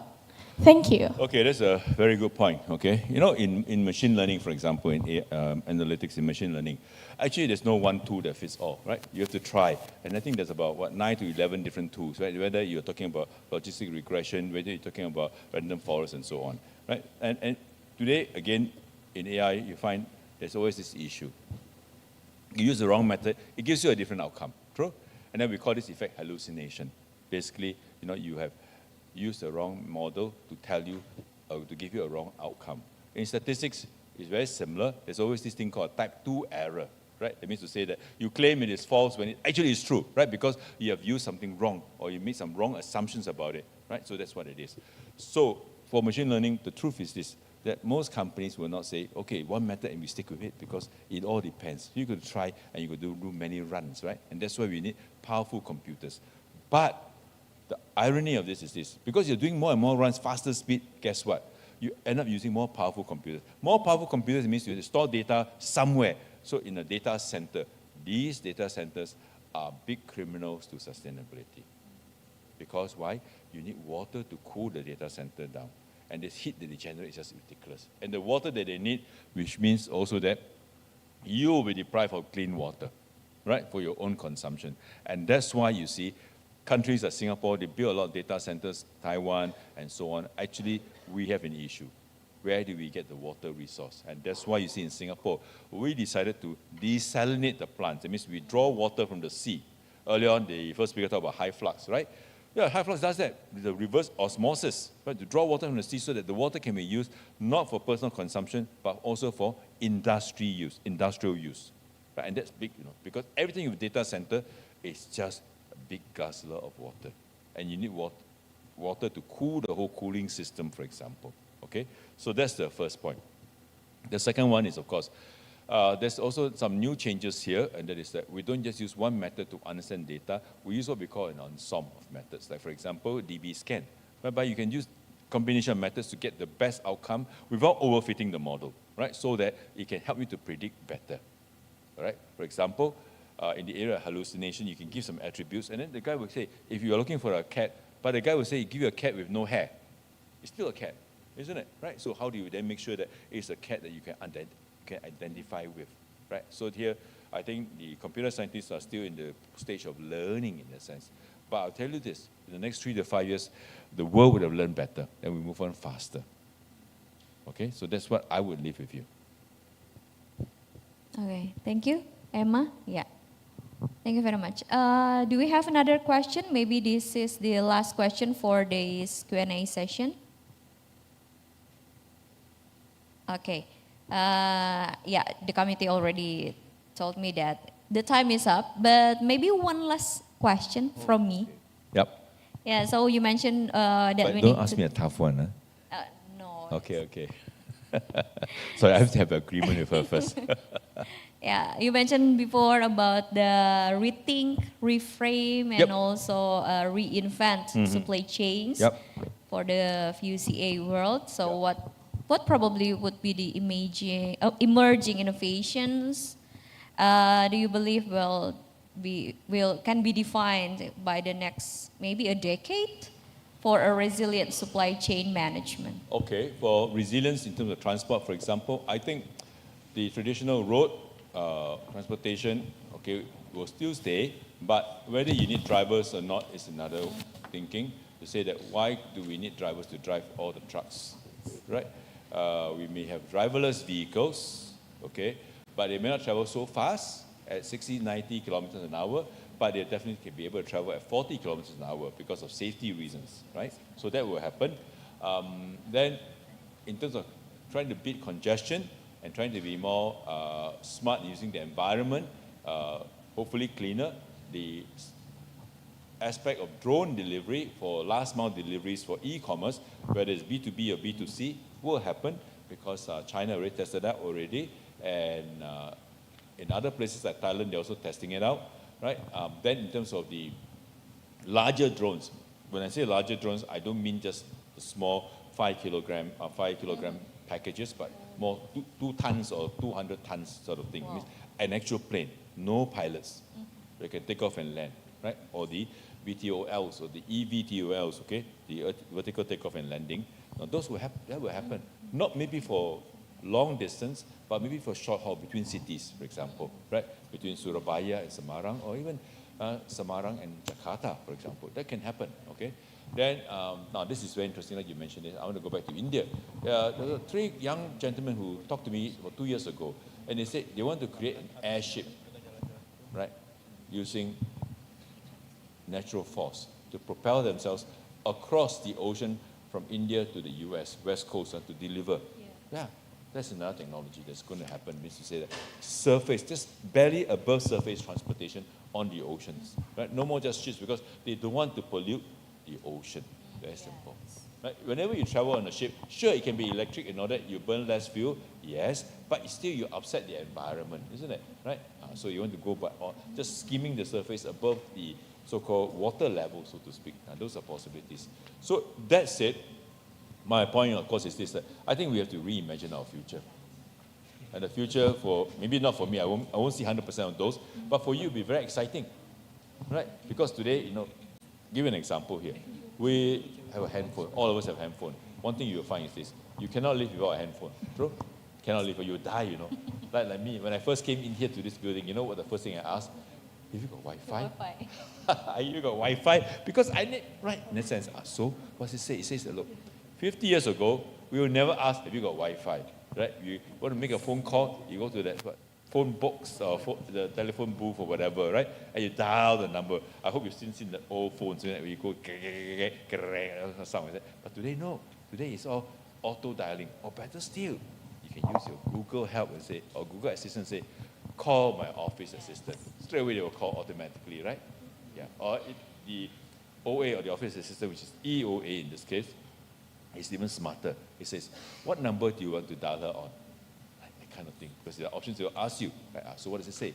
It says now, we have technology at our fingertips. It becomes more convenient. The question then is, where does that leave the individual? If you are not up to speed on that, I'll tell you this, you will be a dinosaur. So then the question then is, how do we become up to speed? That's where the sad truth is. The classroom that we currently have today cannot teach you enough of that. Right? In fact, if anything, the classroom is behind industry practice. I would strongly encourage you, if you have time, right? I'm not saying that you should skip the classes, your classes, or skip the classroom, but you have time, go and find some short-term work in industry. See what they are doing, and then bring it back to the classroom, and then tell your professors that, look, what you're teaching me is 10 years old, or 5 years old, right? And then show them what else can be done. Because why? By doing that, you create a whole ecosystem, a fertilizing of new ideas from industry back to the classroom. The research will come in, like what your vice rector was talking about, the interface, right, between knowledge taught to its basic grassroots level, from bottom up we build, and become better knowledge. And that's what all these ideas about disruptive innovation is all about. Okay?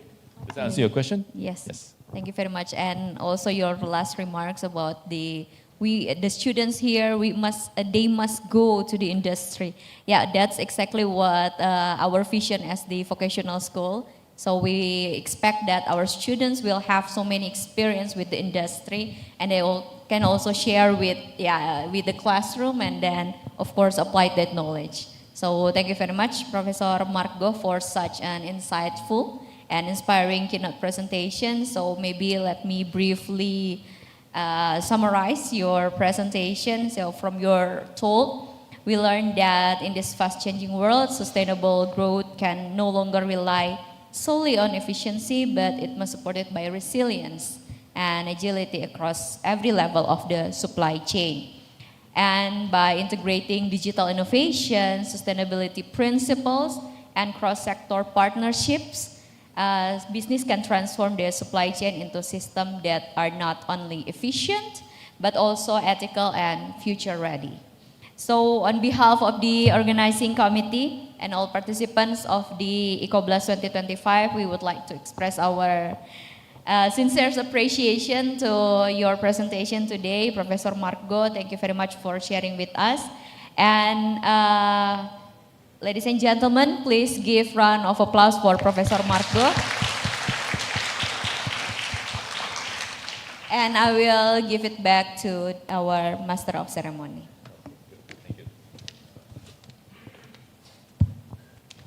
Friendly reminder before you leave the stage, we would like to invite both of you for a documentation session. And there will also be appreciation session to Ibu Marziana Marzuki and also Bapak Professor Margo that will be presented by Bapak Dr. Edi Raharja. Please come to the stage.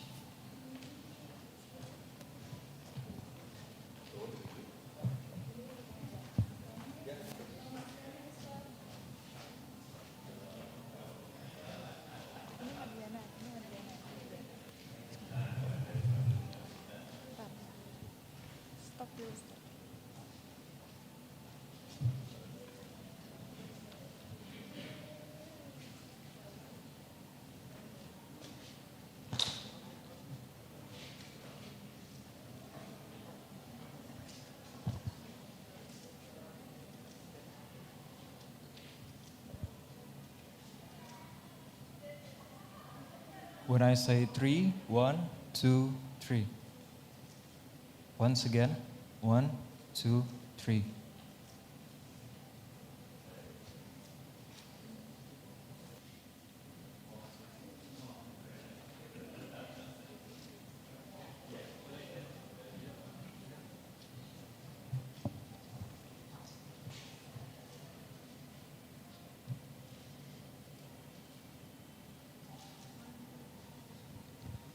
One, two, three. Big smiles. 1, 2, 3.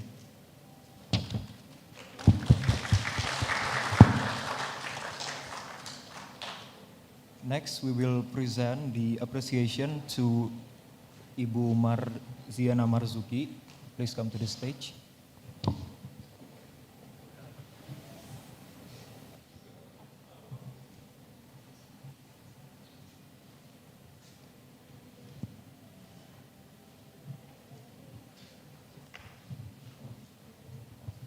When I say 3, you say cheese. 1, 2, 3. Once again. 1, 2, 3.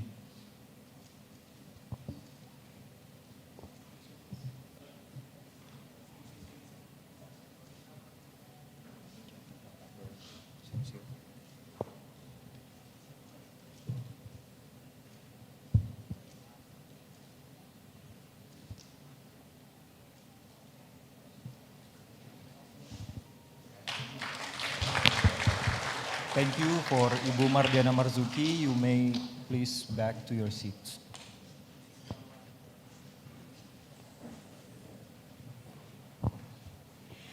Our sincere gratitude to Ibu Stasia Revianimege for her excellent moderation and guidance throughout this session.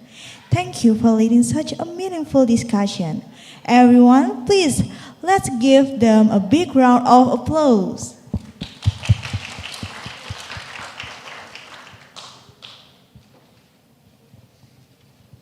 Ladies and gentlemen, we will now take a lunch break scheduled to 1:30 p.m. Lunch will be served buffet style in the room next door. Kindly note that meals are not permitted inside this main hall, so please enjoy your lunch comfortably in the designated dining area. For those who wish to perform prayers, a musalla is available on the same floor with this conference hall. Our committee members will be happy to assist you with direction if needed. We hope you have a pleasant break, and we kindly remind everyone to return to this main hall on time for the next session after lunch. See you soon and thank you.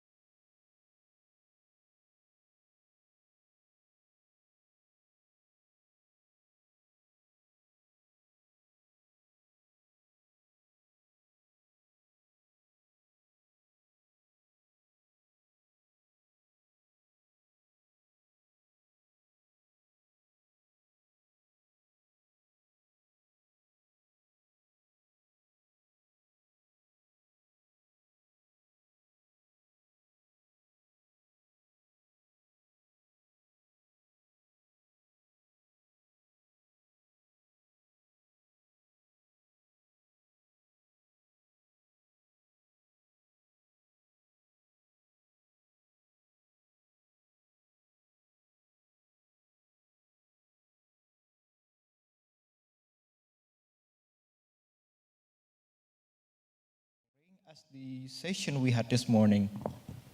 So, without further ado, let us begin our afternoon keynote session. Now, we are pleased to welcome our moderator for this session, Ibu Eveliana Purwinanti. We are delighted to have you with us. Ibu Eveliana Purwinanti is a tax accounting lecturer at Universitas Diponegoro with professional experience in commercial credit analysis, internal audit, financial and management consulting. She specializes in taxation, financial analysis, and risk management, supported by multiple certifications in accounting, wealth planning, data analytics, and sustainable finance. She is passionate about integrating practical insights into academic learning and advising responsible, data-driven, and future-focused financial practice, while actively contributing to discussion on sustainable and ethical financial governance. Please lead us through this session. Please welcome Ibu Eveliana.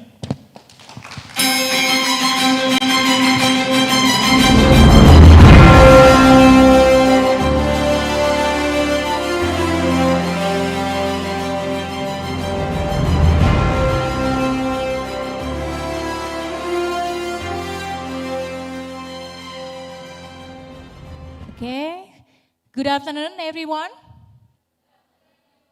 Okay, still keep the spirit, yeah, because we still in our third session, yeah, and in this session, yeah, is really interesting, yeah, we have a great speaker for today's session, and then we will have another topic, yeah, related to international business. So before I'm started, yeah, I'm Evelina. I'm here as your moderator for this session, and we will discuss, yeah, and have presentation by our great speaker, yeah, Professor Piyush Sarman. And the topic today is for international business to business. So I will call for Professor Piyush, please come here.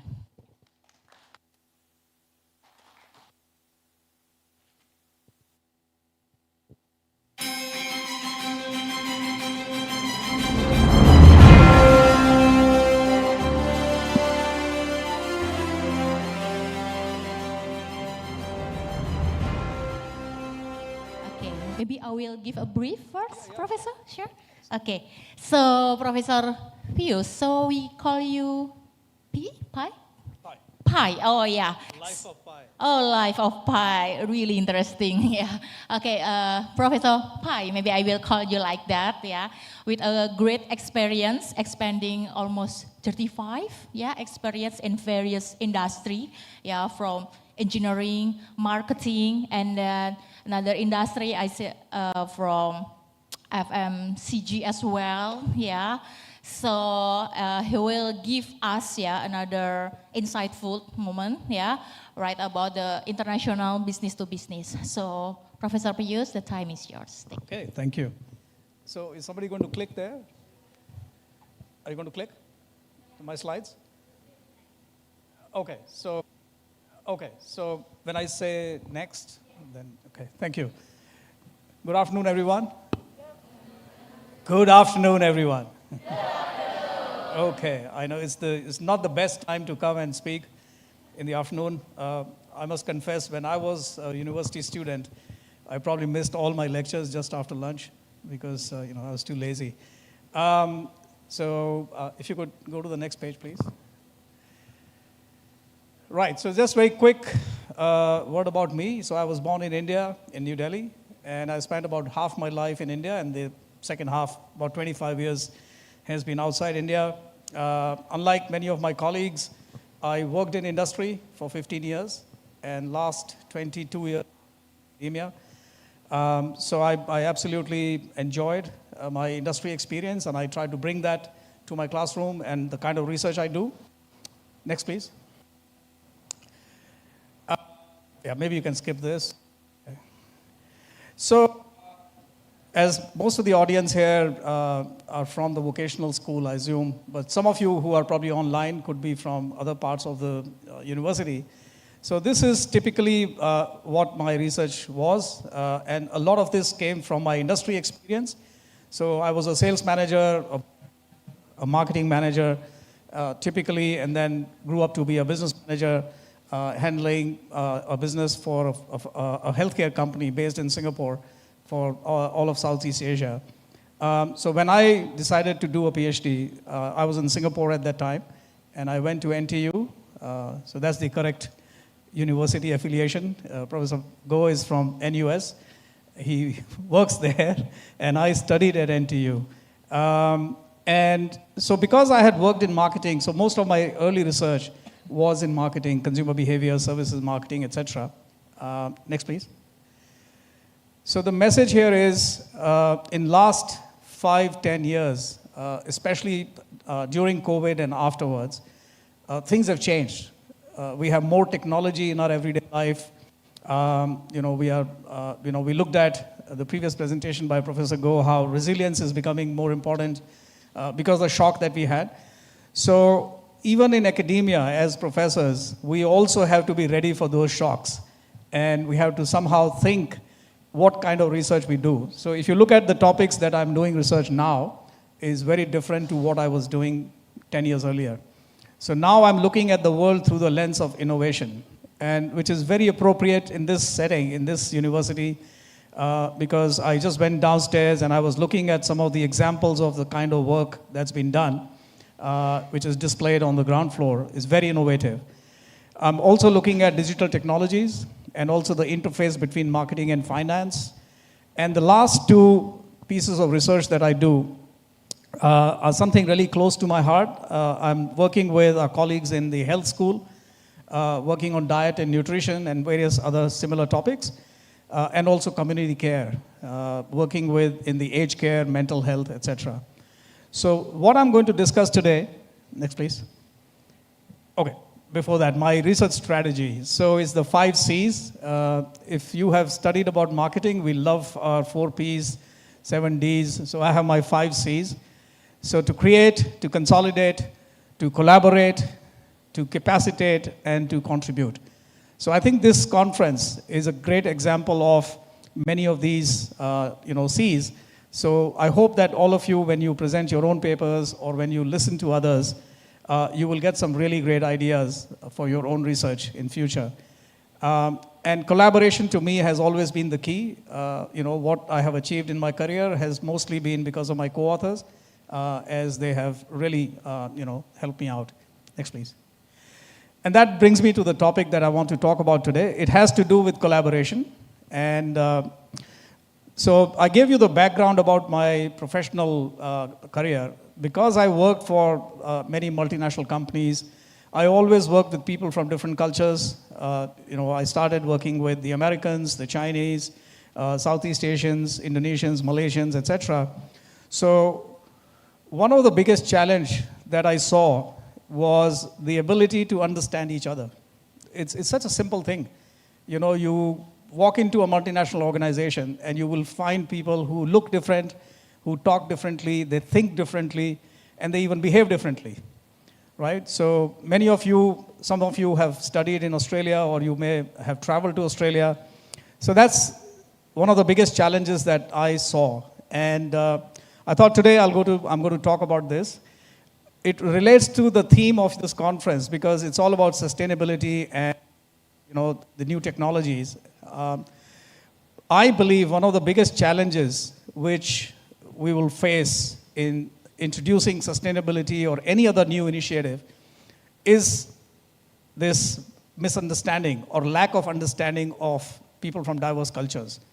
And I think Marziana, in the morning, she also talked about this in terms of the cultural factors that can influence what you do in terms of implementing new accounting and finance solutions and so on, right?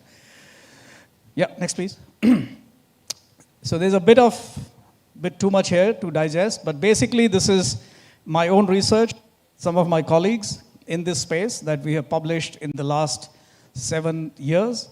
And the reason why I chose this topic partly is because many of these papers have been published with Indonesian data. So these are, some of them are my Indonesian colleagues, my ex-PhD students. And so we collected data from Indonesian firms who are exporting to other countries like China, Australia, or within Southeast Asia. So we looked at many different factors that influence international business-to-business relationships.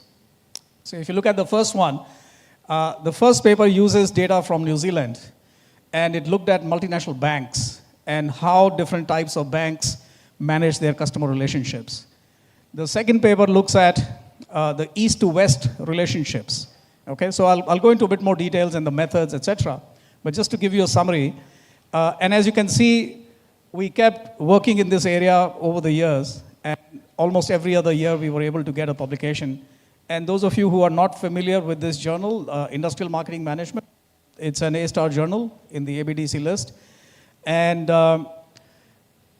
when we are looking at the context of Indonesia especially and Southeast Asia, religion is an extremely important part of life here and in many other countries. And as we saw some of the previous speakers, they also talked about it. Culture and religion together play a very important role. So how do you account for that, especially when you're dealing with your business partners who may be from other countries where perhaps religion is not such an important part of their everyday life, right? So how do you create that understanding and how do you bridge the gap? So that is what we looked at in this particular paper. The next one is knowledge sharing. So this was with our co-author in Vietnam. So we collected data in Vietnam with Vietnamese business organizations. The number 5 is a special issue that we guest edited, again for the same journal. And the last one is with my partners in Europe.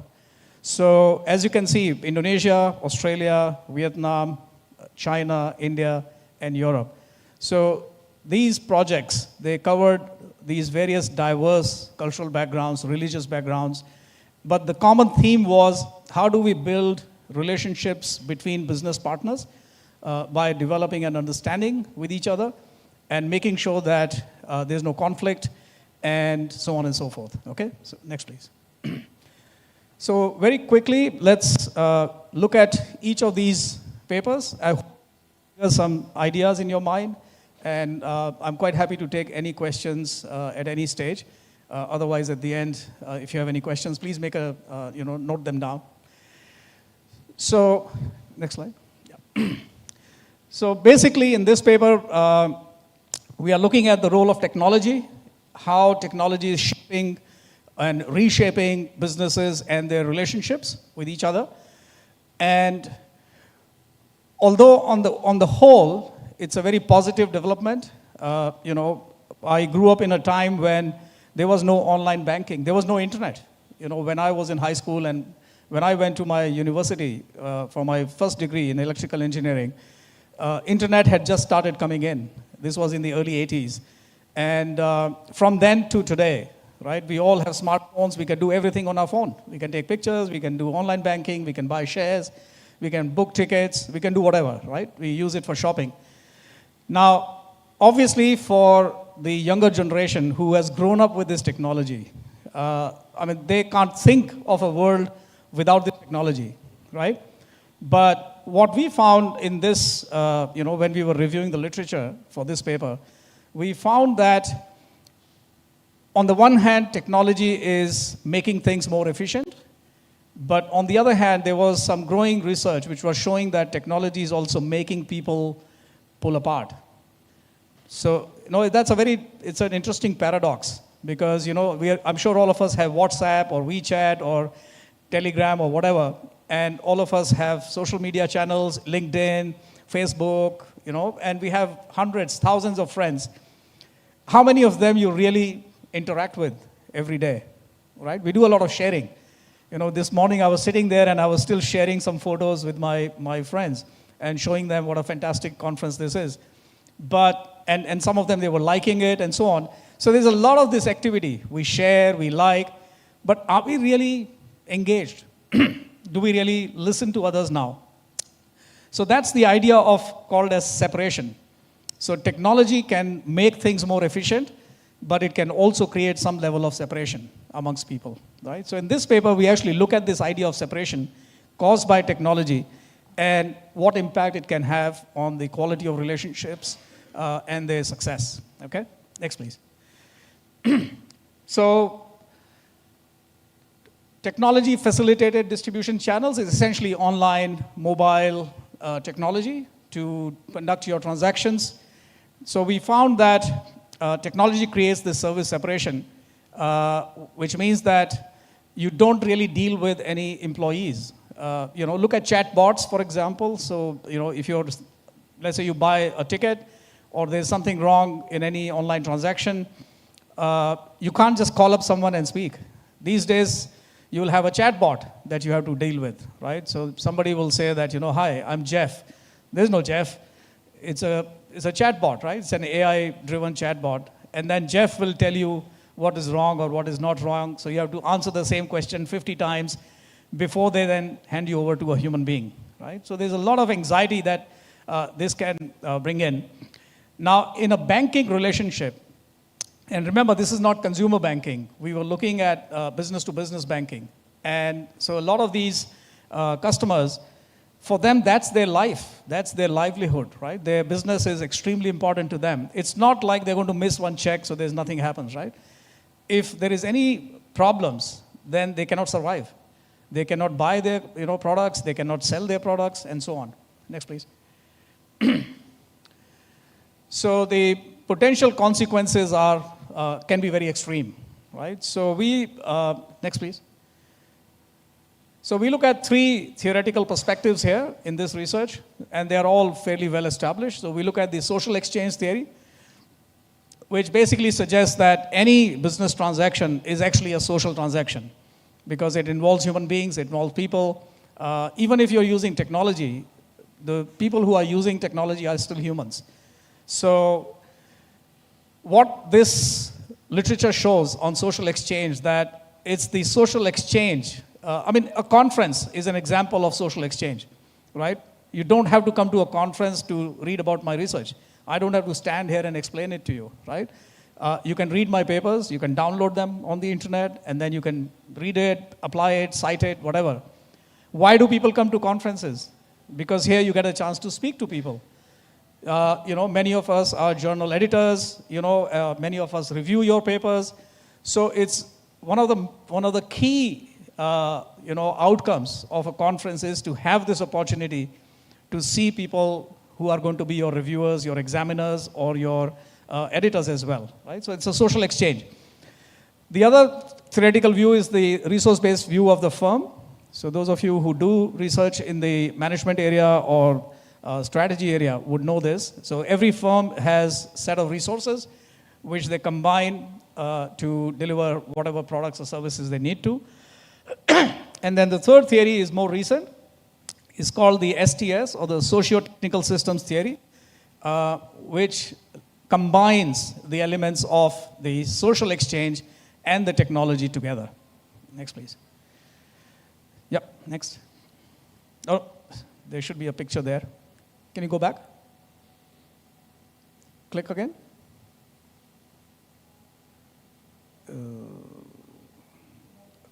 There should be a graphic, a figure.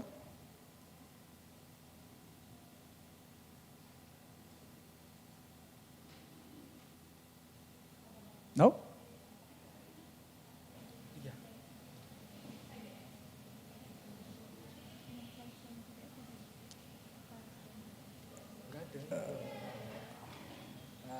Does it block any external figures, etc.?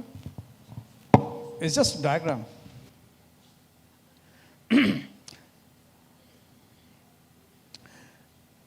It's okay if you can fix it. It's okay. Otherwise, I'll explain that.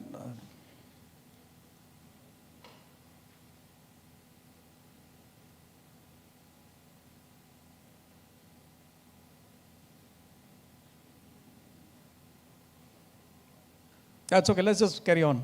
Just go to the next slide. Oh.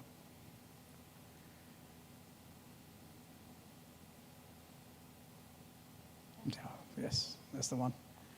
Magic. Yeah. See, this is the risk of technology.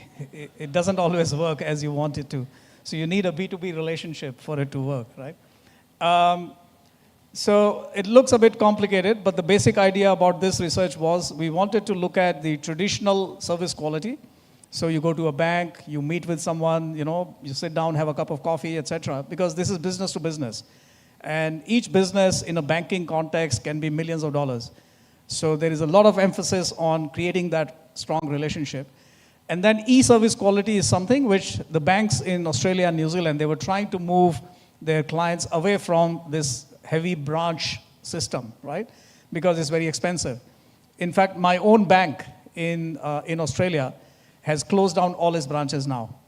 So Bank West, which is the bank that I have my account with, they have no branches anymore. Everything is online. So that can bring a lot of anxiety to some of these clients because you're talking about in the New Zealand context, these are farmers and they are, they raise cattle. So, and these are not very well-educated people. So for them, a bank meant a building, with someone in a suit sitting there because they're going to put their money there and then they're going to get money back. So that was the traditional idea of banking, right? So we wanted to see when you combine the two, when you combine the traditional service with this online service, how does that impact their satisfaction? Okay, so that's the e-satisfaction. And then trust, commitment, and loyalty. These are the three very traditional, constructs we look at in any kind of business-to-business relationship context. So, yeah, next, please. So, as I was saying, we basically had B2B business customers of banks in New Zealand, and about 300 odd. So they filled up a questionnaire in a very traditional way. We established existing sort of, yes, next please.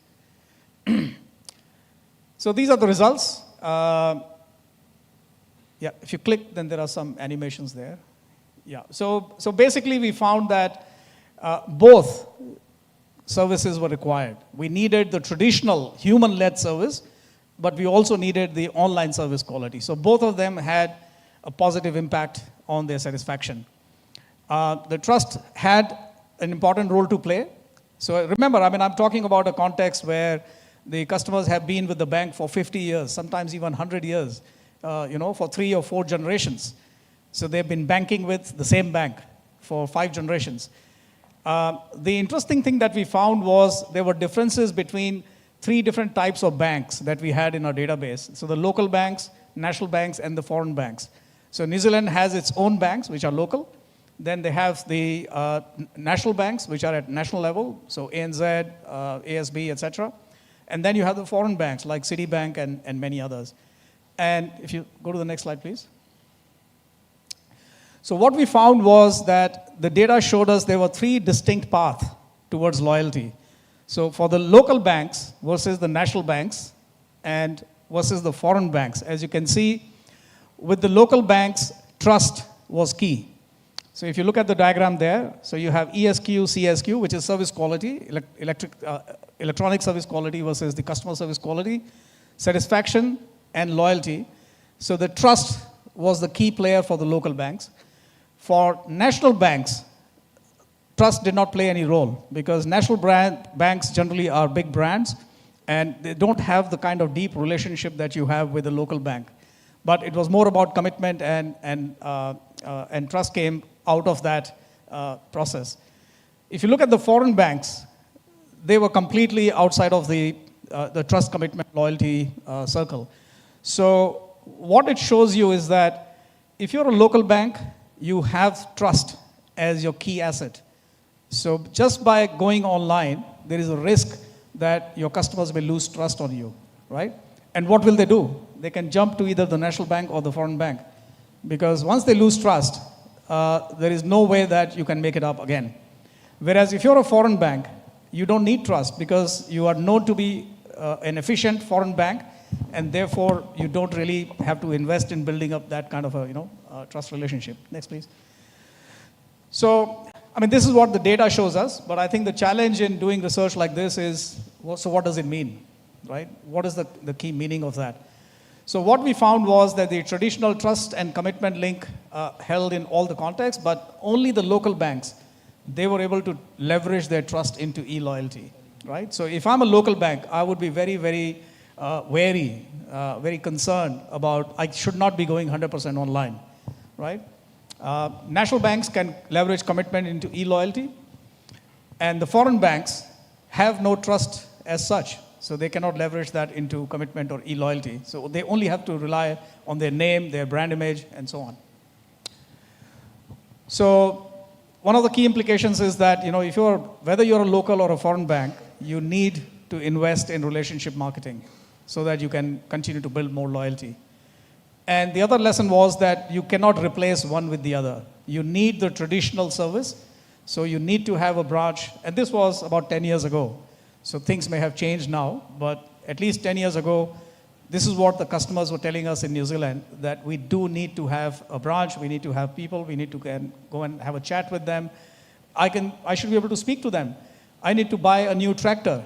Why? Because my old tractor broke down, this and that, and so on. Or I need to get a mortgage. I need to get a second mortgage on my land because I'm going to buy 10 more cows, and so on and so forth, right? But internet and technology is irreversible. So you can't fight that, right? So what our research shows is that the e-service quality, which is the online service quality, is here. You need to implement that, but you need to strike a balance between the two types of models. So one is the traditional model, and the other one is the new service model. You can't replace one with the other straight away, okay? Yes, please. So as you can see, it's a very simple idea. It's just that, we had very strong data. So those of you who are starting your academic career, the real challenge is not doing the research. The real challenge is publishing it, okay? And publishing it in a good journal, because that's what our careers depend upon. These days, this is what I travel around the world, like Professor Go, and we see that almost everywhere, everybody now knows how to do good research because the tools are the same, education quality is almost similar, but how you tell your story, how you are able to convince the editors and the reviewers, and in many of your cases, you are PhD students or research students, you have to first go through examiners and you have to go through your supervisors before you even go to reviewers, right? So let's have another example. This is a paper that we did with the Australian context, with my co-authors. Herbert is a Chinese scholar. He's based in New Zealand. And David Wong is from Hong Kong, and he works in Australia. And Dr. Kingshot and I, we both are at Curtin. Yes, please.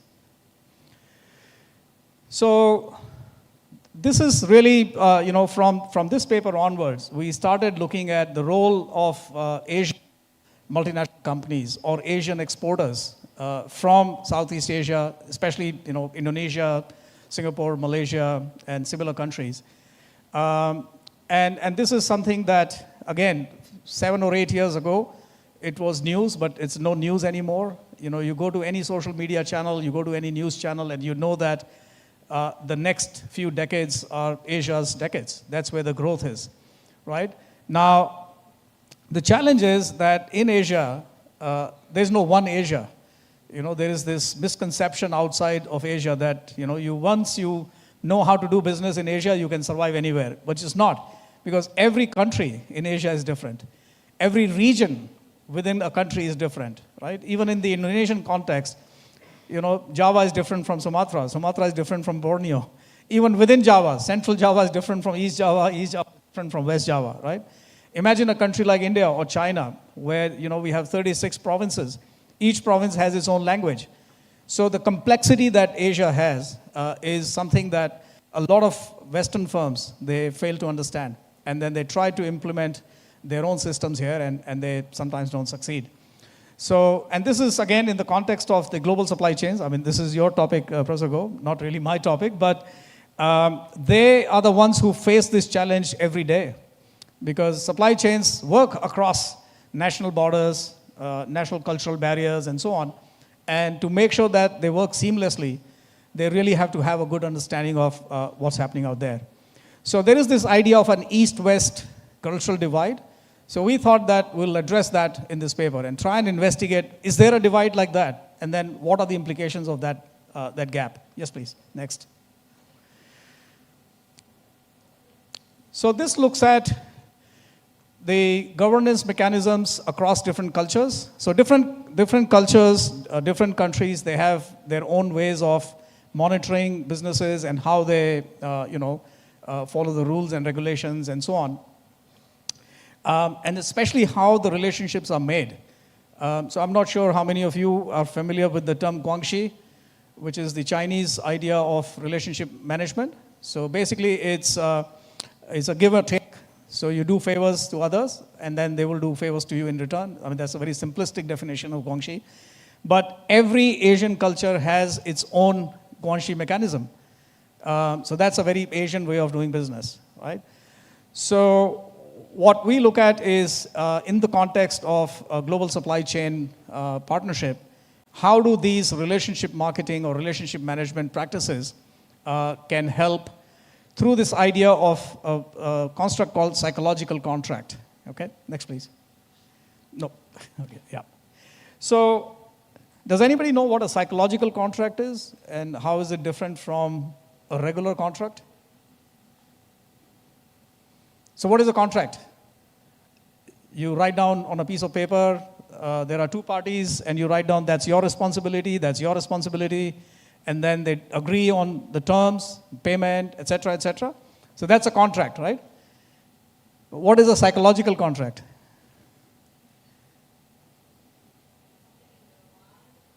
So it's something that is not written down, but you have an agreement.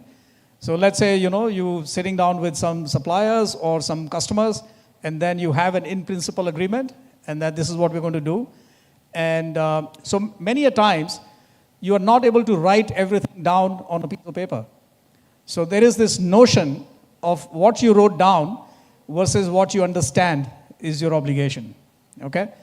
And previous research already shows that people from different cultural backgrounds, they have different ideas of the psychological contract.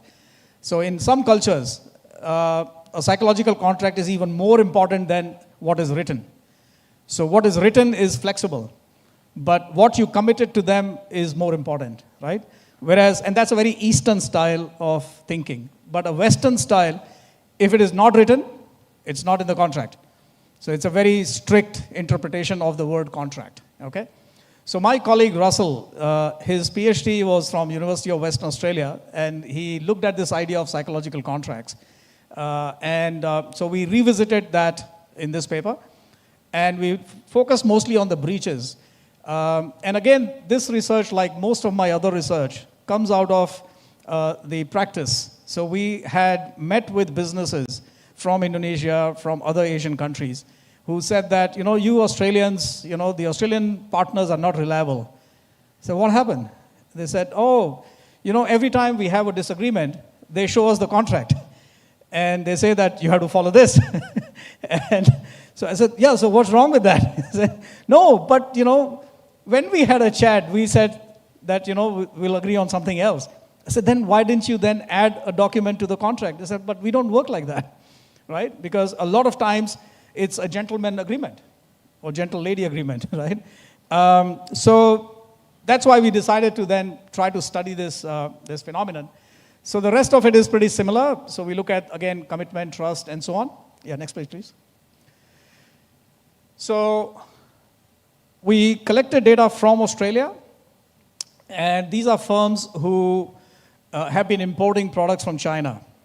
So based on our contacts in the industry, it's an Australia-China study. And we focused on the decision makers, and boundary spanning employees are essentially those employees typically in sales and marketing who try and bridge the gap between the two organizations. So that's why it's called a boundary spanning role.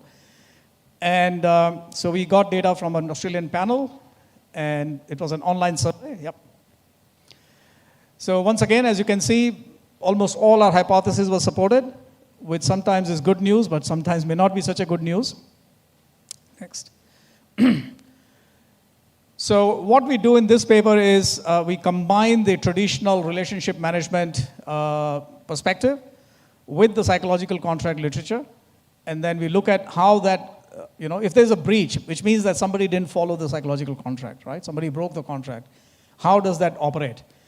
And we found that the Western firms, when they are working in the Asian context, they tend to rely too much on the written contract, and they tend to ignore the psychological contract. So there is a need for them to pay attention as to the local culture and how their contract is being interpreted by the local partners.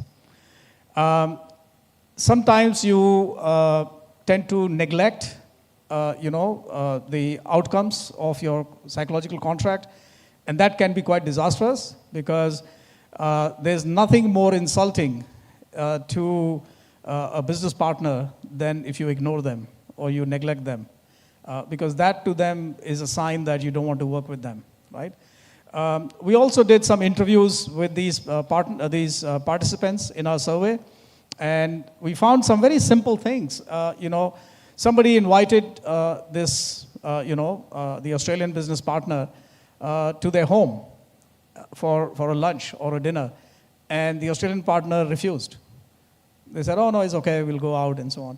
Now, to them it was just a simple transaction, but it was deeply offensive to the Asian partner because you don't invite everybody to your home. So you were kind of honoring them by inviting them to your home. But the other party, they didn't look at it that way, right? And that then led to eventually breakdown in their relationship. So imagine just a small thing like that can have such a deep impact. Next, please. So these are some of the implications.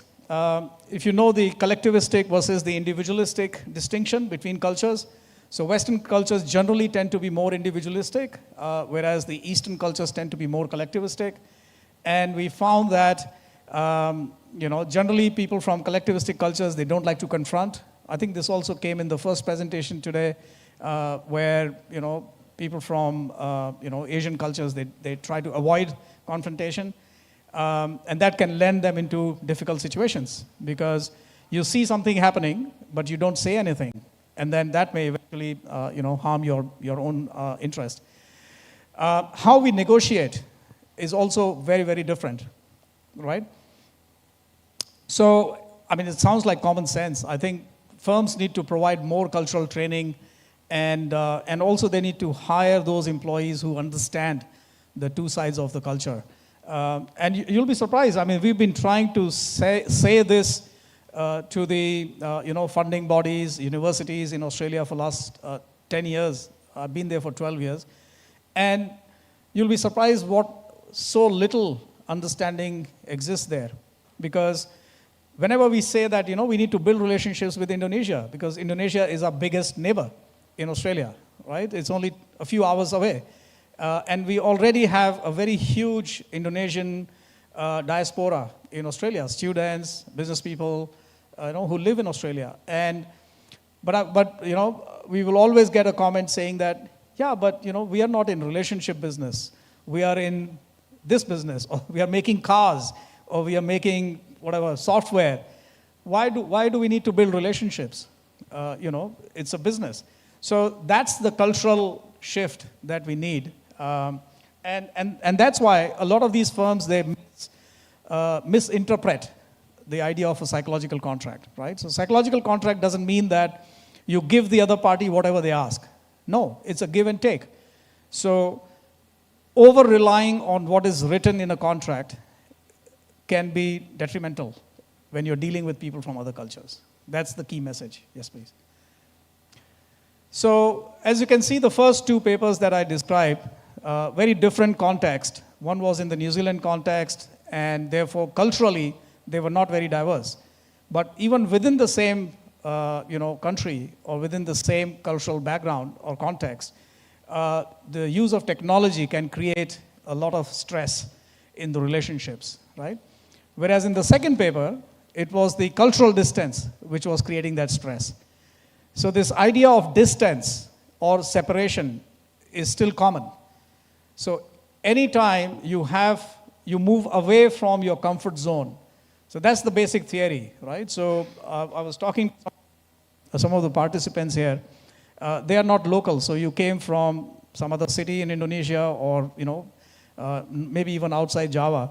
So every time you travel away from home, it's not a comfortable experience, right? So you have anxiety and so on and so forth. So that's the same thing in a business-to-business relationship. Whenever you're dealing with somebody who's not from the same cultural background, then you have that anxiety. And that's what we try to study, okay? So this paper actually has the Indonesian data. So we looked at the role of religion in terms of creating and managing business-to-business relationships. So once again, as I said right at the beginning, Asia is very diverse, both in terms of culture, in terms of religion, in terms of socioeconomics and everything else. So we have Islam, very popular in Malaysia and Indonesia, in Southeast Asia, Christianity in Philippines, Buddhism in many other places, even Hinduism in many places. So once again, we draw on the theories of social exchange and social capital, and we look at Indonesian service providers in this paper. If you could just go back one slide. Right. So you see that third author, Martinus Pernava Putranta. So he was the PhD student of Russell, and now he's at Atmajaya University. So this data was collected in Indonesia. Yeah. Yeah, next, please. So once again, we have a conceptual model where we look at religiosity, which is the extent to which religion plays an important role in your everyday life, even in business, and how being religious or not being religious can impact your understanding of psychological contracts and their breaches. And then we looked at the further variables in terms of how do you build relationship capital. I don't know if you know what relationship capital is, but many of you are accounting and finance students, so you understand what capital is. Monetary capital, so it's money, right? You invest in a business or you lend money to someone. Relationships are like money. So a relationship with a business partner or even a relationship with your own life partner is an investment. So you both are trying to understand each other, and then you make some sacrifices and so on, and that's how that relationship moves forward. So businesses are the same. If you just try to always take something out of a relationship, how long is that relationship going to last? Not for too long, because it becomes a one-sided relationship, right? So that's why this idea of relationship, we look at it in management literature as a capital. So the more you invest in building relationships with your clients, with your customers, with other businesses, your partners, etc., the more it's going to benefit you in the long run, all right? But the more you draw from that capital, so you're like your bank account. If you don't put money in, if you just keep taking out, one day it'll become zero, right? So relationships are the same. Next, please. So this was, we did a survey.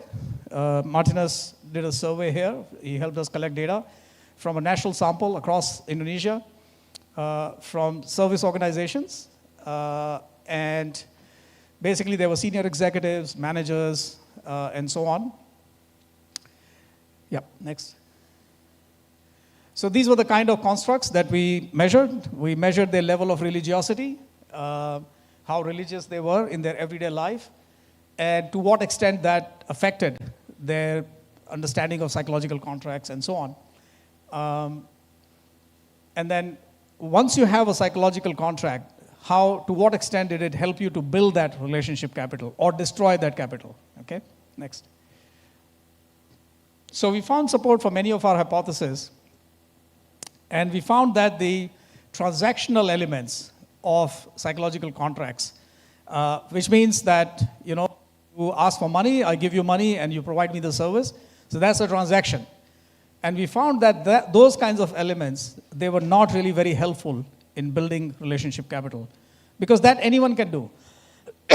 So we found a clear difference between relational aspects and transactional aspects. So, and again, in the Western context, they don't see a difference, mostly. Now firms have started seeing the difference between building a relationship versus having a transaction. But in the Asian context, if you need to grow your business, you can't just be transactional. You have to be relational in your approach, right? Whether you like it or not. So basically, we found that the Indonesian service providers, they had much stronger relationships with partners in China because there was some shared culture, also some shared heritage because there are people of Chinese heritage in Indonesia who are in business and they have very strong relationships with their partners in China. As the transactional elements are monetizable, they are just basically give and take. They are temporary and largely self-focused. They do very little to build a long-term relationship. So what is the idea, right? I mean, a lot of us think that if I provide what my customer is asking, that's it, that's enough. I don't need to do anything more. What we found that in the B2B context, so remember, all of this is in business-to-business context. We are not talking about consumers, end users, and so on. B2B context is different to B2C. Because in B2B, there are expectations that you will support your customer much more than you would support. Let's say somebody comes to your shop, you have a restaurant, and they come and eat, and they go. I mean, you're not going to go to their home to check how they're doing. You won't ask them next day, was my food okay, right? But imagine if you have a B2B relationship. You have a restaurant, and you have somebody who supplies chicken to you, right? Now, that chicken you're going to cook, and that's going to be eaten by your customers. So the quality of that chicken is very, very important to you. And that's why this idea of B2B relationship. Can I just have some water? Perhaps have some questions? I hope it's making sense. Is there anyone here from management area? International business, all of you are accountants?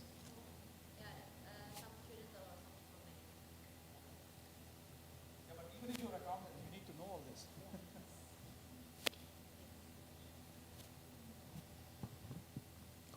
Okay. Yeah, next please. Right, so the psychological contracts are important, and if there's a breach in the psychological contract, we found that, especially with their Asian partners, that can have very disastrous consequences. We found that religiosity helps, and I think that was the comment that in the morning Marziana was saying, that there is growing realization and expression of religiosity even in the business field. So you have Islamic finance is coming in a big way, and so on. So the role of religion, especially in a society like Indonesia, cannot be ignored. That has to be accounted for. Well, the last one is extremely important. So why we need relationship capital, right? So again, I'll take an example of monetary capital. Why do you think people save money? Why do we invest money?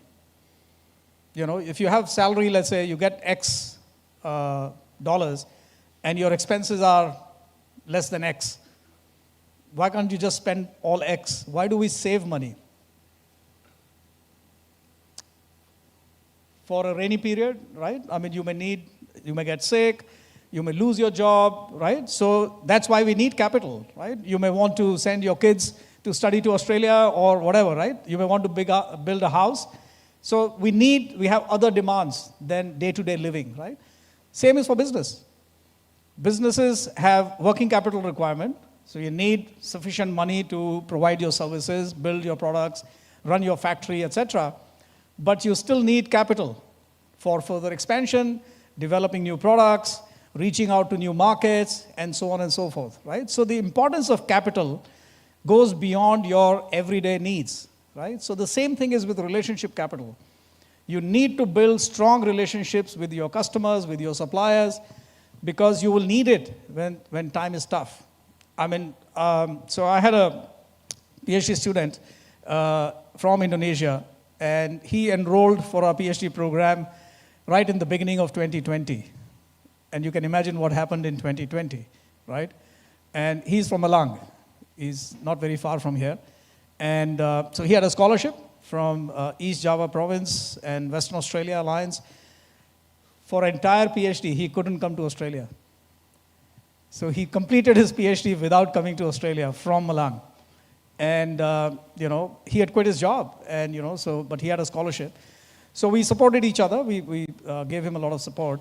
But it was that relationship capital that was built between his university and our university, which helped him during that tough time, right? There was a time when, so he was getting part of his scholarship from my university, and my university said, oh, but he's not here, so why are we giving him a scholarship? So they cut down his scholarship.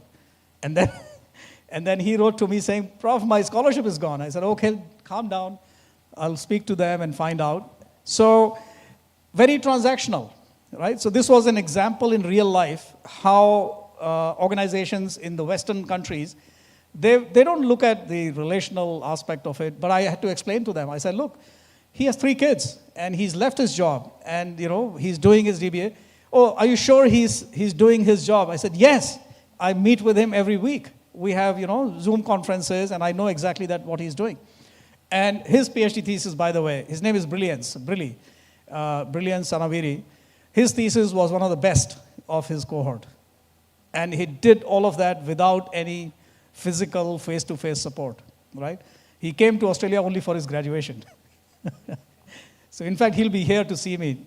That's a relationship for you, right? So he'll come down from Malang, spend half a day with me. I'll see if I can introduce all of you to him. So I think I've given you sufficient proof why relationships are important, okay? Next, please. So this is, again, a continuation of similar kind of research. And as I said, this one is with my Vietnamese co-author, Nguyen Mai. And Mai is an expert in knowledge management field. So we wanted to study, because we have looked at B2B relationships for export firms and so on, we wanted to see what happens when there is diversity within a team. So not just across, different countries, cultural backgrounds.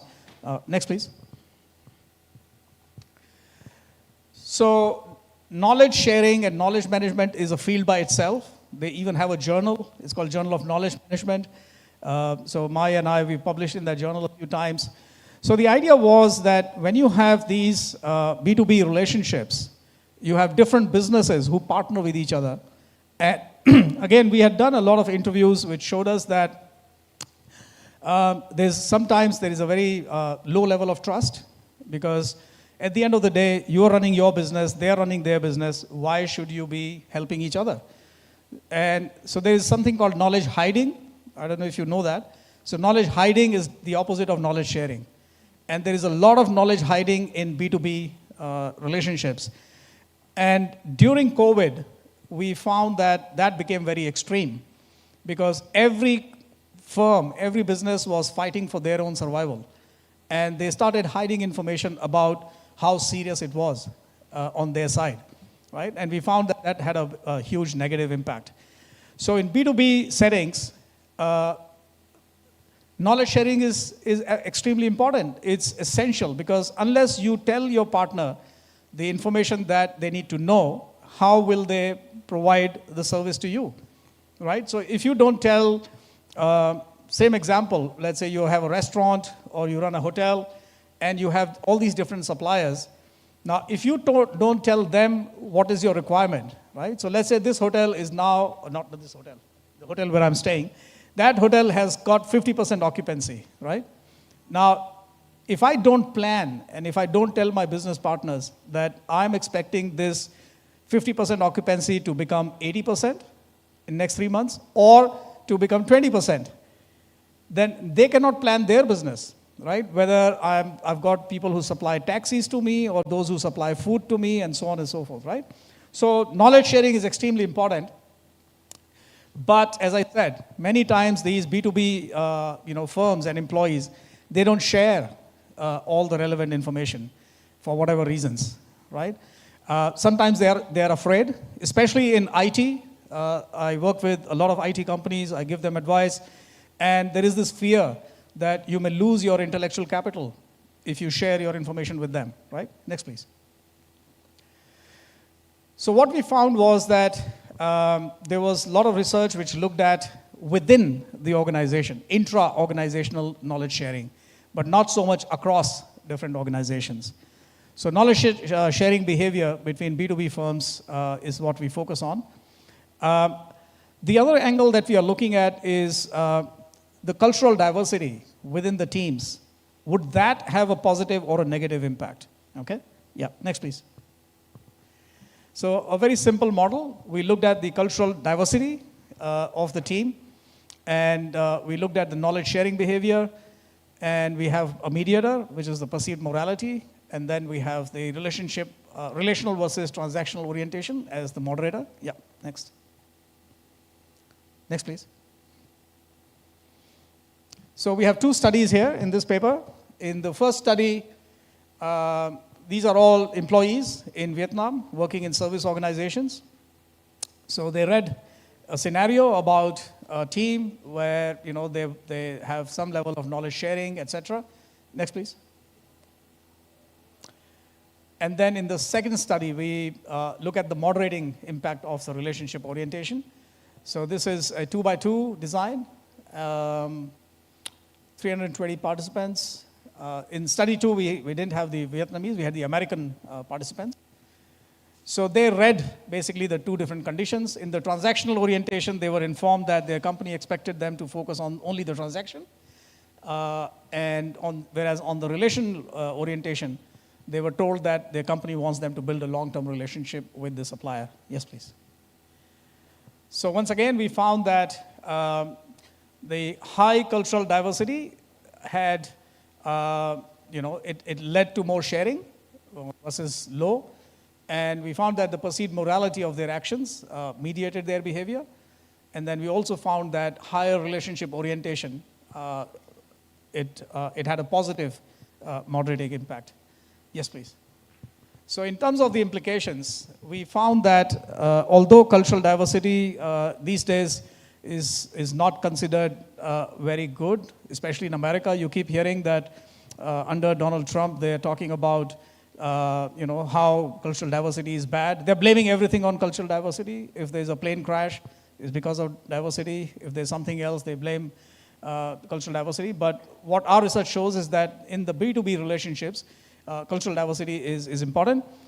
How and why? Because it actually prepares you. It prepares your organization to work with people from diverse backgrounds. So that's how you challenge yourself. And then you prepare yourself in dealing with uncertain situations. And if you can manage diversity within your organization, then you can also deal with diversity outside. So if you have customers who have cultural diversity, then you will be better prepared in dealing with that. Yeah, next please. So one of the key arguments for diversity is that it makes your teams more creative because you have more diversity of ideas. People can think out of the box and they can help you solve problems more easily. It can also help improve the moral standing of your organization. So if you have a culturally diverse team, then your business-to-business partners, they look at you and they think that you are very tolerant. You can deal with such cultural diversity. Yeah, next please. And then we also look at the role of relationship orientation, which has been studied for a long time. We show that this actually acts as a moderator. So telling your employees how important is to manage relationships and create new relationships actually has a multiplier effect and doesn't have just a direct effect. Yes, next please. So after doing all of that, we published those 4 papers in over a 5-6 year period of time. We were invited by this journal to run a special issue on navigating intercultural experiences in B2B relationships. So again, my colleague Russell and I, we had this special issue. Next.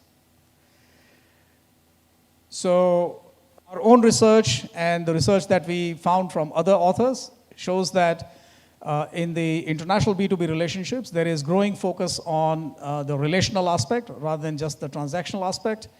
And especially for Asian firms, as they become more prominent and they find business partners overseas, we saw, I do a lot of work in China with my Chinese co-authors, and we found that a lot of these Chinese companies, whether it's Haier, Tencent, Geely, BYD, a lot of these companies, they have excellent products, but many a times they are unable to enter new markets because of not having the relationship capital.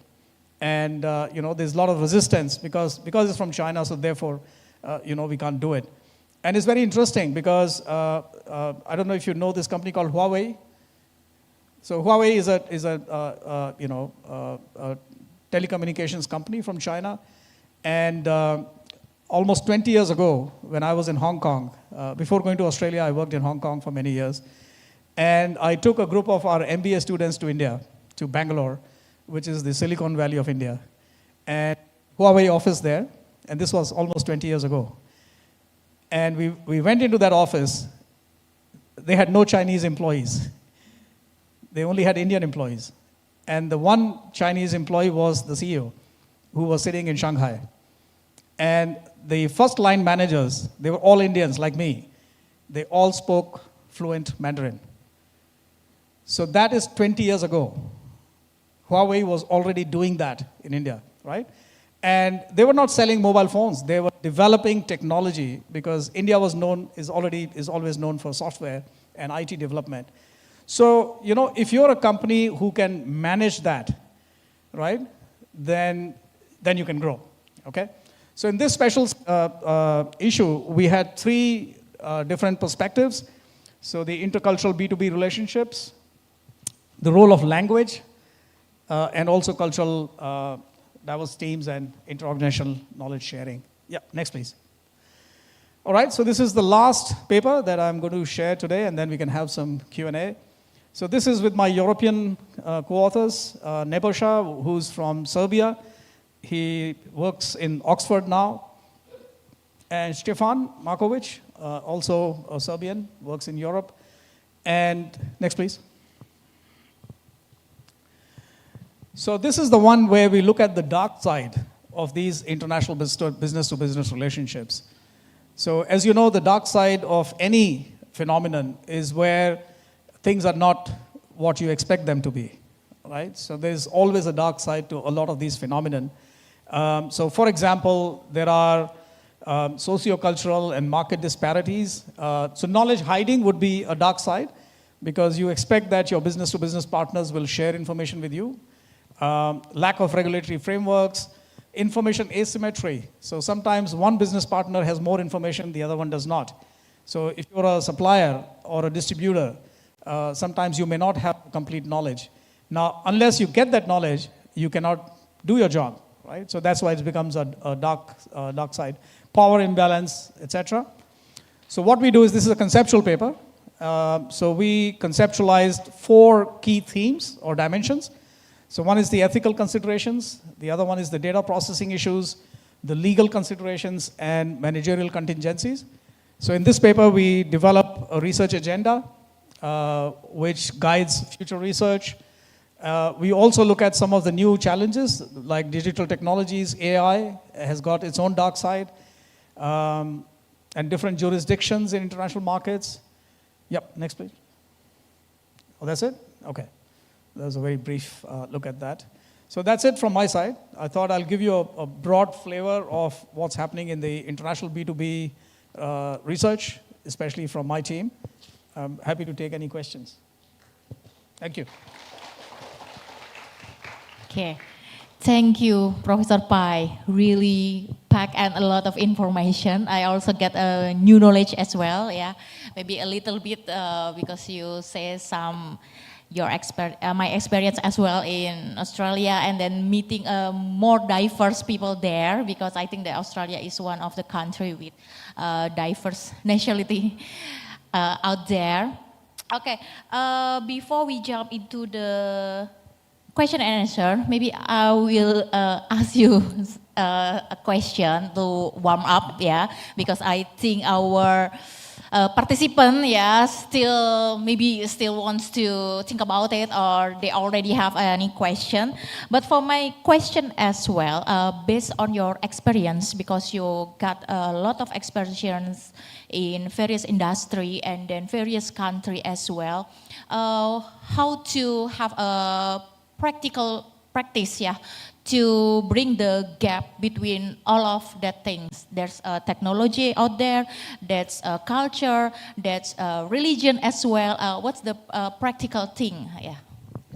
So I think, although I said that relationships are important and everything else, so the first thing is to actually do your core business right. So let's say you are exporting something from Indonesia to other countries. You have to make sure that that product is perfect, right? So whether you're manufacturing something here, or is it, agricultural product, or any commodities, or anything, right? So the base has to be that you have to do the best that you can. The second advice that I give to businesses is, before you start exporting, or before you start working with other cultures, make sure that you first test it in your home, in your own domestic market. Because if there are any errors or any mistakes or anything, it's better you do it at home, because then you can fix it. Then the next stage is obviously, to gain the knowledge, to learn about other markets. Because these days, because of internet, people think that, all you have to do is to just have a website, and then you put your product there, and then it'll start selling, right? It's not that easy, especially when you have more complex products and services. So even for a simple thing like, a software, an app, there are ways in which you can market that. So preparing yourself by understanding your customers and their needs in different markets, because a lot of times when we look at education or banking or IT, there are a lot of regulations, right? So educating ourselves about those is extremely important. Then comes cultural diversity and religiosity, etc. So in my experience of last 38 years is many a times, these become a hurdle rather than an advantage, right? So cultural diversity is actually a good thing, because if you have a culturally diverse team, then you learn about being different from each other. And then that makes you tough, because not everything is, right? I mean, here, most of you are from Indonesia, right? So I'm sure on most of the things you will agree with each other, right? Maybe some things you don't agree, but that's not good for growth, because that will prevent new ideas from coming, right? So how do new ideas come? New ideas come from challenging each other and not agreeing with each other. And that comes from diversity. So if you're all the same, if you all think the same, then we'll stop growing. Right? I mean, look at the big, civilizations. You had the Roman civilization, you had the ancient Greek civilization. Why did they not survive? Because they started thinking that they know everything, and they stopped inventing, right? All right, thank you, Professor Pai. So I will give the time for our participant. Is there any question? Yeah, sure. Thank you, Prof, for the opportunity. I am Aryudian Shah, a tax accounting student. So I was once involved in a consulting project where my client is a B2B marketplace startup. And one time we conduct both offline and online respondent interview session. And the result is more than 75% of our respondent is refused to switch from manual method they use like WhatsApp or telephone into for searching their partner instead of just using B2B marketplace. So my question is, what is your thinking, and maybe what is your strategies that can maybe change the mindset of people that won't shifting into manual method into B2B marketplace? Thank you. No, that's a great question. Thanks. And your finding is not very different from what we find elsewhere. So I'll answer your question with a slightly different way of looking at things. When I was a marketing manager, I was selling cooking oil which is probably one of the most boring things to sell. And as part of that, I actually used to go into kitchens and see how my product was being used, right? So I've stood in hundreds of kitchens in homes and also in the restaurants and hotels and everything else. And there was one learning that I had that, and I guess, how many of you cook, know how to cook? Just raise your hand. Some of you might have tried, right? I enjoy cooking, but it's not a very it's not a very easy thing to do, right? You do your best, but you don't know how it's going to taste. And that's why a lot of people don't like to cook. You just go out and buy food, right? And the reason is because with anything that we do in life, there are two kinds of labor. One is called as a negative labor, and the other is called as a positive labor. So why do people cook, even though it's very tedious, right? You have to chop the vegetables, you have to cut the chicken, and then you have to cook it, and it may not even come out okay, right? It's because of the positive labor. The positive labor is that you're creating something, right? Especially even today. There are many women who, and men who cook for their families. So there is that positive aspect of it. So what I'm going to answer your question is, you need to find what is that positive aspect of going online, right? And then you focus on that in your marketing and show how that is a better substitute to what they are used to. I'll give you another example. My father-in-law is 92, okay? And he had never seen a computer. But once WhatsApp came, and my son and his other grandsons and grandkids started communicating, he is now all the time on the phone, right? So he's 92, and he's an expert in using, WhatsApp, and plus now he's got into Instagram and all kinds of things. So, how did that happen? Because his motivation was to connect. Because he knew 10 years ago, when he was 82, he knew that if he didn't learn this new technique, he will lose touch with all his grandkids and everyone, right? So he taught himself. And, so I think you need to find out what is it that the value that going online will deliver to your clients. Okay? All right, thank you, Professor Pai. Any others question? Yes, please. Okay. Thank you for the opportunity, Prof. First, my name is Maulana Zaki Palevi from Tax Accounting, Diponegoro University. This is my question is, if a small company build a partnership with foreign firm, what should they focus on first? First, building a strong personal relationship or investing in digital. Thank you very much. Yeah. Again, great question. So, the thing is that, especially having worked for a lot of, foreign companies as well, it's not a straight, easy path, right? It's not that one day you suddenly wake up and say, I'm going to have an international partner, right? So usually you're on a journey. So typically your connections, maybe some past clients. So let's say you're working here and you want to have a foreign partner for your business. Then you need to look at who are you working with. Maybe some of your clients, some of your customers, or your own employees, your friends, etc. So within your immediate circle, how much knowledge can you get from them about any potential partner, right? So, see, it's very interesting you mentioned that, because in relationship management, we take the interpersonal relationship examples quite a lot. So it's almost like going on the first date. You don't really know. If that person, you don't know them, you can't even get a date, right? Forget about going on a date. So you need to do some preparatory work before you can go on a date. It's the same with businesses, right? So you can't suddenly just start, having a partnership with a foreign firm. So some of the tips that I've learned and I've done in my previous life is attend international fairs, those events, exhibitions, where you will meet with a lot of these foreign suppliers and potential partners. The other thing is to, I'm sure in Indonesia, you would have the government agencies who do the trade promotion, etc. And so you may go through them. So in Australia, we have a big organization called Austrade. So Austrade has offices in all Australian cities, also in Jakarta. And so if you want to work with, let's say, Germany or Australia or any of these countries, they would have their representatives here in Indonesia.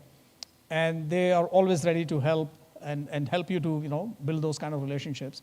So there's a lot of preparation you need to do before you even start talking to the firm. So that's my key point, right? Now, once you do that, then of course you need to find what is that firm, what will you do to them, right? So in your discussions with them, don't tell them what you need from them. First, you have to convince them that you can do something for them. So that's how the conversation starts. And hopefully over a period of time, once you start working together, then all the other things will come, relationship capital, etc. Okay? All right, thank you. Yep. Okay. Okay, maybe the last. Is there one more? We still have a little bit time for the closer. Yeah. Okay, Stays here.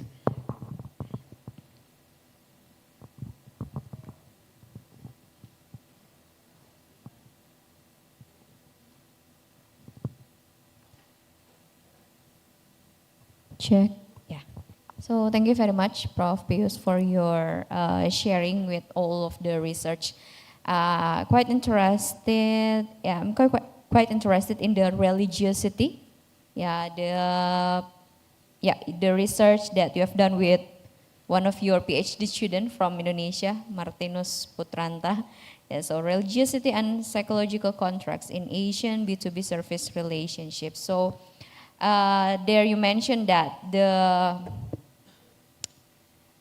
sample were 312 key informants from Indonesian service organizations. So how do you think by understanding the religiosity might help the probably Indonesian company or maybe foreign company? For example, in Indonesian company, if they want to enter the market outside from Indonesia, like for example in India or maybe in Australia, for example, and how might the foreign companies, so how might understanding this religiosity can help the foreign companies, for example, if they want to enter the new market like Asian market or Indonesian market specifically. How can they use it to adapt to their business relationship strategies, for example? Thank you. Again, good question. Really great questions. So religiosity it shows that you believe in having values, you can be trustworthy, you're God-fearing, and so on and so forth, right? So I was really listening to the prayers in the morning, and that's exactly what religiosity is. Because actually all religions talk about the same thing, right? But mostly people don't follow those teachings. So what we found was the business partners, they didn't really care what your religion was. They trusted you if you're a religious person, because they found that you were a person of your word and you were trustworthy, okay? So if by showing your religiosity, but once again, I mean, the key thing is that you still have to be good at what you do, right? So being religious may not help you if your product is terrible, right? So your product or service that you're trying to sell has to be absolutely perfect. On top of that, you can project if you're more trustworthy, and also you can build relationship. So that's the kind of thing we found, that being religious is associated with being more trustworthy and also being more relationship focused. So that's something, if in your business these are important, then definitely that will be an advantage. And then if the other party is not very religious, we found that if both parties are religious, then again, doesn't matter what the religion is, but because they have something common to discuss. And it gives them that common ground, that helps. But having said that, even if one party is religious, the other is not.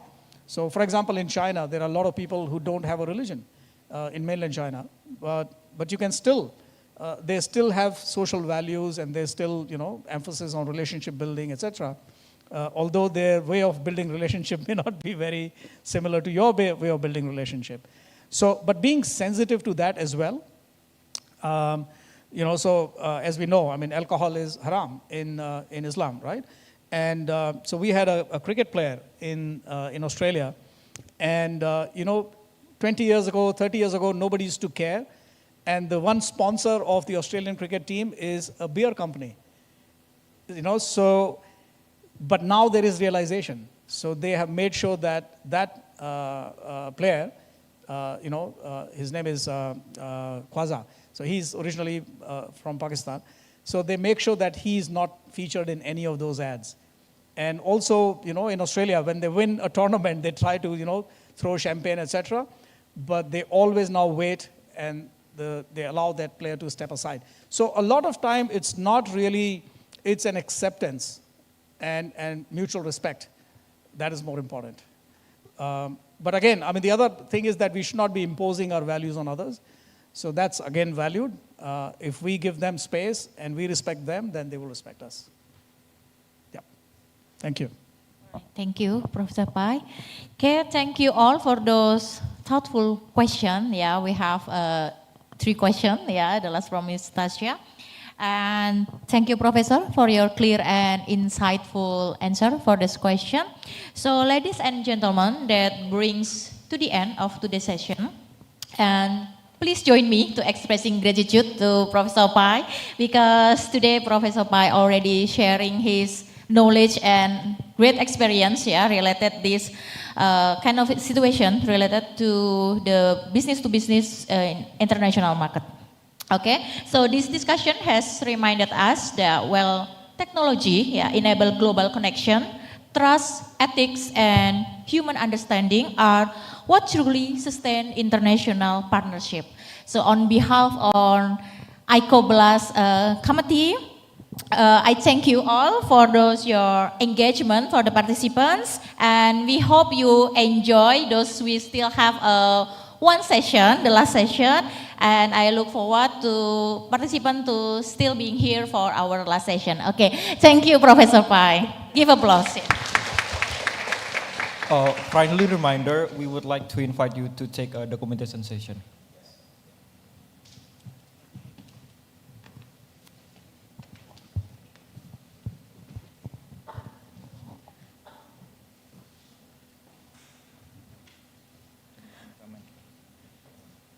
Okay, we start in 3, 2, 1. And big smile, 3, 2, 1. Okay, thank you. Once again, everyone, give up applause to our distinguished speakers and moderators. Many thanks to our moderator, Ibu Eviliana, for leading the session and keeping it so engaging. Finally, we will proceed to the last keynote session, which will be led by our next moderator. Please welcome Ibu Madelaksmi Senahartini, SEAK MAK BKP, to guide this session. Ibu Madelaksmi Senahartini is a distinguished scholar and tax expert with extensive experience in accounting, taxation, and strategic financial consulting. She holds a master's degree in accounting from Universitas Indonesia and prestigious professional certification as a Chartered Accountant, or CA, and certified tax consultant. With professional experience at Ernst & Young Indonesia, she has demonstrated remarkable expertise in tax management, auditing, and corporate financial governance. Her strong analytical background, professional leadership, and academic dedication make her a highly respected figure in Indonesia's accounting and taxation field. So, please welcome Ibu Madelaksmi Senahartini.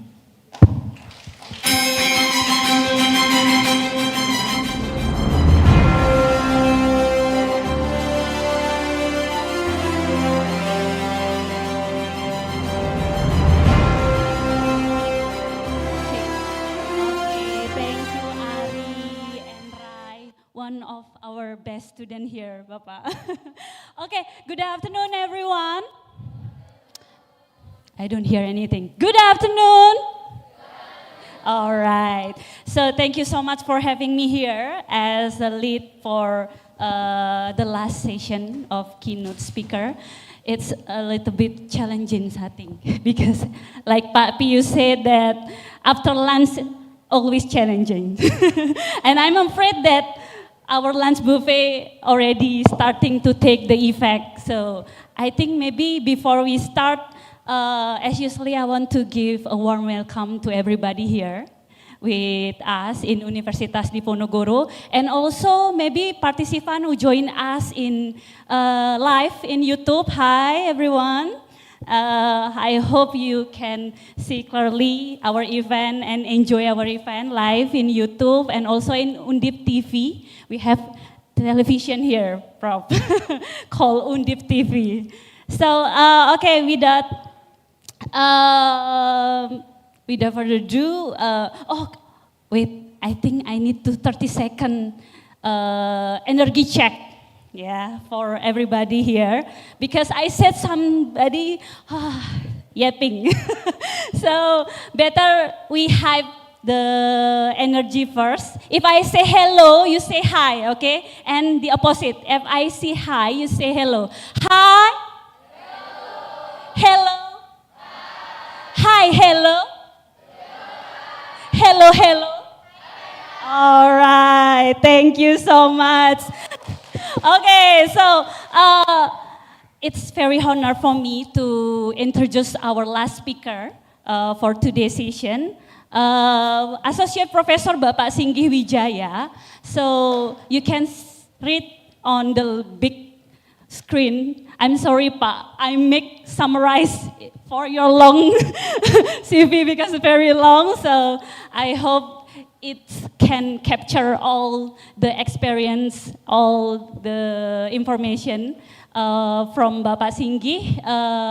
Expert in financial reporting, quality, capital, market research, and cross-country accounting studies at Faculty of Economic and Business Universitas Gadjah Mada, our neighborhood, and holding PhD in accounting and finance from Monash University. He currently serves as a chief financial officer at UGM Academic Hospital, sit on the investment and risk management committee at InJourney Destination Management. He has published extensive Scopus and WS Index journal, including International Review of Financial Analysis, Management International Review, and the International Journal of Accounting. He's received multiple prestige awards, including the Fulbright Scholar and World Class Professor Program. Incredible. So without further ado, please join with me, Associate Professor Singgih Wijaya. Give applause.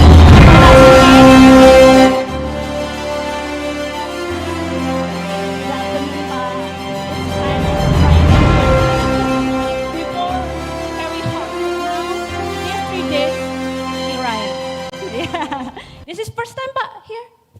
No, it's several times.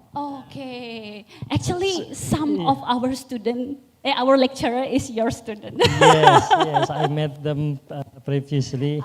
Okay, and we have a collaboration, close collaboration in developing university-based hospital. Wow. I'm working with Bu Karina. Oh, together, Ibu Karina, and, yes, yes. She will be there tomorrow. Faculty of Economic, So, yes. Okay. I'm gonna meet her again tomorrow after this lunch section. I met her. Yeah. Right. Okay. Right. Thank Okay. you so much. Yeah. So let me check in the operator the slide of Pak Singgih. Okay. Are you ready, Pak? Yes. Yes. Okay. Time is yours. Okay. Thank you very much, Mbak Laksmi, and thank you everyone. Please allow me to say hello first to the previous keynote speaker. Thank you for your sharing. Very insightful for us, and let me also try to attach my presentation or my speech here together with something that you also has mentioned previously, both of you and also the previous one, Bu Marizana. So this is reflecting the thing that I have. So I was part of Indonesian Accounting Standard Board actually. I was sitting in Indonesian Accounting Standard Board for 6 years, and then I always following the updated accounting standard, including the one that's gonna be implemented in 1st January 2027. This is the thing that really I want to raise the awareness of accounting student and also business practitioner in Indonesia or business student in Indonesia. Before I start, may I know how many accounting students here? Can you raise your hand? Accounting, business student again. Yeah, maybe accounting. So both business and accounting could be very relevant with the topic that I gonna deliver today. So, and this is about the IASB, the International Sustainability Standard Board, where they just released this standard in the 1st July 2020, and it will be mandatory applied in Indonesia 1st January 2027, but internationally actually it has been applied in 1st January 2024. So basically currently most of multinational companies have applied this new accounting standard. So the thing that have take us an attention, and perhaps for you, the student, is it relevant to you as an accounting student, where in fact in Indonesia we have indeed a multinational company, but perhaps not that much as compared to, for example, European countries, European region companies, multinational companies are a lot, including Australia or perhaps in Singapore.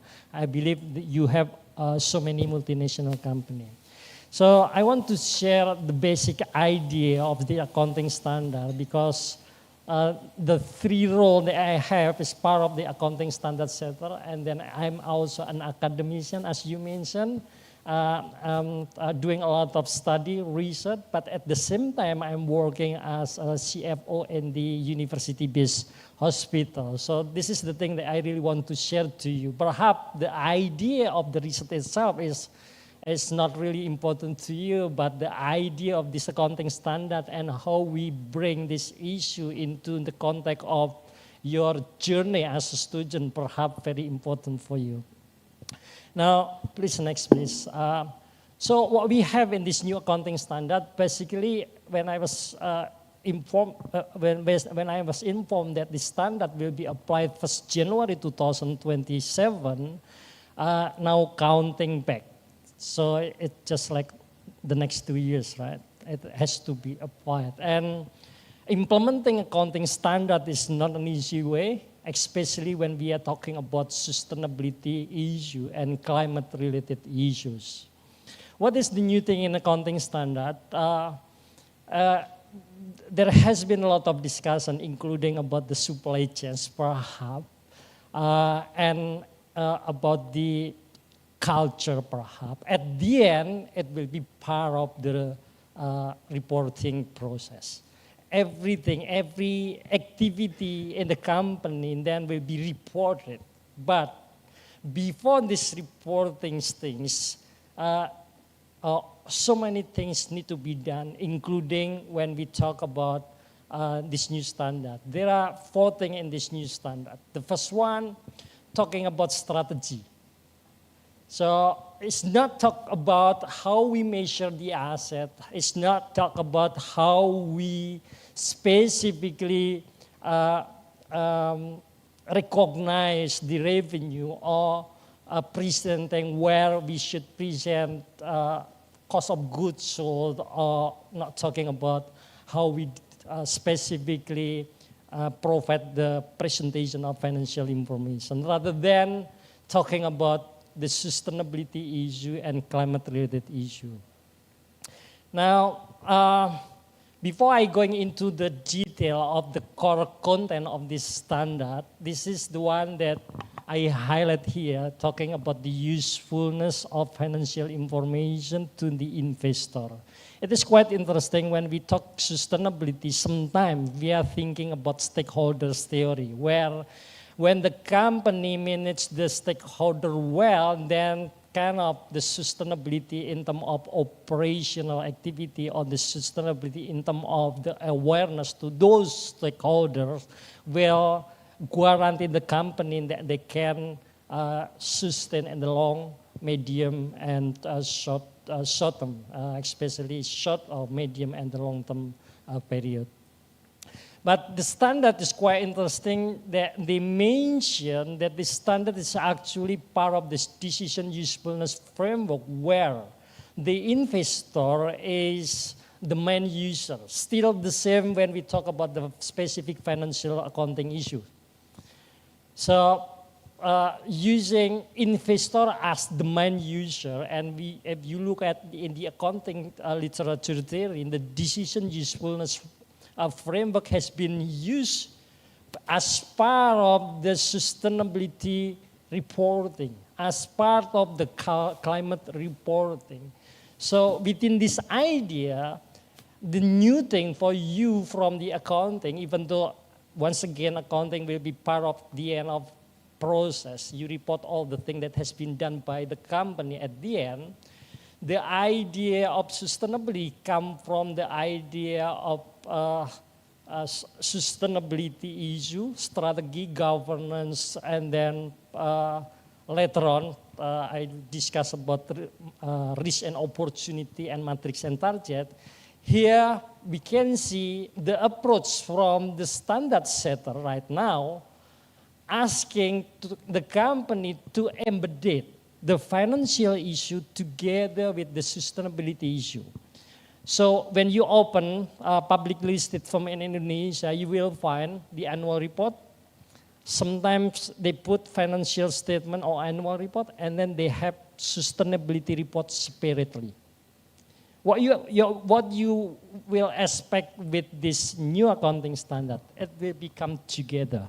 So you will see this new accounting standard will ask the company to report the sustainability issue as part of your statement of financial position, as part of your income statement, as part of your cash flow. So attached together, including when we talk about the note to financial statement, it will be together, discussed together, will be notes together with the issue of financial information. That's the why. The name of accounting standard itself is Sustainability Related Financial Information Disclosure.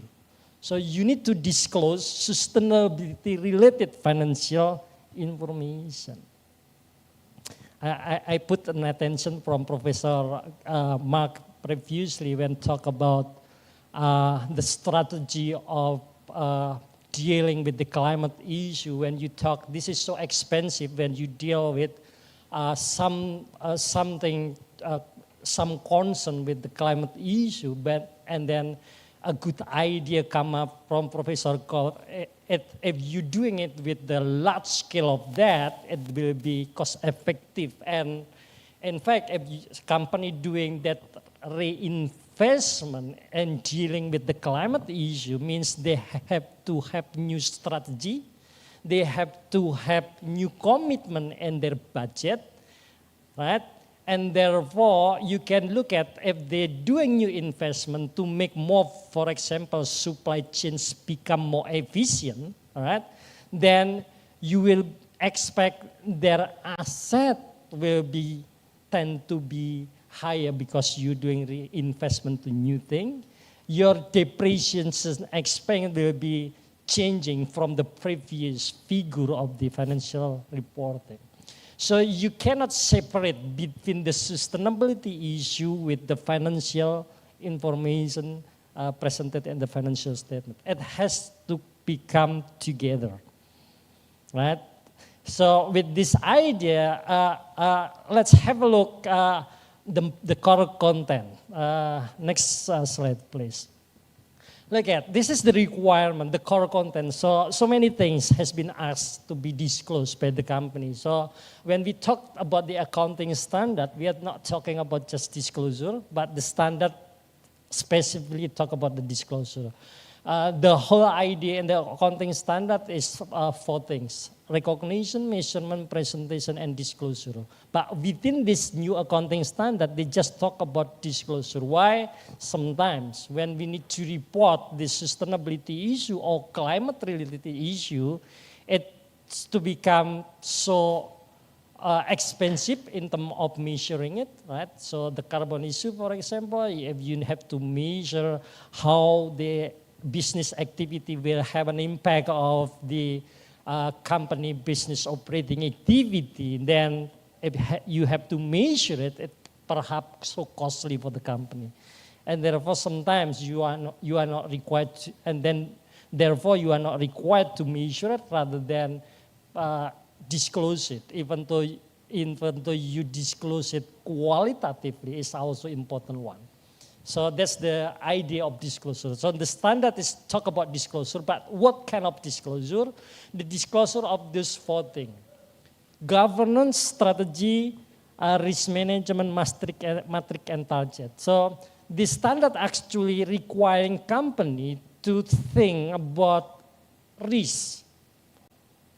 So IFRS S1 talking about sustainability-related general requirement for sustainability-related financial information disclosure. From the IFRS S2 talking about climate-related disclosure. Now, let me give you one example within the context of hospital when we are talking about this idea of this accounting standard, and I believe it is relevant for you, for the business student, not only for the accounting student. So when we deal about the water for our hospital, we had a problem of getting permission from the government. So they provide us, we need to source of water, but the government from the environmental department, they just permit us to have one source of water. So we have a limited source of water. Within that context, we actually have a lot of risk in terms of day-to-day operating activity. But then the same with this idea from the standard. We need to think within this risk, within this risk, we need to create an opportunity. We have to have strategy to deal with this risk and operating activity, especially when we talk about the limitation of source of water we have. So change this to become an opportunity, and that's why, and the right side, risk management, they actually talk risk and opportunity within the accounting standard, talking about risk, change the risk to become opportunity, and you link this to the part of the company strategy. So then what we did to solve this problem of water, we thinking like in the Australia, we have so many rainwater harvest, right? So we start thinking about why we don't just like collaborate with the vocational at Gajah Mada, ask them to help us to harvest the rainwater. So change the limitation to become, we can do something related. So within this strategy, then we need to invest, right? Part of our strategic investment. We want to solve the problem. We want to avoid this risk by creating new opportunity, by collaborating within the Gajah Mada University. So we have a collaboration so that the thing is also become part of innovation and useful for the student. And then beyond of that, then the cost of water can be reduced, right? And therefore, we have more source of water, and we have cost for the water will be lower within that context. This is talking about changing to become an opportunity. So many risks related to the climate. Company has been asked. This is the requirement, but the idea is actually to force, to motivate the company to change all the risks, especially related to the climate, to become an opportunity. Including it, we are talking about investing in solar panel, is trying to reduce the large amount of electricity consumption in hospital, especially because in hospital we have so much equipment, we have so much people, and then running 24 hours. We need to think about this and make a strategic decision. So you can see that this is the standard. This is the end of a long process within the company, but if you look at the standard carefully, it's actually asking you to, starting from now, thinking about sustainability and climate-related issues and make a good strategic planning. Right? And within the strategy, if you have the strategy, you need to control it. You need to manage it there where the governance requirement, the disclosure of governance must be also informed to the investor. And then what you are doing, whether you are successfully to do this, you need to measure it. So the standard also provide the way we measure all the program that you have part of the strategic planning that you implement into the company. And then you have the target. So all those 4 things are actually related. So the standard then talk about the connectivity between the strategy, the risk, the opportunity, the governance matrix, and target. They are all connected. The connectivity is the thing that has been imposed in this accounting standard, including the connectivity between financial information and the non-financial information. So this is what we have in the accounting standard, and then once again, as I describe it to you, where if you as a company don't prepare all these strategic things, you won't be able to survive. You won't be able to become more sustained in terms of your operating activity or in terms of in the medium or the long-term aspect of this sustainability issue in the company. Next, please. This is the one that I just mentioned to you. As you can see here, IFRS S1, IFRS S2. Once again, IFRS S1 is sustainability-related financial information disclosure. And then this IFRS S2 is climate-related disclosure. So the company has been asked to, once again, disclose all the sustainability risks and to make it to become opportunity and provide a reasonable reason how the company doing this and how this thing can increase the prospect of the company. They are also asked the company to also link between financial information and non-financial information, and this is once again part of general purpose of financial report. So general purpose of financial report is once again, it is related to the main purpose of this financial information is actually for the investor, provide useful information of the investor, and if you put it in the literature, you are talking about shareholder theory. But this is like kind of confusing for us because we are talking about investors sometimes. The theory that they can use is a shareholder theory, but here stakeholders theory has been accommodated within the context that actually in the way the investor thinking is also how they consider all the stakeholders as part of their management process. So the information provided in this financial report will be how actually investor or creditor look at the way the management manage all those stakeholders within the context of the way they have planned with strategy, sustainability strategy or climate related issues strategy. Next, please. Now, let's have a look what we have here. I wrote down several standards where when we talk about the standard for the sustainability prior to this new standard, there are actually a lot of standard setters try to regulate whether it's kind of required voluntarily or mandatorily. In fact, we have seen so much standard setter, including Sustainability Accounting Standard Board, including Global Reporting Initiative, and then International Integrated Report Council, and then European Sustainability Reporting Standard.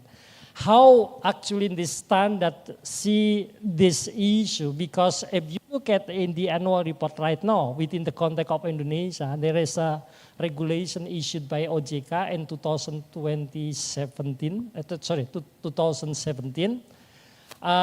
They required company to provide sustainability report, but this Indonesian OJK, Financial Service Authority, especially the one who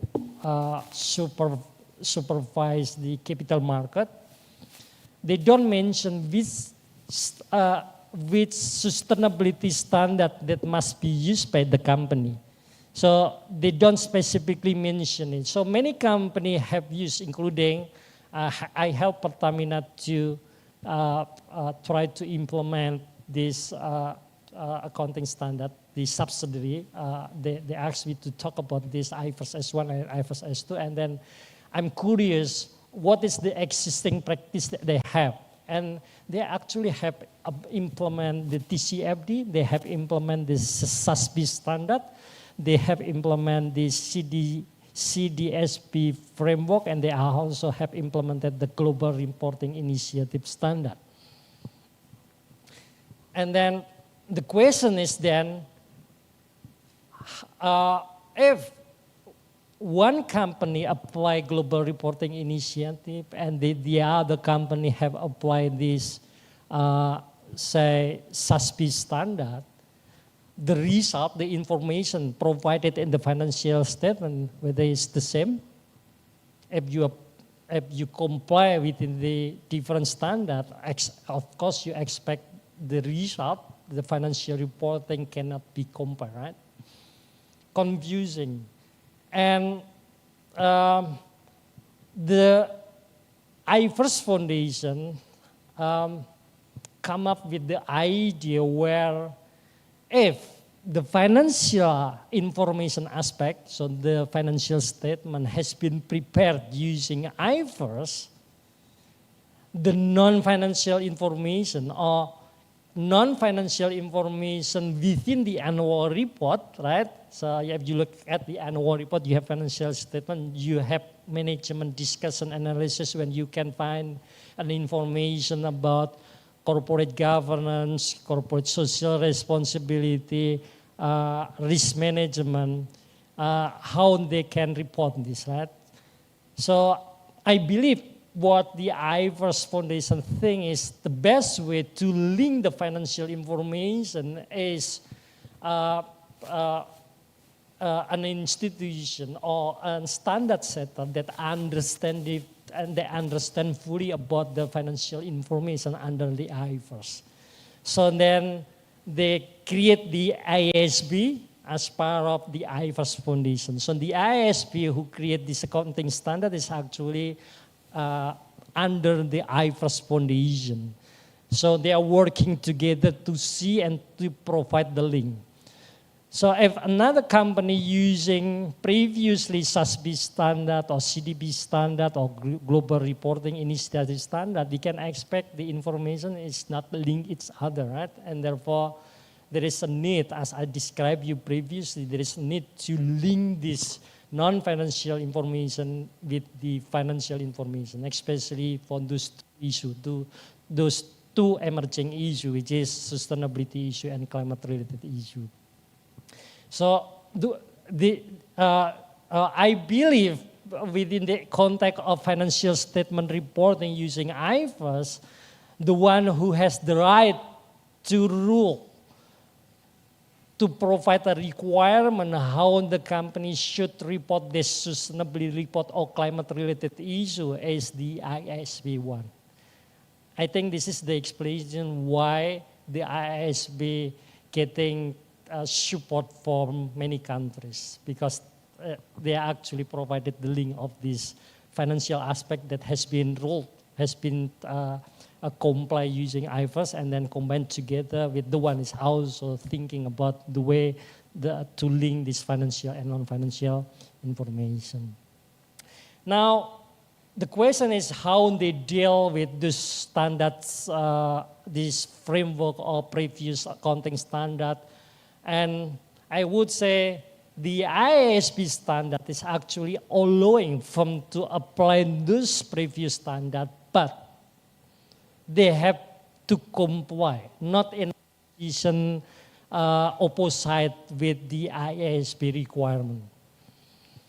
Right? So basically, any company can use it, but you need to also consider. The main one is the ISSB standard. This IFRS S1 and the IFRS S2. So if you look at the standard, then, for example, SASB standard provide matrix and target for more than 60 industry. It is impossible actually for IASB to also providing rules within the context to so many industry. It has been developed by SASB. So they open the opportunity for the company to link. Whenever they have done it with the SASB standard, they just then link it with the requirement within the context of ISSB standard. So within the idea, then many other standard setting agree to make this to become one. So in the literature, they mention it as comprehensive report. They mention it as integrated report because it is an integration between IASB standard with all those other standards that ruling climate-related issue or sustainability issue together.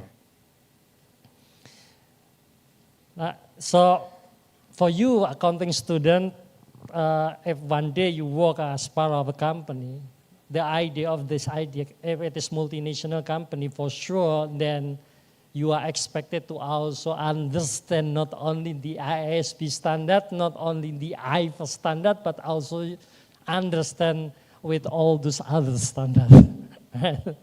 Right? So challenging for you, the accounting students, challenging for you in the current situation.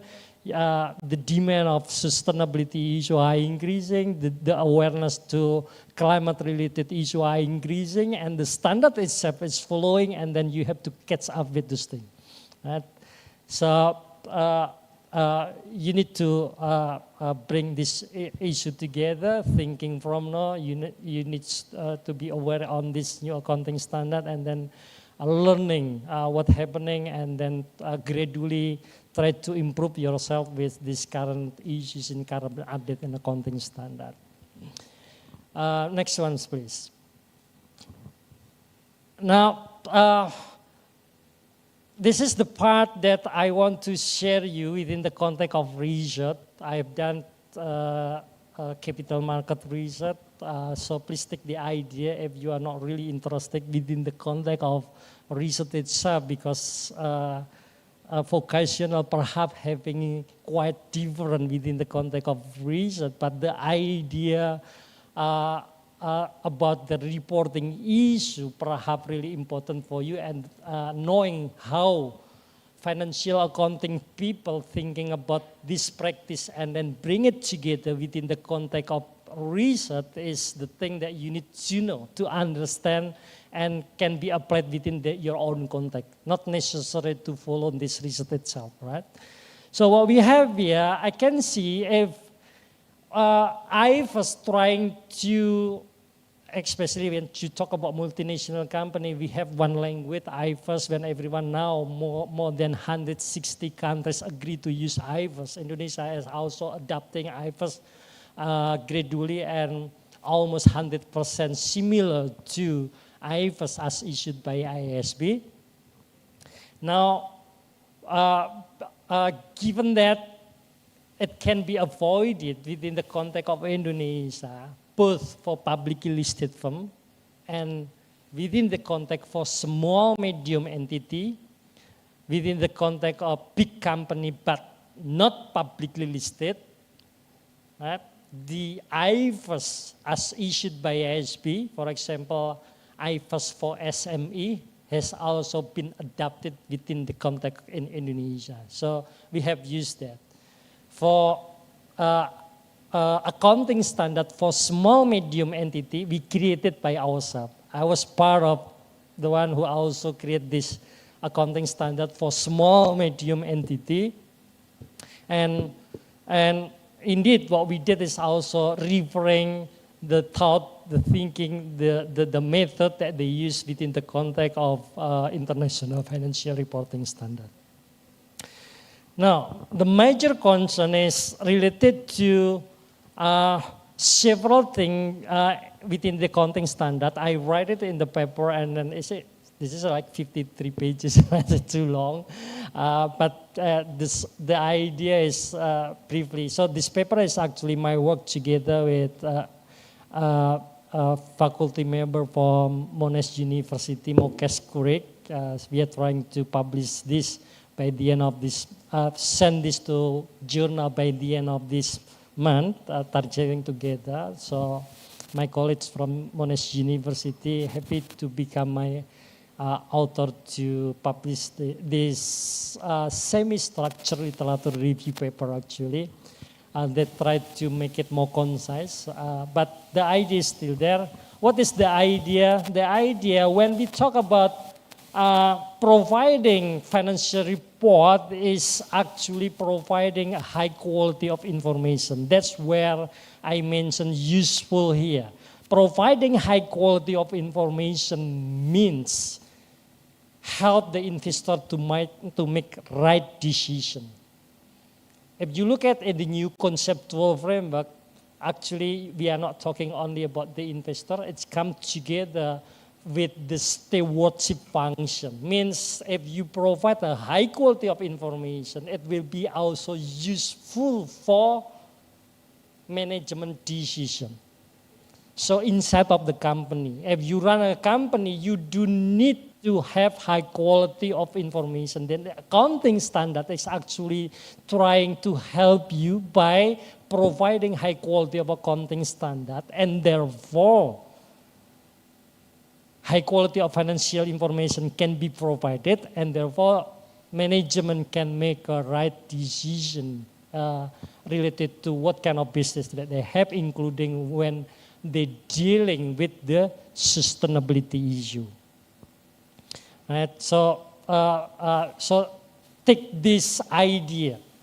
Although this is the presentation now starting talking about the reason, but the idea of high quality of information on the decisionful usefulness framework is actually really important to you to understand. So we are as accountant, we are as a business practitioner, or me at least as a CFO of the university-based hospital, I really concerned about providing high quality of information, and therefore indeed happy to any new accounting standard to look at and how we can apply it within the context trying to provide a high quality of information to make a right decision. Not within, it can be, it's not always within the context of capital market. It can also within the context of running business entity. My concern related to this new accounting standard is actually reflecting in the discussion in my paper.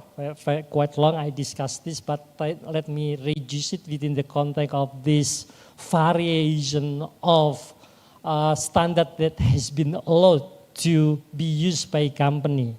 If we look at the financial accounting framework, we have a definition, detailed definition, how the characteristic qualitative of financial information has been defined. It has to be relevant, it has to be faithful representation, and you have also the secondary quality of financial information where the comparability issue has been addressed, when the understandability, timeliness, etc. So if we see in this new accounting standard, I actually quite worry with two things, because this is a disclosure. I understand disclosure has been used because the measurement issue, when you need to measure all the climate-related issue strategy, if it is adopted by the company, it will be very expensive if they have to measure it and report it. And therefore, qualitative is kind of intermediary solution, like what we have in the insurance company. And the new accounting standard in the insurance company, IFRS 117, they talk about previously IFRS 4, where any company can disclose the way they measure, they recognize the revenue without thinking this recognition is actually using right methodology. But once they have the new methodology that can be used to measure reliably using general measurement model, they mentioned that in the standard, then the new requirement has been issued and then provide complete figure of an accounting standard where they are talking about measurement, recognition, presentation, and disclosure, not just the disclosure. This IFRS is just disclosure. And when the company need to disclose strategy, governance, risk and opportunity, matrix and target, I believe this, every company has their own strategy, right? If they have their own strategy, they're gonna disclose something that might not similar for one company to the other company. If we bring this back into the context of qualitative characteristic of financial information that must be provided by the company, we have the problem of the comparability. Doesn't really fit within the context of comparability. Especially when they also required from, if they cannot measure it, if they cannot take one measure within the context matrix and target, they can provide a qualitative information. Then disclosure overload to become a problem. 2 days ago, I'm curious whether European company has really applied this accounting standard, and I found Shell and then Unilever has discussed this quantitatively. And then the information are so many, and it's not an easy one for everyone to understand this, right? So overload is another issue that perhaps we as academicians has a concern. Or investor, I believe, if they think this new information provided to them is overloaded, then they're gonna have, they're gonna complain. As what we have now in the IFRS 118, it also will be applied in 1st January 2027, changing the face of comprehensive report, changing the face of statement of the income statement. Right? The face of income statement will be replaced, so IFRS 1 will be replaced with the new IFRS 118. Why? Because the investor is complaining when they look at the financial, the company income statement, the information provided has been provided differently. One company using EBIT, the other company using EBITDA, the other company using another performance measurement, management performance measure. And then Some of the company provide reconciliation, some other company provide unusual information, but not the other. So there are a lot of variation. Then comparability should become something that has been addressed by the investor. As a result, the standard setter need to revise this new accounting standard. We haven't got evidence whether the investor really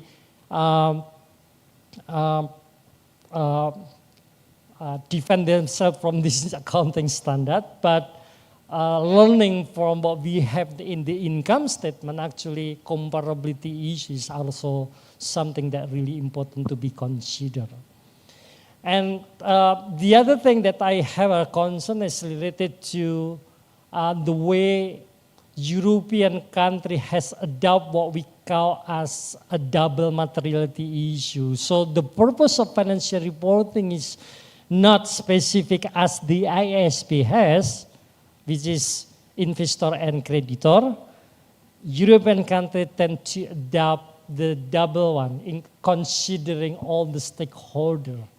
So the level of information provided, if you just provide an information from the investor, it will be different if you provide the information to the other stakeholders. Yeah. One information may be really important to make decision by one stakeholder, but not the other stakeholder. This can create another complexity. So then the question to myself, try to criticize this accounting standard from the perspective of myself. I'm asking whether this new accounting standard dealing with the sustainability issue, dealing with the climate-related issues, actually lowering the quality, lowering the usefulness of financial information provided within the accounting, within the financial statement, or within the sustainability report. Because the one that I have just explained to you, we have so many problems with this basic, right? The basic for the preparation of financial information or sustainability information. So my question would be like whether this variation disclosure practice reduce the comparability quality of financial reporting and thus lowering the usefulness of. I put it here 20F because within the context of our study is using 20F report. We aiming the annual report of multinational company, and the data that we can be collect easily is actually from the cross-listed firm where the report has been mentioned as 20F report. But the idea is relevant whether the quality of information, right, the usefulness of annual report will be decreasing because of this new accounting standard instead of increasing. The aim, the objective is to provide more useful information, but considering, criticizing the way the content of this accounting standard, I'm afraid that it's actually tracking down the quality of information provided to the investor or to the stakeholders if you read it within the context of European countries. And then secondly, the connectivity requires a greater disclosure.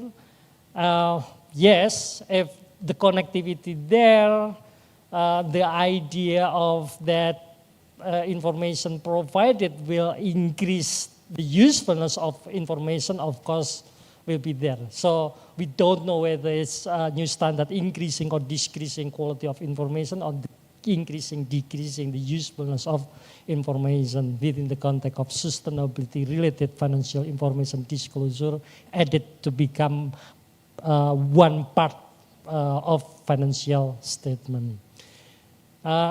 Within this context, I bring it into the research idea.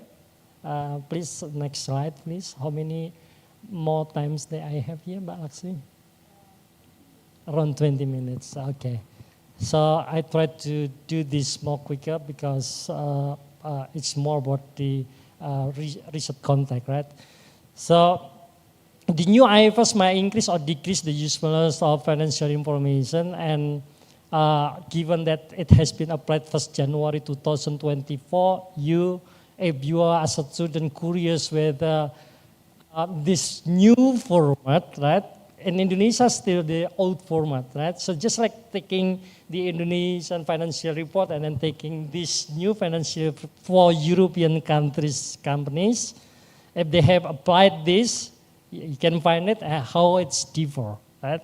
This is good thing for you, right? It's good thing for you to see the current best practice in reporting. But once again, I want to say to you, this is the current best practice within context of reporting.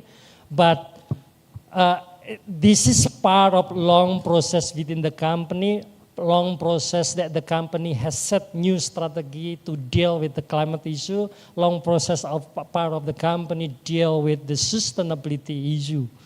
You can learn from the information and then thinking whether really sustainability issue must be addressed. Because many of us questioning, do we need to deal with this sustainability issue? It's really challenging because when we invited a consultant to help us to build 14 level building for our academic hospital, I invite the consultant and then ask them, please, this is the era of sustainability, make it a green building. I asked them to make the green building. And then how much the cost for this conventional building? They mentioned it, 500 billion. But 1 month later, after they redesigned it for us within using the concept of green hospital, and then come back with double. So 1 trillion, right? So do we have that money? No. Our ability to build new buildings is only with this 500 million rupiah. Wow, 1 trillion. No, sorry, rupiah. Oh, okay, all right. No, Australian yeah. dollar. It's in Indonesia. Here. So it's also a big amount in Yes, rupiah. still a big amount. Wow. And That's a big project. surprisingly, when we concerned about the sustainability issue, the answer from the consultant, the price to build that new building is double. So, understand what I mean? So we are thinking, dealing with sustainability issue actually a lot of money involved, right? It is part of long-term strategy, yes, but we do need to deal with short-term strategy, right? We need to manage our cash flow, right? We need to make our operation, day-to-day operating activity has a surplus to make sure that we will be able to finance this new building. From the calculation, no, it doesn't work, right? So we decided not to build a green building, but we start to still, as I mentioned previously, to make some kind of innovation. One of the innovation recently that we have and society really appreciate to us is that when you come to our hospital, they will serve you. You until finish, and then you can go home. They will never ask you the payment. Not pay anything. Not pay anything, but then we send them 1 day later, 2 days later, the billing. Okay. We develop the trust. Within the strategy, why are we doing this strategy? It's a lot of pressure when we're doing sustainability things, sustainability in operating activity, and we are thinking, hospital, you have so much human resources. You need to invest in the newest technology of medical equipment, right? And therefore, you need to, every part of operating activity must be so efficient. And with this strategy, actually, we can remove 12 cashier, 12 cashier. Efficiency. Yeah, so we don't have cashier in our hospital. So it will be sent by administrative people, and then they send it, and then they pay everything through virtual account, right? We use virtual account. So But what we think here is actually developing trust is becoming more efficient, and then once again, efficient and human resources, efficient of using computer because you don't like deal with 10 computers together, with 10 people together fishing.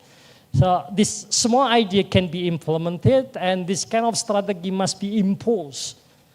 If you don't do this, then when the standard has been required mandatorily, you won't be able to report anything, right?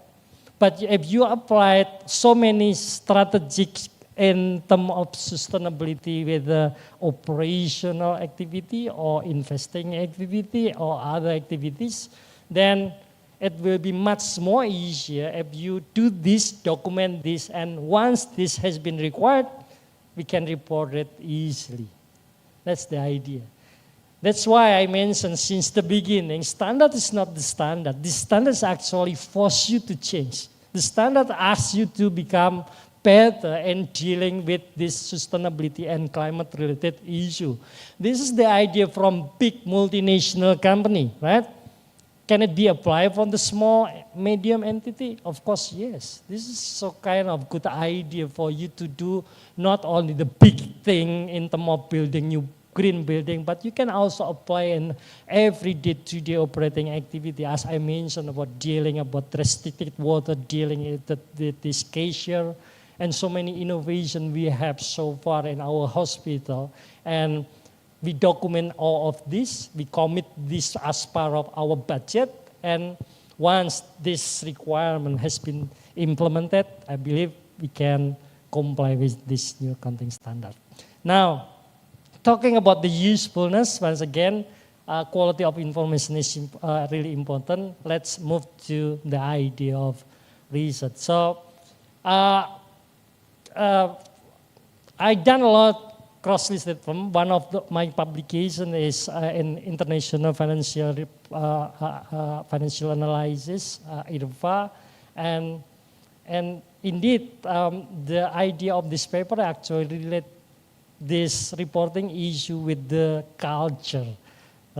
There's two keynote speakers talk about culture and religiosity.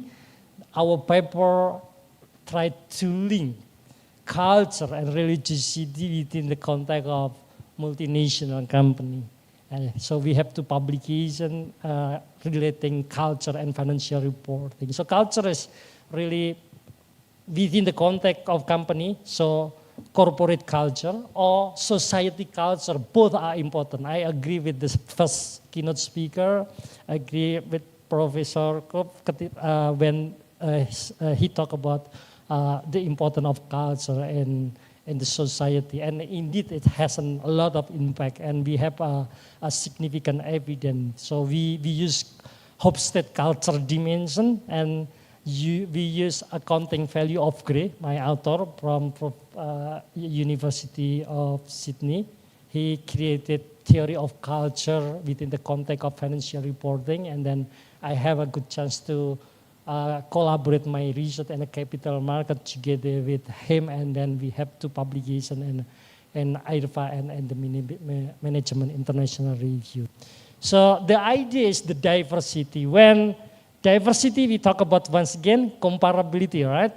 The comparability issue. And if we see the prior study, we learn from prior study, there are so many countries have their own accounting standard, and then coming with the IFRS. So I did my PhD dissertation, tried to see where the convergent accounting standard decrease the usefulness of 20F report, the annual report of cross-listed firm publicly listed in the US, and then the usefulness of this report is decreasing because every company have used IFRS. So we learn from this literature, and then try to create new research question to be implemented within the context of future studies, right? I try to do this quickly, so 10 minutes. 10 minutes left, so less than 10 minutes. Next, please. So several conclusions from the past that really benefit us underlying idea for the next research or a view for the vocational student accounting or business. Perhaps the idea of, once again, quality of financial reporting is really important and we have to measure it, right? That's the idea for you. But if you want to bring it to see the whole literature talking about in the financial reporting, mostly about talking about this and considering diversity globally, then the setting of 20 report is the best one in my own opinion. So what has been documented in the literature, we can see in the literature saying the larger market reaction is an evidence that investors have used the information to make decision. Right?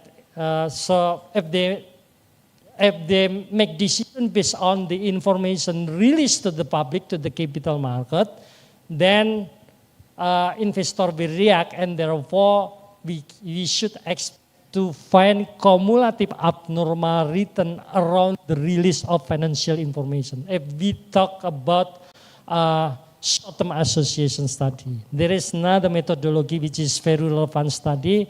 There will be a long-term association between financial information to the price or return.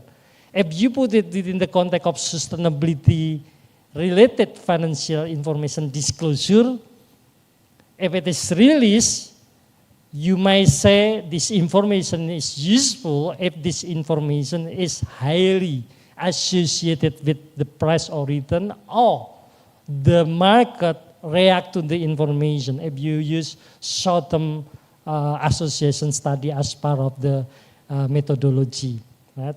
So just from the perspective of the evidence, but for you, the important one, once again, thinking about try to get high quality of financial information for your own business later on, or when you work for your company, it will be helpful if you can provide high quality of financial information and you use it for management decision or financing activities. And then the way we read in the literature is by looking at the significant difference from zero if it is short-term association study, or if using long-term association study, we can see from the R-square or the coefficient of the information when you regress it with the price or return and the dependent variable, and then financial information disclosure, perhaps within this context of sustainability reporting, put it as control variable, and your tested variable would be disclosure of financial information related to the sustainability issue or climate related issue. So study has documented that strongly, not just one, so many, and that's why I make kind of following the decision usefulness framework, and this is the literature saying about how actually information is really useful or not for the decision making. Next one, please. I summarize around 49 articles divided into two different methodology, and I found some of them provide an evidence useful, mostly actually, and then some of them still questioning. There is another argument that actually information on the context of 20F report is not really useful because the information has been released previously in the home country, and if it is released in the US context, it won't be useful because the information has the level of performance, and if there is no difference, then the information would not be useful for the investor. Next, please. And then there is a big changes in the way regulator, if you can say, within the context of US SEC, they changed the regulation. Once everyone have used IFRS, then they no longer require a reconciliation. So I mentioned in my paper talking about reconciliation has been removed. So I divided these two literature to become prior reconciliation information and after reconciliation information, whether the 20F is useful for the investor, whether the annual report provided by cross-listed multinational company useful for the US investor. So I learned two different literature prior without any changing, and then after changing the 20F record, surprisingly, this is still become very, very interesting area as evident by many paper in the top tier journal also doing this idea of research. Next one, please. So in terms of methodology, this is what I did. I just choose all the ABD, from the ABDC list. It has to be categorized as A star, A, B, or C at the minimum, and within the context of those keyword, useful, market traction, information content, value relevant, from value, stakeholder value together with one of the word using 20F. Next one, please. The result, this is what we have as a result. 5 of publication within the A-star journal, Journal of Accounting and Economics, Contemporary Accounting Research, and Journal of Accounting and Research. 24, and then 24 different journal, and then 2 in accounting review, 5 in car, and then 4 in. So, kind of, I want to inform you, this is kind of a very, very strong in terms of the idea within the context of accounting literature. Next one, please. This is what I want. I make a kind of conclusion from those literature for 49 article.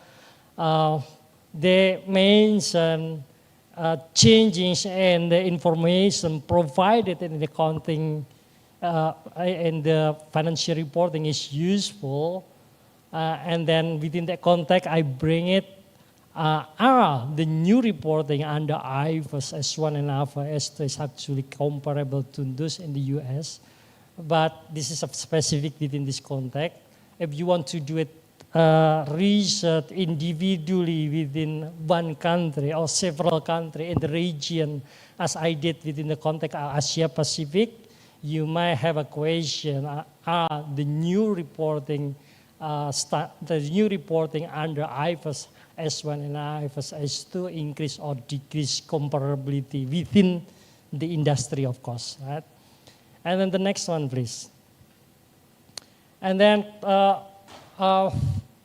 because the financial information will be added together with the sustainability and climate-related disclosure, the question is whether this addition requirement will increase the usefulness of financial information.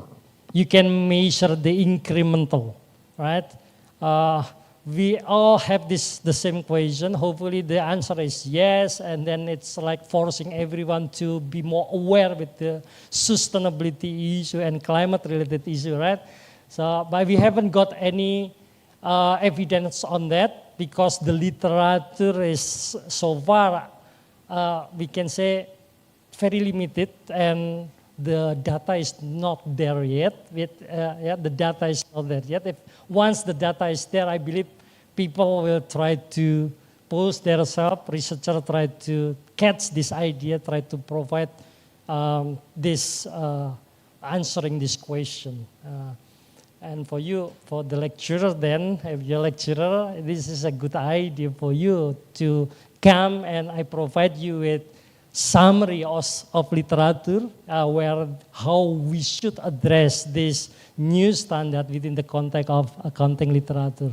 So the basic is there. Please you can use your additional own idea, but all the basic I have provided in my paper.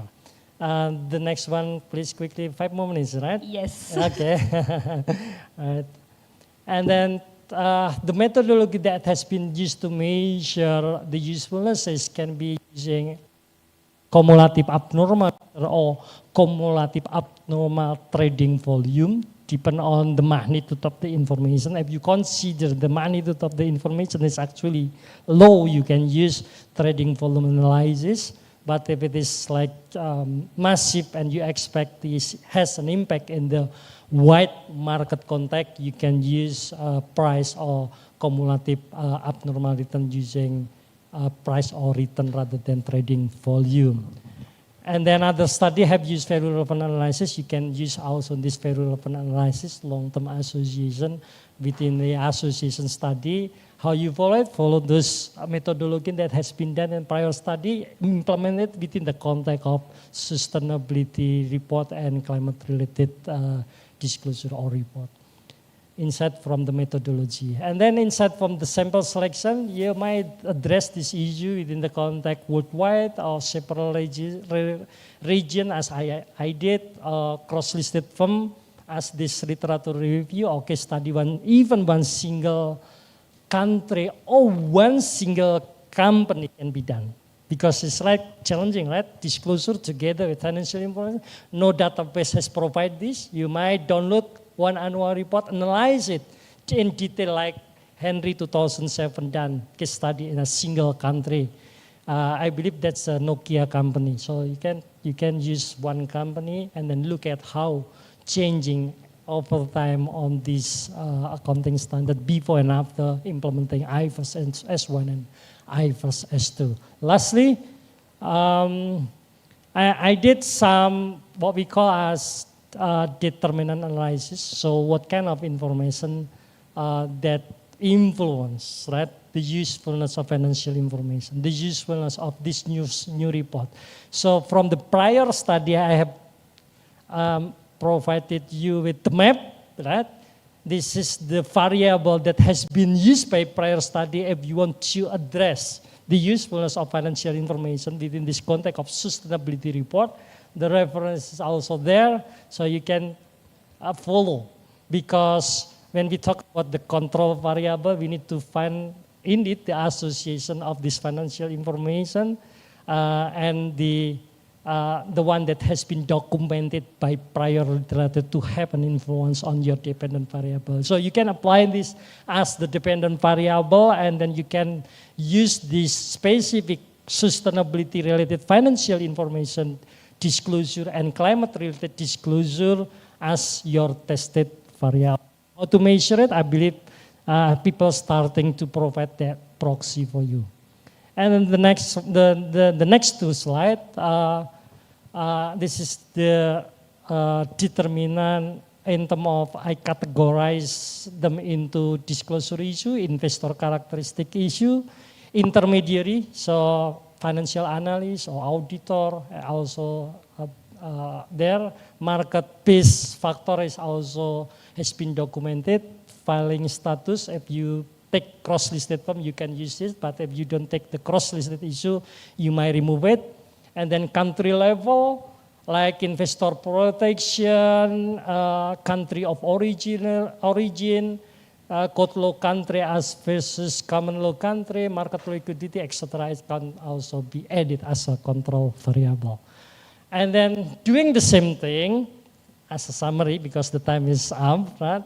As a summary in the next two, please. I did the same thing, but doing it within the context of changing over time. So if you address the changing, use the last 3 slides as reference for you if you are interested to do some research within the context of changing the usefulness of financial information. Thank you so much. I return it back to you, Mbak Laksmi. Hopefully it's beneficial for you. Thank you so much, Pak Singgi. Really insightful presentation, especially for us, the student, because I think this is interesting topic for accounting student, but also for management student as well, because management also need to learning how to read the financial report, right?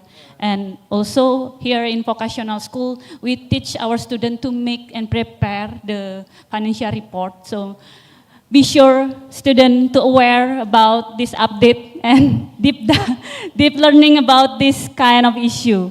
So, okay, we open the Q&A session now. So if you have any question, one of our participants already raised hand. 3 or 2, okay. Yes. Yeah. Thank you for the opportunity, Prof, and thank you for your great presentation for as accounting student. So from the presentation, this new standard seems big focus on big company or multinational company. Many people think that way because of big company have more resource, maybe have more money and technology and others. So my question is, what about the thousands of smaller company in Indonesia? Will this new rule be too expensive or difficult for them follow? Thank you very much. Okay, what's your name, sorry? First, my name is Maulana Zaki Palevi from Tax Accounting Diponegoro University. Okay, Zaki from Tax Accounting Department. Yes. Maybe Bapak directly to answer. Thank you. Yep. Oh, okay, another question? Which one? Before Pak Singgi answer the question. Okay.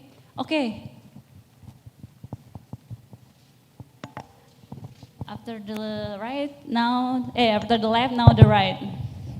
Okay, Assalamualaikum warahmatullahi wabarakatuh. Waalaikumsalam warahmatullahi Pak Singgi, I am Siti Nur Ainidaya and I'm your students before in UGM. You challenge your teacher now. Yes. This is reunion when I'm being his students. This topic is so interesting for me. May I ask one question? As an academics, yes. How can we prepare our students, especially in tax accounting, with capabilities not only to prepare the financial reports, but only have skills to respond the investor demands for sustainability in related information. Okay, thank you. Okay. Ready, Pak? Okay, all right. So first question maybe first from Zaki, Pak. They're asking about how the small medium company maybe in Indonesia. Okay, thank you very much, Mas Zaki, for the question. Indeed, I did involve in developing accounting standard as part of Indonesian accounting standard to set what you call now a small medium entity accounting standard, because in Indonesia we have 4 pillars, right? The first pillar is the full adoption of IFRS that need to be applied by multinational companies that are publicly listed in Indonesia. And then the second one is the adoption of IFRS, where I can say perhaps 96-97% similar to the IFRS, but there are some differences. And then the third one is SAK ETAP, or now we call it as PSAK, entitas privat, for the private entity, not for publicly listed entity, but they are big company. And the last one, but I believe this is the most important one, is accounting standard for small medium entity, where we have more than 55,000 small medium entity, right? Yeah. Now, finishing the development of this accounting standard means you are actually having a good accounting standard because it has been implemented, and if it is implemented, that it will be good for small medium entity. For what? We can say not for the investor because they are not publicly listed, right? But if you join a collaboration, the concept of investor between 2 people or 3 people sharing resources and then similar idea of share and dividend, right, allocation, etc., is actually there. Most importantly, applying this accounting standard means you comply with the requirement as part of regulation, and it's quite guarantee you to have a better quality of financial information and helping you to make a good decision in terms of your stewardship function, or in terms of your dealing with your partner, for example. But more than that, you can actually also taking benefit. This is the thing that perhaps not answering directly to the question, but I'm imagine this is the current technology, the standard is there, and if from this 55 million, half of them, you can facilitate the software they downloaded from your what you call it? Google Scholar? No? No. Application, if you download the application from the Google? Oh, Play Store. Play Store, Yeah. or if it is Apple? App Store. App Store, right? And then download, say they subscribe for 1 month for 1,000 rupiah times 25,000, how much money you can earn from that? Applying the content standard, right? 25 billion, right? Million rupiah. Yeah. It's big. No, I mean, what I'm saying, a big market there. If you offer the accounting application, but beyond of that, if I want to answer your question, if it is talking about big company, the best practice in a big company, if as a small company, you take the idea, not implemented they are all, as I give you an example before for the context of hospital, we can like develop a building with this amount of investment, right? But I take the idea and therefore we done so many innovation thing, right? And it helped us to be more sustained in terms of operating activity, in terms of financing, or in terms of investing. So better for short-term, long-term end. So take the idea, not necessarily applying this accounting standard, but take the idea and therefore this idea help you to create a new innovation to have more sustain and your business activities, right? Okay. So I think that's the idea. Okay, Zaki, do you have maybe any Additional question or regarding answering your question? Pak Singgih answer? Okay? Oh, Okay, enough. Okay, maybe we need to underline, take the idea to implement to get the innovation. Yeah. Okay, second question, Papa. Yes, okay, Mbak From Siti, Ibu thank you. Iin, Bu Iin, Siti. Iin. Bu Siti atau Bu Iin? Bu Iin ya. Bu Iin, makasih. Iin. Bu Iin. One of our best lecturer a here. former student, thank you so much for meeting me here and I'm glad to see you here and part of this vocational Yes, correct, Pak. Diponegoro University. So your about how we can prepare our student for, as you can see here, one example that I really want to also address when you talk about tax, right? Why the sustainability issue need to become part of this company's strategy, and one of the things is related to the tax issues, right? You, for example, if you have your electricity car, you will pay tax lower rather than if you your conventional car, right? So the sustainability aspect is one of the considerations actually from the tax issues, right? Because government has a lot of made a lot of decisions to endorse this climate-related issue and sustainability issue by providing policy, including tax policy. Perhaps because you are dealing with this current environment, you need to look at the rules, regulation that in Indonesia specifically dealing with this tax discretion or easiness that can be gained from government's tax policy, right? And then part of the company's strategic thing to be implemented in the company. We are motivated to have kind of strategic thing because one of the motivation because of the tax, right? So you need to find tax related issue where we deal with this sustainability and climate, right? Tax incentive from climate perspective, tax incentive from sustainability perspective, I believe will be released and has been released by the government a lot. So they need to study there.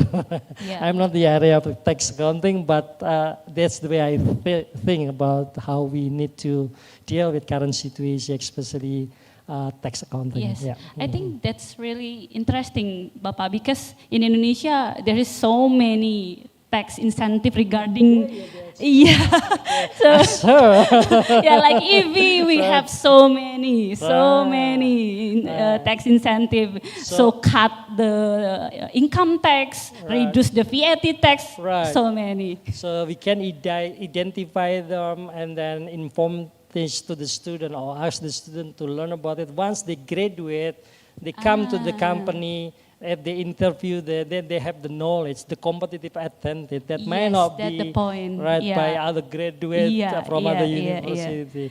At Gajah Mada, there is no much people, many lecturers that really understand the tech, only one or two. So if you have a lot of years, so just develop that. Okay, all right. To fit the That's market, our homework. right? Yeah. That's our homework. Right, fit the market with the expert from your graduates. Right? Yes, thank you, Bapak.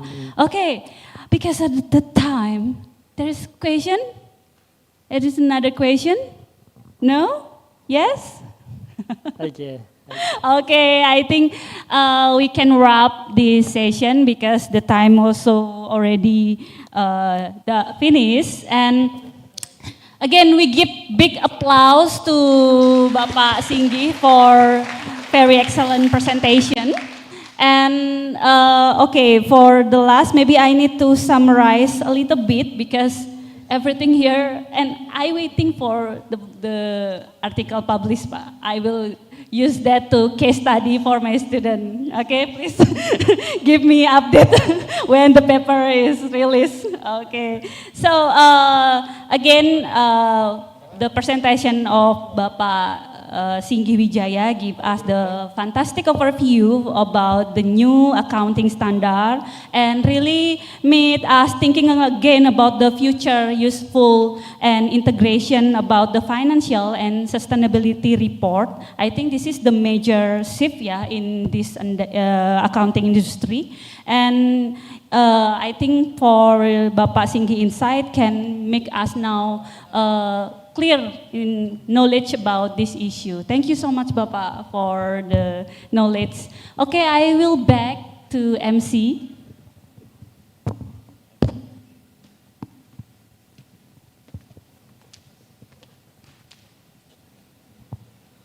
Many thanks to Ibu Laksmi for making this last keynote session both informative and enjoyable. But before you leave the stage, we would like to invite both of you for a documentation session. And note that there will be an awarding token of appreciation to Professor Piyush Sharma and Professor Singgi Wijaya that will be presented by Ibu Stasia Refinement. Please come to the stage.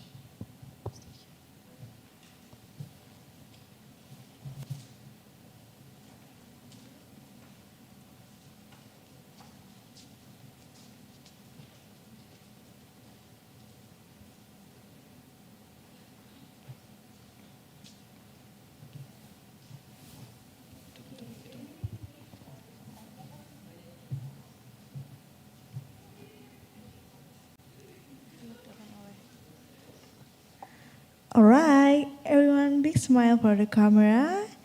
In 3, 2, 1. Once again. In 3, 2, 1. Okay.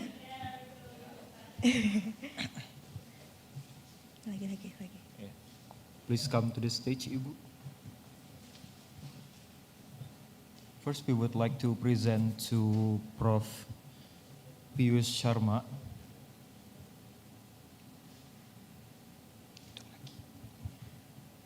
Okay, big smile for the camera. In 3, 2, 1. Once again, in 3, 2, 1. Okay, perfect. Thank you, Professor Piyush Sharma. And then we move on to Professor Singgi Wijaya. Oh, okay. Okay, in 3, 2, 1. And once again, in 3, 2, 1. Okay.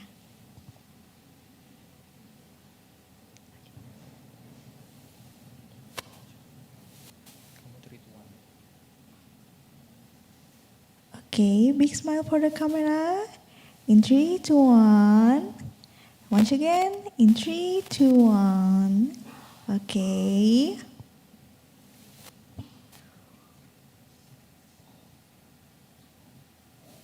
One more. Big smile for the camera. In 3, 2, 1.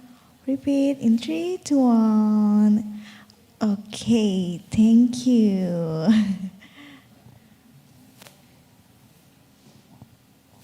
Everyone, please give your biggest applause to our distinguished speakers for today's session. What an incredible journey of learning and inspiration we had together today.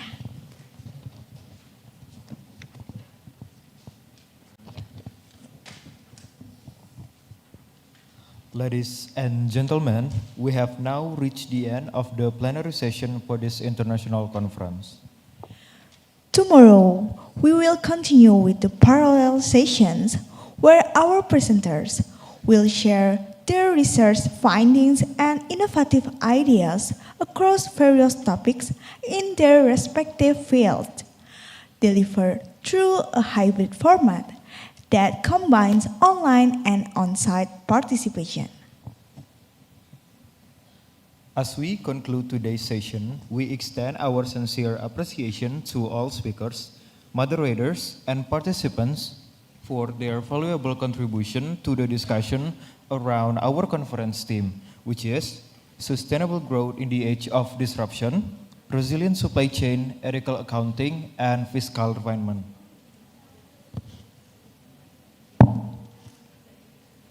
Okay, everyone, before we officially close today's program, we would like to kindly remind everyone to take this opportunity to network and connect with fellow participants.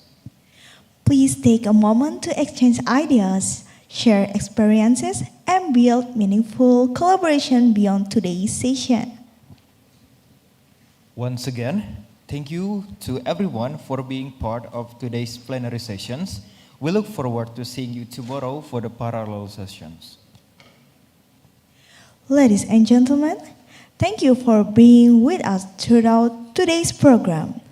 Have a wonderful evening and see you tomorrow for another inspiring day of ICOBLAST 2025.